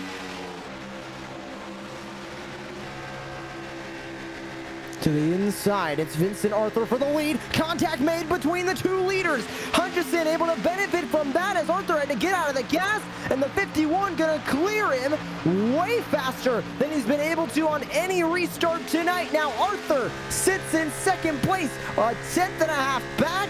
That contact was not what either of these drivers needed, but it helped Ralph Hutchison more than it helped Vincent Arthur. Yeah, that was very close. I'm going to change the entire shade of this race if that had gone any other way than how it went. But it still worked out in the end, and they managed to make this thing work out. So, yeah, I don't think this will be the last time we'll trade paint. If Arthur can catch up is the thing. About a tenth now separate those two. John Mullins pretty much in no man's land right now in between Arthur and Zach York. Back on board with Vincent Arthur, Great Lakes Motorsports, number 24, right in the tire tracks of the 51 of Hutchison. Going to be interesting to see what happens between these two drivers. Here comes Mullins now into the mix right now. He's starting to close the gap between him and Vincent Arthur as they come off of turn 2. Keep an eye on them as you're on board with the Canterbury RVs, Elkhart's, Indiana's John Mullins as they head down the back straightaway into turn 3.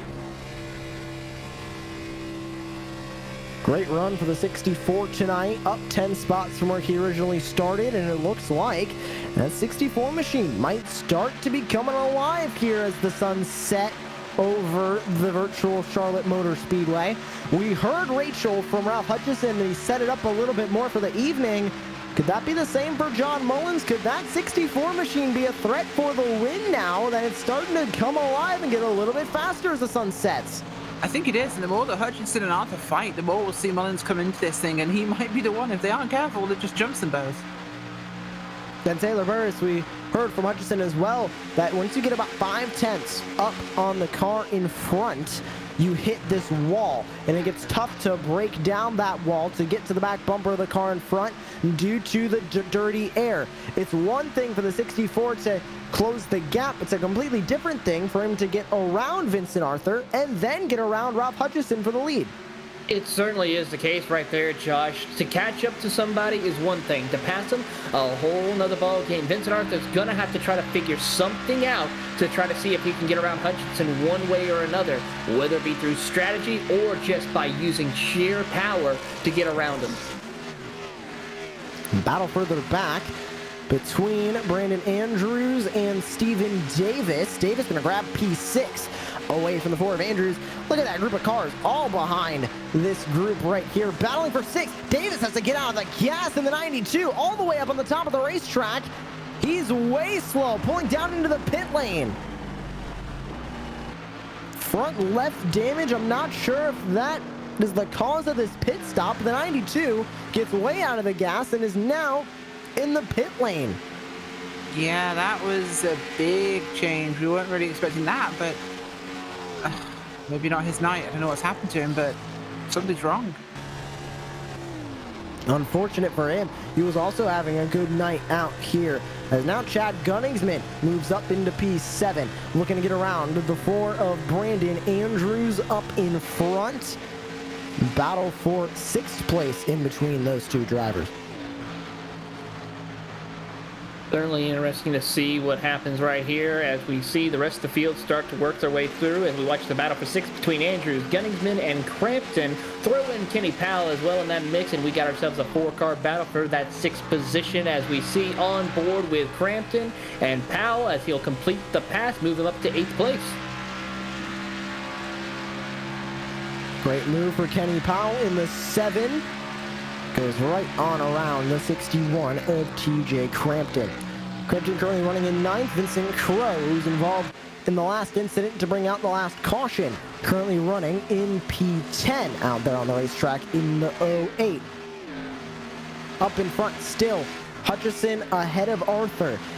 Battle between the lap car of Alan Dobbs and the third place car, the 64 of John Mullins. Two lead lap cars out in front, though, with Hutchison and Arthur. And Arthur falling off the pace yet again, down to about 6.5 tenths. Catching up to the car in front is Gunningsman on Andrews. That gap is now down to about 2 tenths. Yeah, we're seeing some fuel saving, I think, here is what I'm catching from these guys. I'm seeing some clutching. It does actually also help with rotation, I'm being told, as well. So that could be a definite factor, yeah. If the car's getting tighter slightly later, then that could be a really useful technique to get it to rotate around the corner. Yeah, and you can hear it if you spectate a NASCAR iRacing Series race, the Coca-Cola 600 here at Charlotte, or if you tuned into the eNASCAR Coca-Cola iRacing Series race here on Tuesday night. You could hear the drivers putting in the clutch heading into the corner. And Taylor, is one thing where it's, might be saving fuel, and it probably is saving fuel. You're basically putting the car into neutral as you roll through the corner, but it's also helping with the turn-in, which is great for these drivers, especially the drivers who might not have set up their car that well for the evening. They can get at least a little bit of a better turn-in so they can make the apex of each corner. They certainly can. They just have to make sure that they hit their marks as well as make sure they hit their numbers. So we're going to start seeing that maybe for some of our front runners who want to try and save the fuel in order to make sure that they can make it all the way and maybe, like you said, do it on one stop.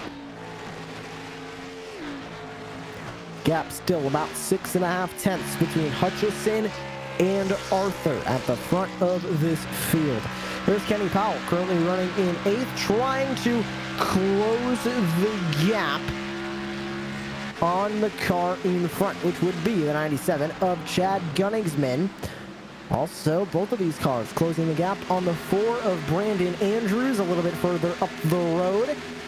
Roughly going to be a 3-car battle here relatively soon on the racetrack for P6. Yeah, P6 getting a lot closer now as he works his way towards Davis and York just ahead, but plenty of laps left to go, so there's plenty of time still for big movement.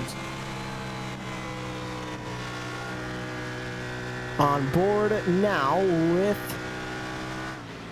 cars currently in this battle, specifically on board with Zach York in the 49 as he battles the 91 of Brandon Davis. Davis closing that gap once again, and he was my strong PC one to watch, and I think it's pretty much because of this. You can see his lap times only about 2.5 tenths off of your leader up at the front.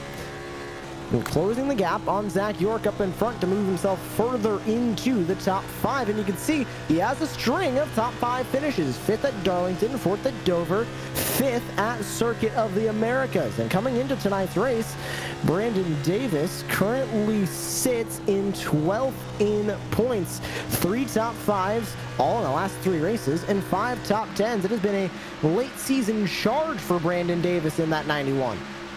It certainly has, as he's currently holds on to that 5th position, working his way through turns 3 and 4, closing into the back bumper of York for that 4th spot. So keep an eye on him. We could see him battling for a podium finish here tonight before it gets over.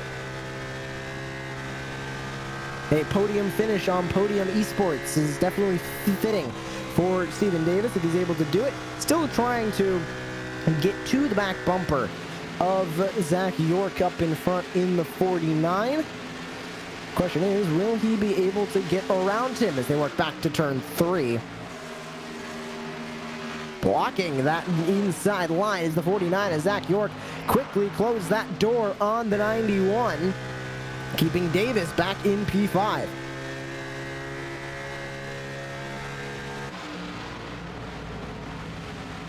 And back in turn 1, Davis once again running right in that slipstream of the 49 as York blocks that inside line, keeping that door closed, only allowing Davis to go to the outside line to try and get around him in the corners. Yeah, it's going for it, but it's getting... I'm keeping my eyes here on York and Davis. This is really getting tight now, and they're running these laps down. York's looking kind of loose though from what we're seeing. He's looking like he's under pressure, and I think that having the 91 so close to him is actually kind of affecting the airflow at the back of that car and the grip. Looking at move here. Here comes Davis, closing the gap, goes right to the inside. The struggles for Zach York might have caught up to the 49 as he loses P4. Great move to the inside for the Davis Motorsports number 91 of Stephen Davis, up into P4. Now about a second in between himself and Mullins, up in front for P3. What a drive right now for Mullins and Davis as we close in toward the end of this race. 63 laps to go as you're on board with Kenny Powell. He wants to get into that 6th box. He'll go to the inside of Andrews as they'll go side by side down the back straightaway, heading into turns 3 and 4. The Tri-State Chevy versus the Kenny Powell Toyota. As the Gas and Go Racing Toyota Camry will try to still work that inside lane to get around him, complete the pass, move him up to P6.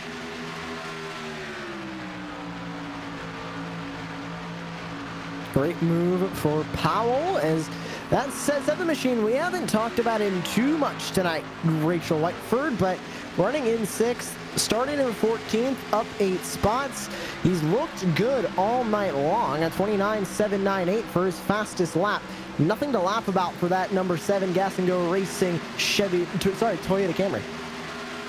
No, not at all. It's actually looking really good for them in the moment, and they've really put it on today. Very impressed with how they've been running. Powell also came into tonight 20th in points, 4 spots outside of that top 16 cut line.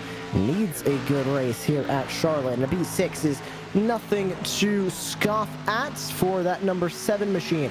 Gap for the lead has widened just slightly now to about 9.5 tenths in between Hutchison and Arthur, and with 60 laps to go.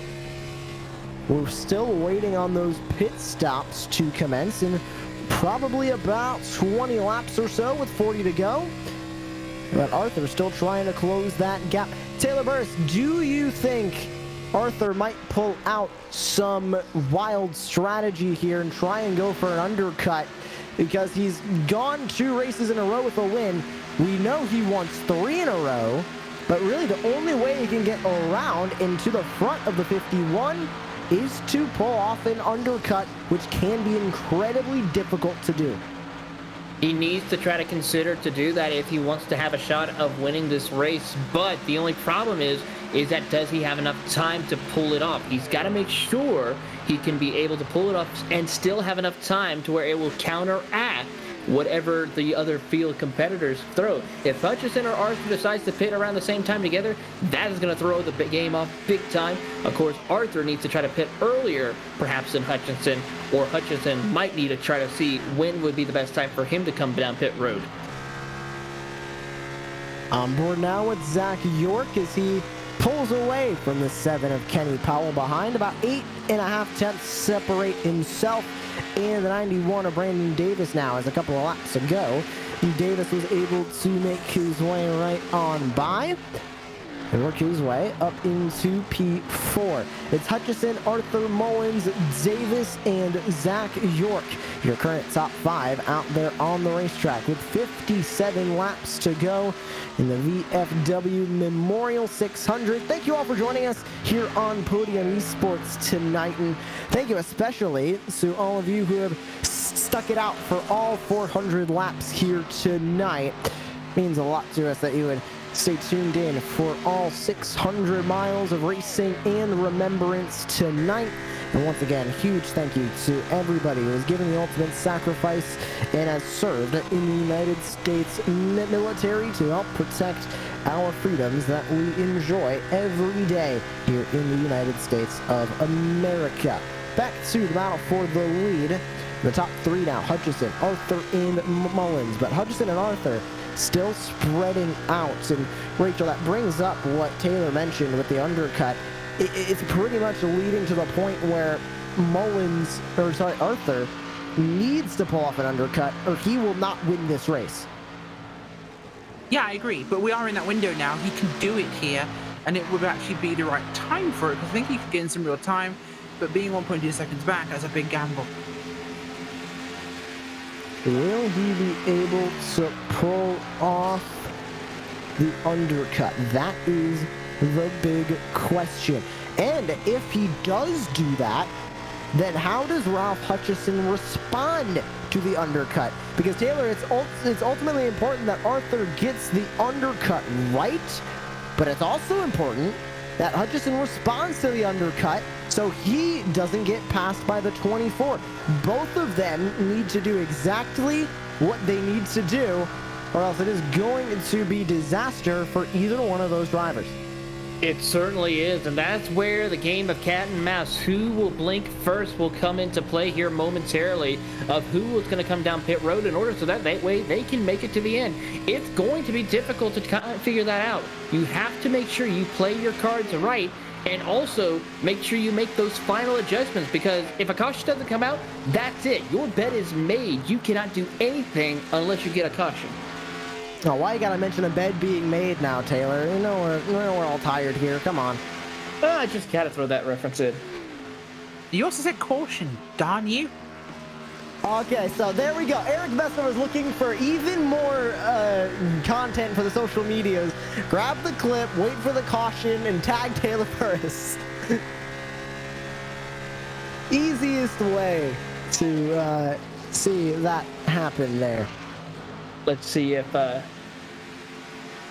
We're battle for third here between John Mullins and Brandon Davis, and Davis has caught up to John Mullins. This is going back to what I said a little bit earlier on with 91. Seems to be coming alive really late here in this race, and he is chasing down every car that's in front of him. Yeah, he really is. That car's moving a lot, and I've just seen Arthur sliding some here, so I think he's reaching the limit of where he can run in this race. But Mullins, he's flying, but 7.2 seconds. I think he might want a caution to have done anything here. There goes two. Well, that's another one from No. Doesn't it actually? Because saying there's a difference. Saying let's hope we don't get a caution is how you get a caution. Okay. You just said it. But saying he will need one is more likely not to bring one out, because if you need a caution, they're never going to happen. That's racing law. Ladies and gentlemen, we just want to let you know that we are exhausted, but we are still having fun with this. Very much so. This has been a great broadcast, and it's going to be a great final 50 laps here at the virtual Charlotte Motor Speedway. We'll grab one last side-by-side commercial break, and then we'll be back for the final round of green flag pit stops for the night. And we'll head to the checkered flag here in stage 4. You're watching the MSRA Premier Series VFW Memorial 600. Sorry, I keep wanting to say VWF Memorial 600. I wanted to pronounce it right. VFW Memorial 600 here at the virtual Charlotte Motor Speedway. Round 15 of the MSRA Premier Series. We'll be right back with the final laps of this race. No man, no woman, no one left behind. For the VFW, it's a credo that stands long after our fighting days are over, because our service never stops. We're still serving, which is why we pledge to help our own, no matter where they are or when they need us. We're here for student veterans with scholarships and helping with GI Bill benefits. We're providing grants for our brothers and sisters in arms who need a leg up. We're a nationwide network, helping veterans file for the compensation and benefits they've earned, and standing by them till they get what they deserve. Whether it's here or abroad, we're committed to making life better for veterans, standing in lockstep with those who stood so courageously for everyone else. It's what makes us the VFW.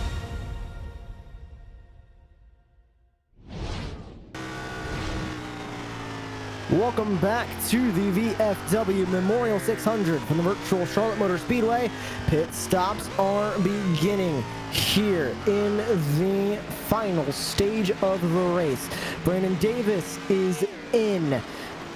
Chad Gunningsman is staying out on the racetrack for the moment. Brandon Andrews comes in. And there goes Hutchison right on out. And Vincent Arthur right on the outside and right around the 51. Arthur will overtake after the pit stops and loses Hutchison. He loses the car coming off of turn 4. A wreck on the front straightaway with your dominant race leader tonight, the 51 of Hutchison. No caution, we stay green, no damage to the 51, but he loses spots on the racetrack. I don't know what's more exciting, the fact that he didn't hit a single thing and is able to keep it going around and straight, or the fact that the no caution after caution does finally come out. Again in turn 2. Oh, Hutchison around twice in 1 lap. Ooh, and that's Brandon Davis involved in that one as well, the number 91. How quickly this has turned to disaster for the 51. Here's the replay. This is the incident when he came out of turn 2. Davis was around right in the middle of the groove, and Hutchison reacted too late, couldn't see him, one of the two, and he slams into the 91. He lost it coming off of pit road, he did. Comes right up in front of the 51, nothing he could do.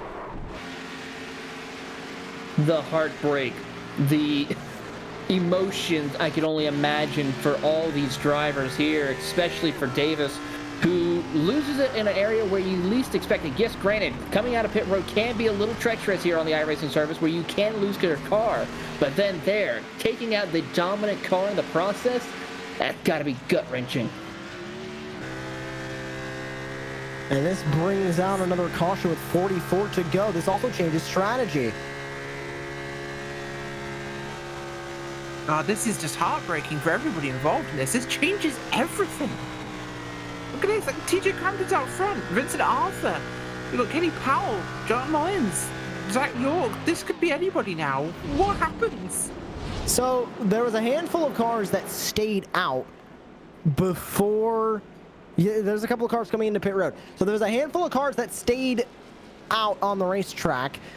Most of them coming now into the pit lane, but also a handful of cars who pitted, who might also come back into the pit lane. Vincent Arthur, one of them in the 24. They have 12 sets of tires. They're on the 10th pit stop here. And we will talk to our in-race reporter. It was the 51 of Ralph Hutchison. And here he is with us. Ralph, obviously, heartbreak for you. Just take us through that lap there and the spin off turn 4 and then leading into the contact with the 91 in turn 2. Now, first and foremost, I want to thank Lockdown Racing for an absolute rocket ship. I want to thank every one of our partners, Sparco, MPI, McConey's Setup Shop, Dude Wipes, VFW for putting this race on. Hope I didn't miss anybody there, but it's just a shame. I knew I had to hustle coming out of 4 because Vinny short pitted me.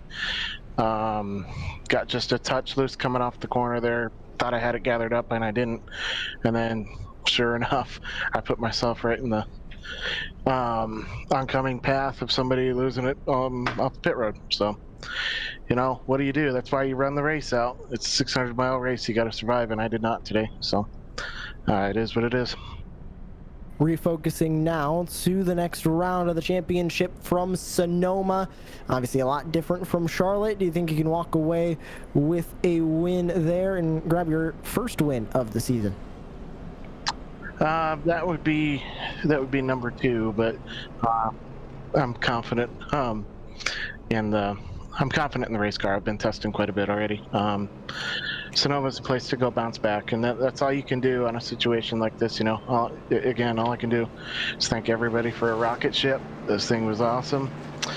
Alan Spears, Sergeant Alan Spears, and every veteran out there, thank you for everything you do so that we can be here in the first place. So all you can do is move on. Thank you so much for being our in-race reporter tonight, Ralph, and thank you so much for talking to us here at Podium Esports after that incident. And have a good rest of your night and focus forward for the rest of the season here. Yep. Thank you guys for everything you do as well. Have a good one.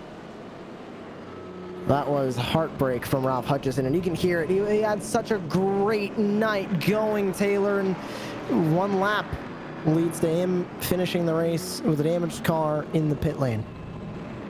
Unfortunate for him tonight, and I gotta say, I could sense the heartbreak in his voice. He was so positive about having the dominant car tonight, and then all of a sudden, just like that, it seems like the world fell from out from under him.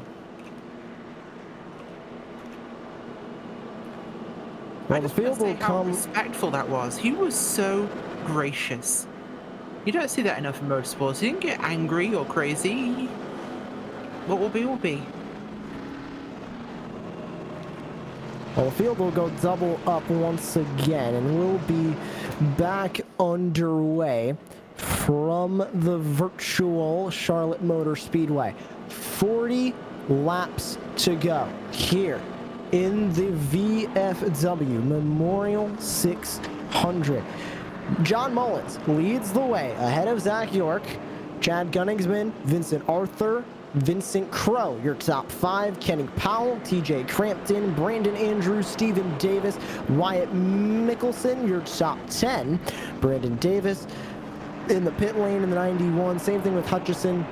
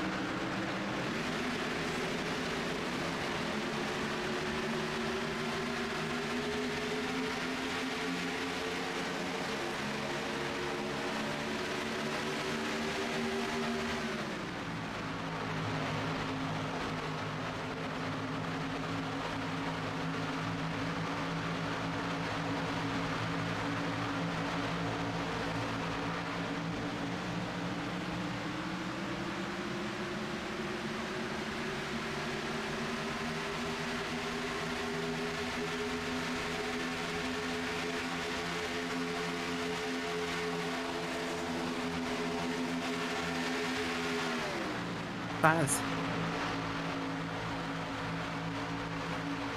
Welcome back to the Charlotte Motor Speedway. Unfortunately, some technical difficulties out of our control there, but we're back with you. 39 to go as Vincent Arthur grabs the lead now from John Mullins on a mission. The 24 has been the most dominant car of the night, and now with the 51, who was slightly faster than the 24 all night, out of the equation, Taylor Burris, this is the perfect opportunity for Vincent Arthur to grab the win.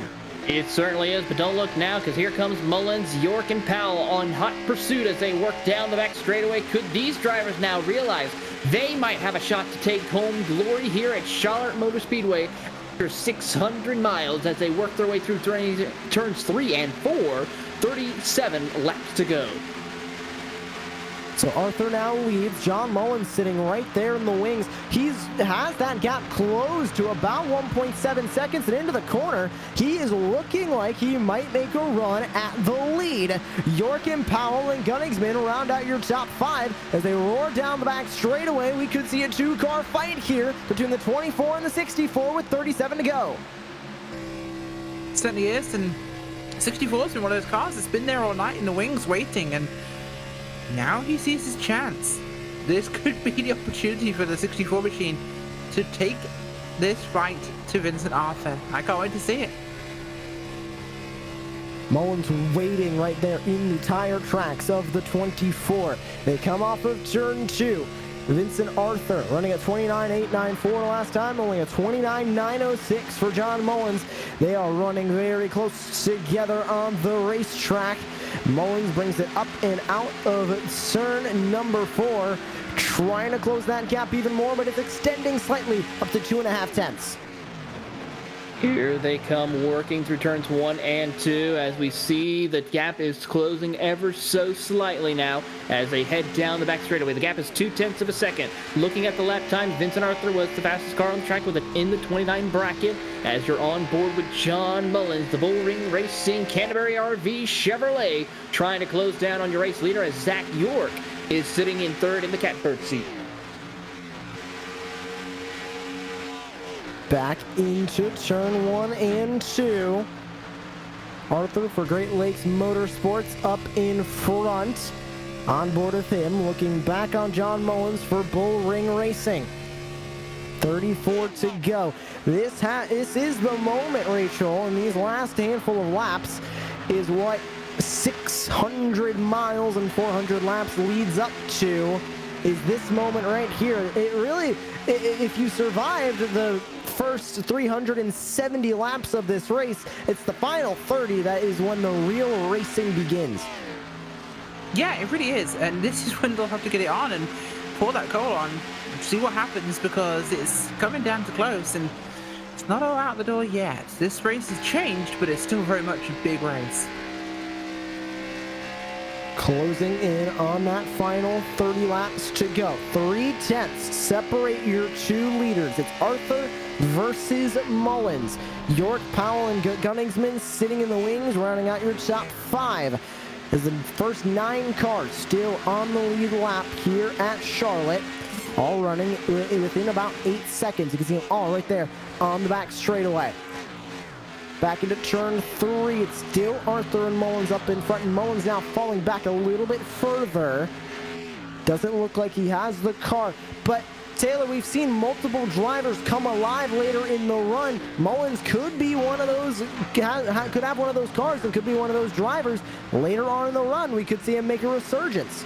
He could make a resurgence once those tires maybe get a little further up on wear and seeing how the car might be able to handle, but Vincent Arthur is still doing what he needs to do, holding the gap, maintaining the gap is all he needs to do, and hope that we don't have any other incidents out on the track. 30 laps to go. The final handful of turns left in 600 miles tonight. Arthur leads the field off of turn 4. Sorry, off of turn 2. Now into turn 3 and 4.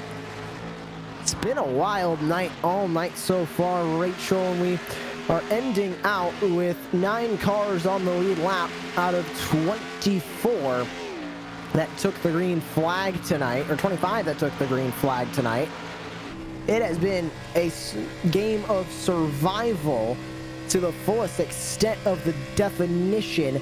And now that these drivers, these 9 lead lap drivers are here, this is the time for them to really get going and really get started with trying to get themselves in the right position. No pit stops are left. They're racing to the end here, and could they get any more positions on the track? The field's starting to spread out, but a couple of them still have those long run cars that can close in those gaps. Yeah, they really do, and I think we're going to see that. Whether we'll see another caution or not is another matter entirely, but there's a lot that can still take place in this race, and with, I believe we have, what is it, roughly 11 cars still running in this thing. It's been a big attrition, just under half the field, but it's been very well behaved. Time's starting to spread out. We're in the last legs of this thing, and everyone's separating, even Arthur and Mullins, so who knows?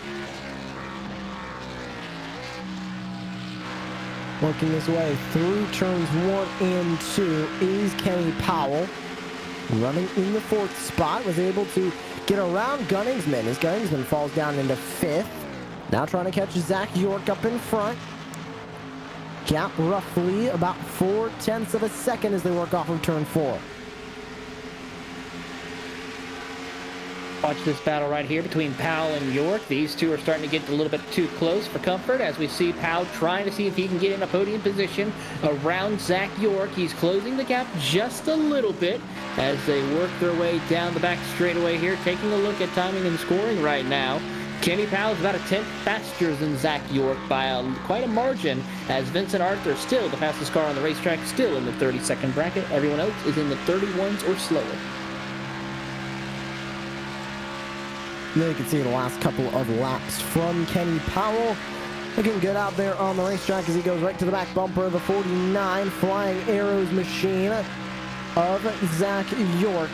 How will he get around him? Great run coming off of turn 2 using that outside line, and with 25 to go to the inside for P3 goes Kenny Powell. He'll take the spot, tries to slide up in front, but York is still there as he runs the outside line to the front straightaway. Powell will clear York. He will go for the crossover. Can the 49 get it? No, he won't. Closing the door is Powell for P3. Yeah, getting there right into the mix of things. Powell takes that move, and this puts him in a great position, but there's not a big distance to Mullins up ahead. We see it change for second. The gap to lead is 2.2 now, so that's starting to widen. This will have to change dramatically for anything else to occur, I think. On board with TJ Crampton. Currently running in 9th in the 61. Good night for him, up 6 spots from where he started the night, and he needs a good night. 21st in the points right now. 6 starts this season, only 2 top 10s, no top 5s of the night. Looking to make it 3 top 10s here if he can hold on to P9.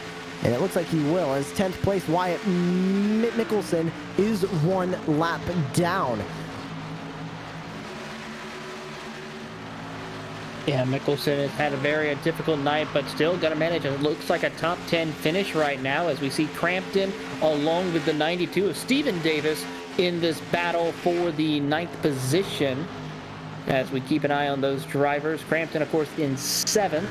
As we now see the 91 of Brandon Davis back out on the track, even after his incident. To the inside goes the 61 of Crampton on the 91.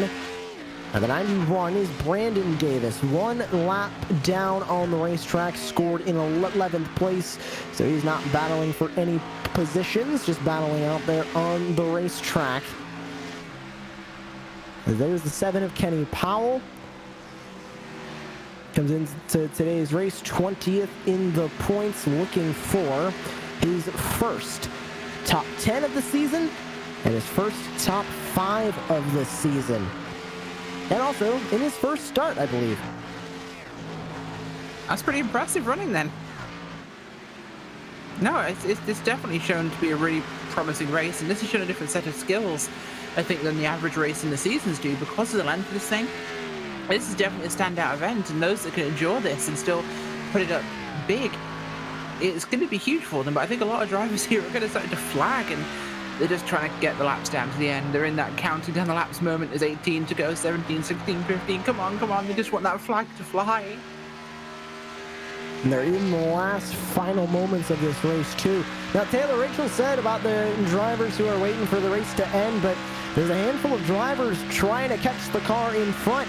The last thing they want to see right now is the checkered flag. They want time to catch up because undoubtedly, even in a 400 lap race, there's always going to be that what if. What if I had more time? I could have caught the guy in front of me. Even in such a long race like this one, we've been going for 4 hours now. There's still going to be that what if I had more time. Well, that's certainly the case right now for drivers such as Kenny Powell along with John Mullins. If they had more time, could they have anything for Vincent Arthur or for the competitors in front of them? What about Chad Gunningsman, Kenny Powell as well, or John Gunningsman as well? He also was wondering about those drivers because he was involved in a couple of incidents early in the race, and now look at him running inside the top 5 once again, wishing he might have had more time to maybe have something for York as well as Powell or Mullins.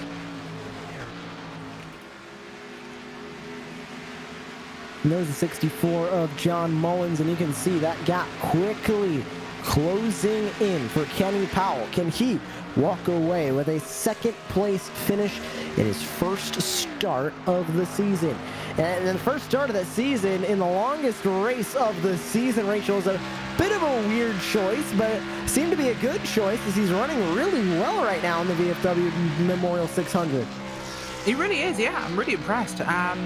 It can be a weird choice, it can be a great choice. It can be indicative of their ability, but it could also be non-indicative, because if you're having this great performance in a long race, can you do it in a short race? It doesn't tell us a lot about that.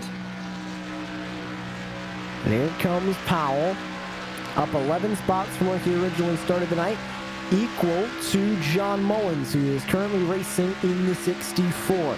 Gap up to the lead, about 4 seconds.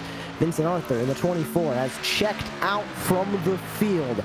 As we see a battle now on the racetrack, looking to go side by side is Mullins and Powell. Powell still running right behind in the slipstream of the 64. He makes a peek to the inside. Mullins gonna close the door. Not gonna let the 7 go right on by that easy. And the 7 gets loose coming off of the corner, having to chase it. He hops it through the grass. He doesn't lose too much time, but he will lose to about 3/10. He took a nice trip through the AstroTurf there, Taylor. He certainly did right there as we go on board to watch the chaos ensue for Powell and the wild ride. He hits the wall a little bit right there, gets it loose, hits the curb, over the grass, back on the track. He continues on his way, and gotta say, he lost a little bit of that time right there on John Mullins, but look at it. He's already almost caught it right back up to the back bumper of John Mullins. As they come across the line, it's going to be 12 laps to go here at Charlotte. Actually, 13 laps to go here at Charlotte as they work their way through turns 1 and 2. You're on board with Powell as they come off of turn 2. Now with that mistake from Powell, Rachel, he's going to have to regain that time back.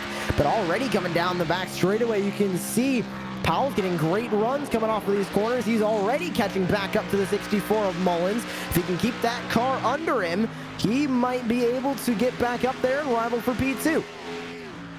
Yeah, I think he really could, but it's going to have gotten in his head. That's the big problem there. Losing the car like that will make him think, oh, am I loose or am I just overdriving? Overdriving is definitely not what you want to do so late in this race. Mullins versus Powell continues for the second spot on the racetrack.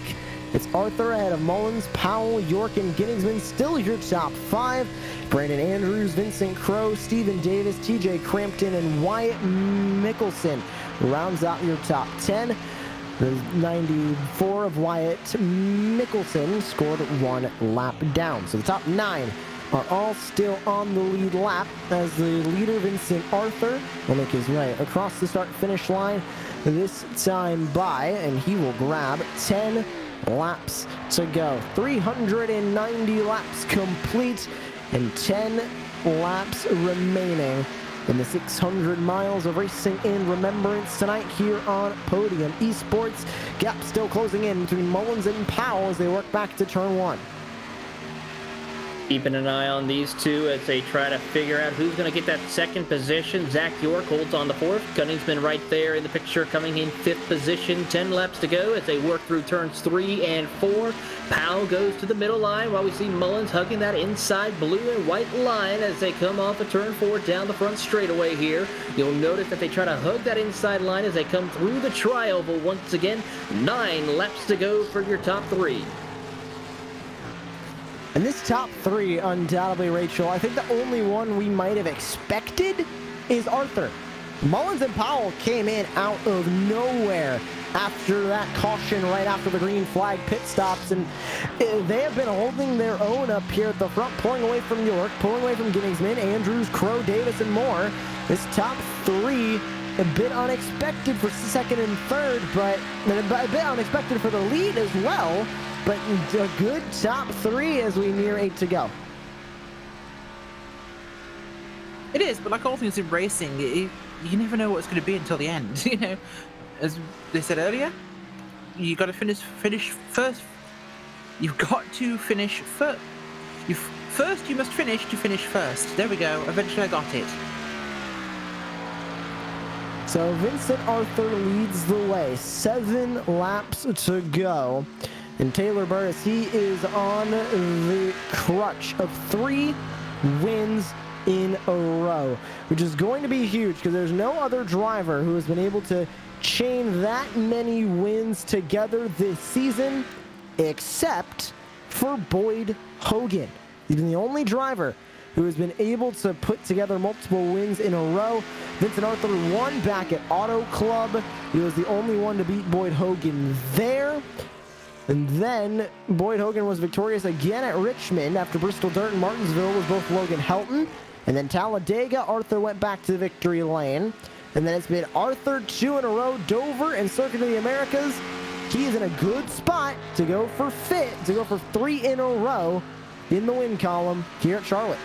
He certainly is looking like that way as he's got 5 laps to go as the flag can give him the high five as he comes across the line here. As they work his way back into turn 1, he's in no man's land. He's checked out by over 6 seconds over the rest of the field right now as he is in his own zip code off of turn number 2 down the back straightaway.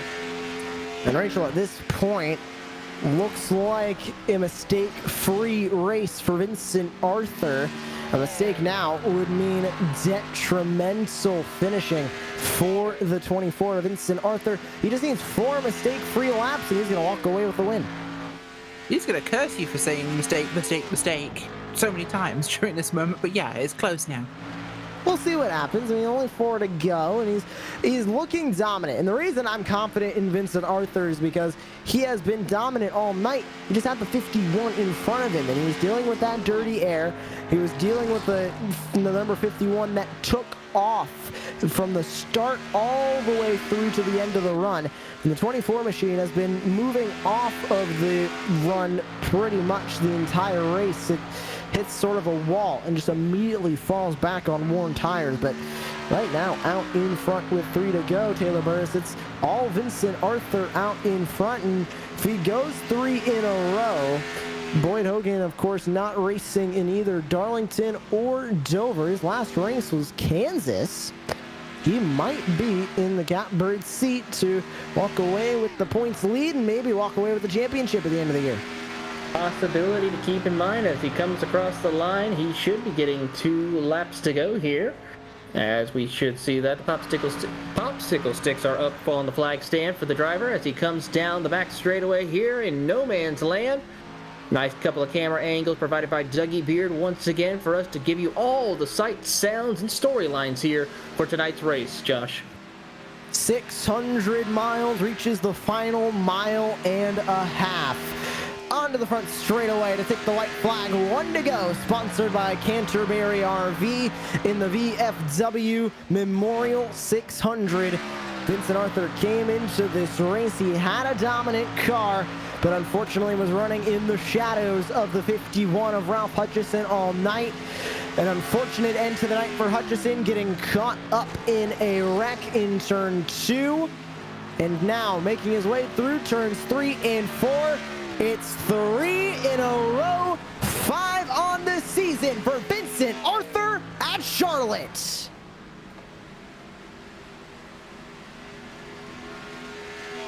Second place is going to go to John Mullins. He gets it done. Kenny Powell, in his first start of the season, is going to walk away with a podium finish. And it's huge for Powell. Great result. It really puts his stamp on the series. Look at this. I came to this huge event, and I brought it home with a great result. But it was all Vincent Arthur out in front in that final stint for Great Lakes Motorsports. He conquers the 600 miles here tonight. 400 laps over and done for the 24 of Vincent Arthur. Congratulations from Jacobs Shorba.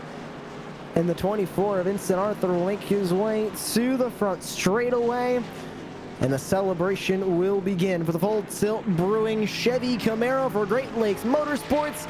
The 24 of Vincent Arthur, 5 wins in the win column in the 2021 MSRA Premier Series season. He burns it down at Charlotte.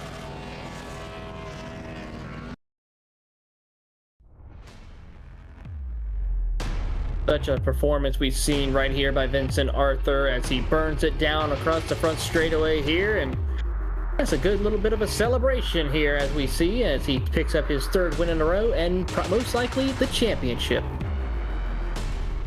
And we'll grab a look at your full race results here on Podium Esports as everybody comes across the start-finish line to finish off 6 600 miles in the VFW Memorial 600, with Vincent Arthur getting it done. John Mullins in second place, Kenny Powell in third, Zach York with a great run in fourth, Chad Gunningsman comes home in fifth, Brandon Andrews, Vincent Crowe, Stephen Davis, and TJ Crampton round out your lead lap cars, and rounding out your top 10 is Wyatt Mickelson. 11th goes to Brandon Davis, followed by Alan Dobbs in 12th. Ralph Hutchinson Tough Break Award goes to him in 13th. Jacob Shorba in 14th. Glenn Ballard is in 15th, followed by Evan Longacres in 16th, with Chris Johnson in 17th. Logan Helton 18th, followed by Matthew Van Gelder in 19th. Ryan Strunk rounds out your top 20. And Rachel? Oh, sorry, I pressed the button. Ben Myatt in 21st, John Theodore 22nd, Clayton Hoffman 23rd, Tim Mortman Jr. 24th, and Matt White in 25th. And what a way to finish off the night here. 600 miles of racing and remembrance from the virtual Charlotte Motor Speedway in the VFW Memorial 600.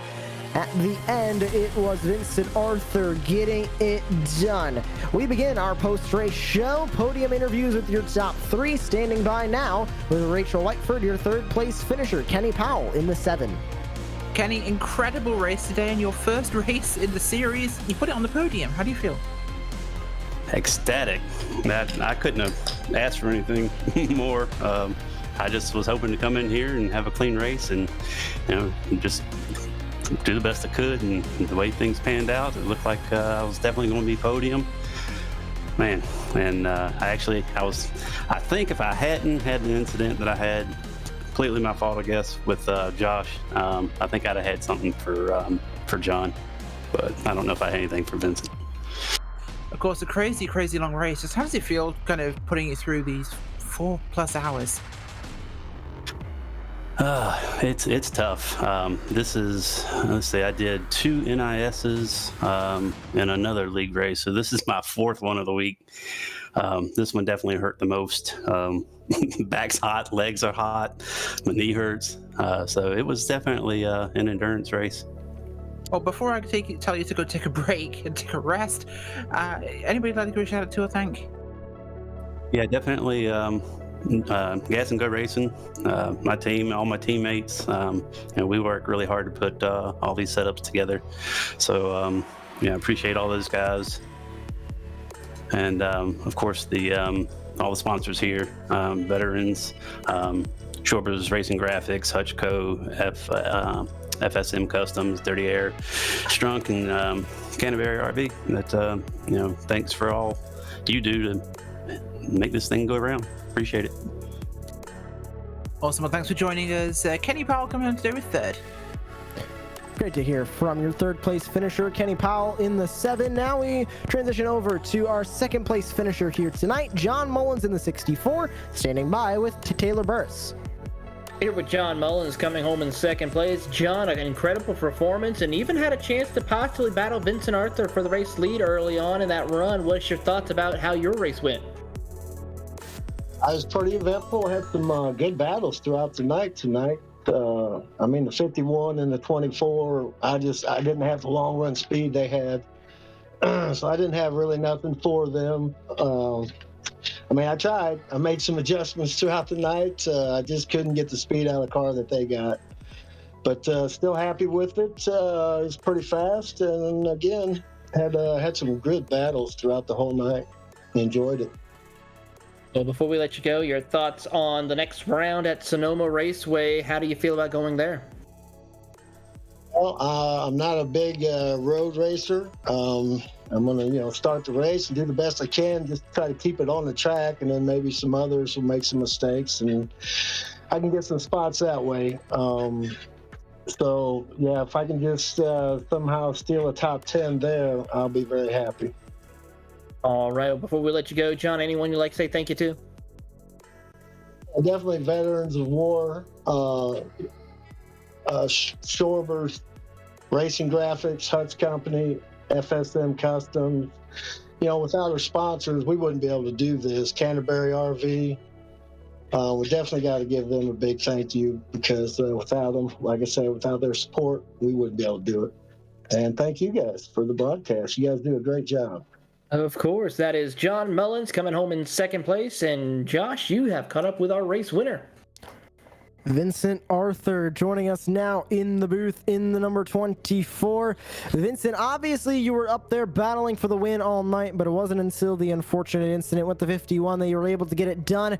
How was that marathon of a race behind the wheel of your Chevy Camaro? I am physically and mentally exhausted. That was a very, very long race. Especially, I felt like me and Ralph were pretty equal there.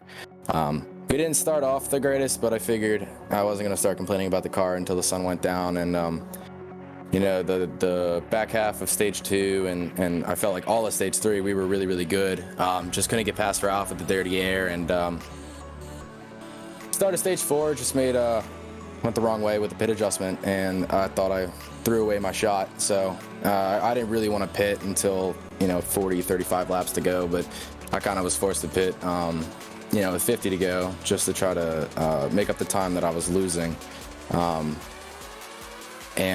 hopped him there, and then, apparently he self-spun and then got in a wreck, which is super unfortunate because I felt like we would have had a really, really good finish to the end. I know we have been battling side by side a lot tonight. It was a lot of fun racing with him, and yeah, just unfortunate for him, but I'm really, really glad we could get the full tilt Chevrolet Camaro into victory lane for the 3rd week in a row. And now you're heading into Sonoma next week.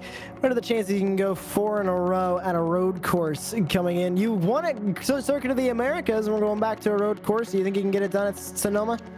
I hope so. I feel like I've really come into my own when it comes to road racing here. In the past couple of months. So, I'll work on it. We lost, Ralph to lockdown. So, we've been, trying to gain momentum back, and I feel like we've been doing that, and we'll try to carry that into Sonoma. Rob Carl put together a really, really good car. And to run 600 miles and to have it really good throughout is a big challenge. So, hats off to him. And we go on to Sonoma, and hopefully we can continue the train there. And you had Corporal Smith on your windshield tonight. What did it mean to run his name above your windshield tonight and have him running with you here in the 600 miles? Yeah, it meant a lot. I know he was a good buddy of Matt Knight, and Matt was one of the first people who befriended me when I came into the series 1 year ago. Today, actually, this is my first race last year, so it meant a lot to have him on the car. I love honoring people, that had a special connection to people that I know. So to be able to run his name on the car, I know it meant a lot for Matt, and I was glad I was able to do that for him. And bringing home the victory, that I feel like that just put the cherry on top. Anyone else you would like to thank here on Podium Esports? Yeah, I got to thank Full Tilt Brewing for being my primary sponsor. They've been a loyal sponsor, and we've finally been getting results for them. Go Fast, Don't Die, Shorba's Racing Graphics, HutchCo, Veterans of Foreign Wars, FSM Customs, Dirty Air 13. The Dirty Air really helped me tonight, especially in Stage 1. Shrunk PC and Canterbury RV. Thank you very much for joining us up here in the booth. Your race winner, Vincent Arthur, in the number 24 for Great Lakes Motorsports. One last time before we close out here on Podium Esports, we'll hear from Ralph Hutchison, standing by now with our Taylor Burris. Here once again with Ralph Hutchinson coming home in the pit road, unfortunately, tonight. Ralph, your thoughts on overall your race performance before that incident and your thoughts overall of the event? I think the event was awesome. Very well put together by a bunch of awesome people. Thank you to the VFW. Thank you to all my partners. Sparko, MPI, Sim Seats, Dude Wipes, Maconi Setup Shop, Garage Guys Fantasy Sports. Sergeant Alan Spears went for quite a ride tonight. He's my good luck charm all the way through. It's hard to,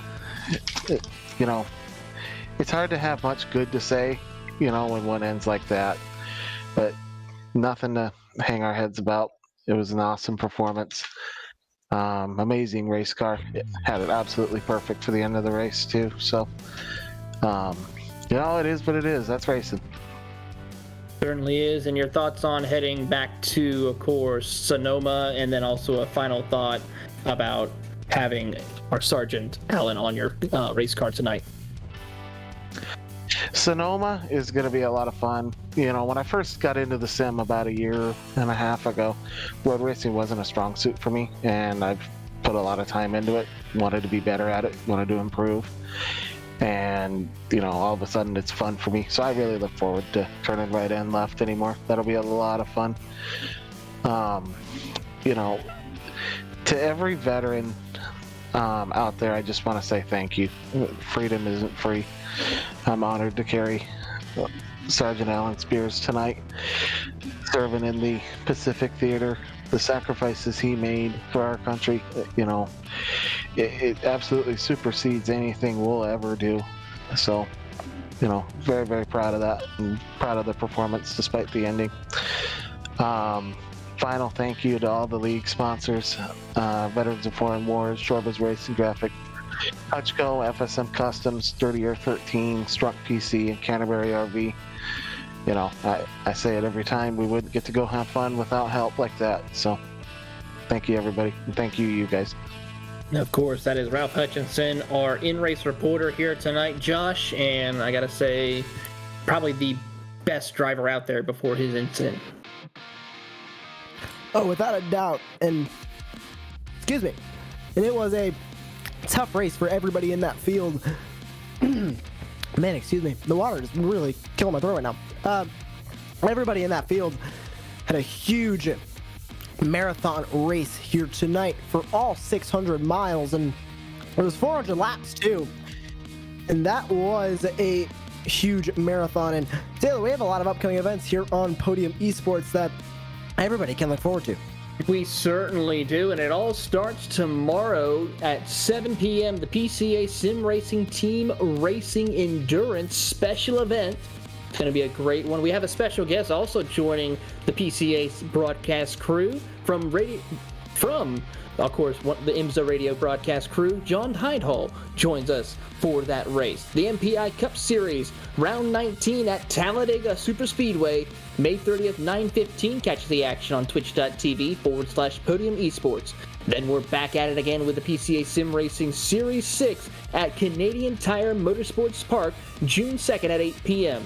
Then probably the most greatest race we're all looking forward to seeing, the eNASCAR Pro Invitational iRacing Series from the Chicago Street Circuit, June 2nd, 8 p.m. from FS1.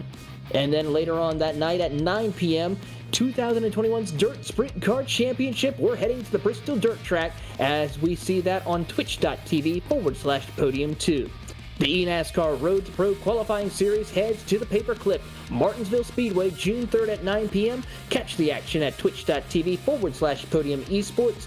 And then, of course, the Maconi Setup Shop Next Gen's Fast Fridays heads to the twists and turns of upstate New York at Watkins Glen. Catch the action June 4th at 9:30 p.m. only on twitch.tv/Podium Esports. So a lot of great esports racing action to get you through at least till next Friday.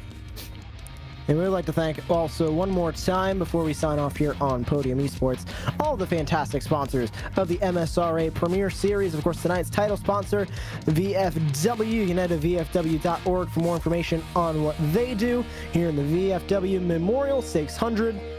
Shorba's Racing Graphics as well as HutchCo, FSM Customs, Strunk PC, and Dirty Air 13.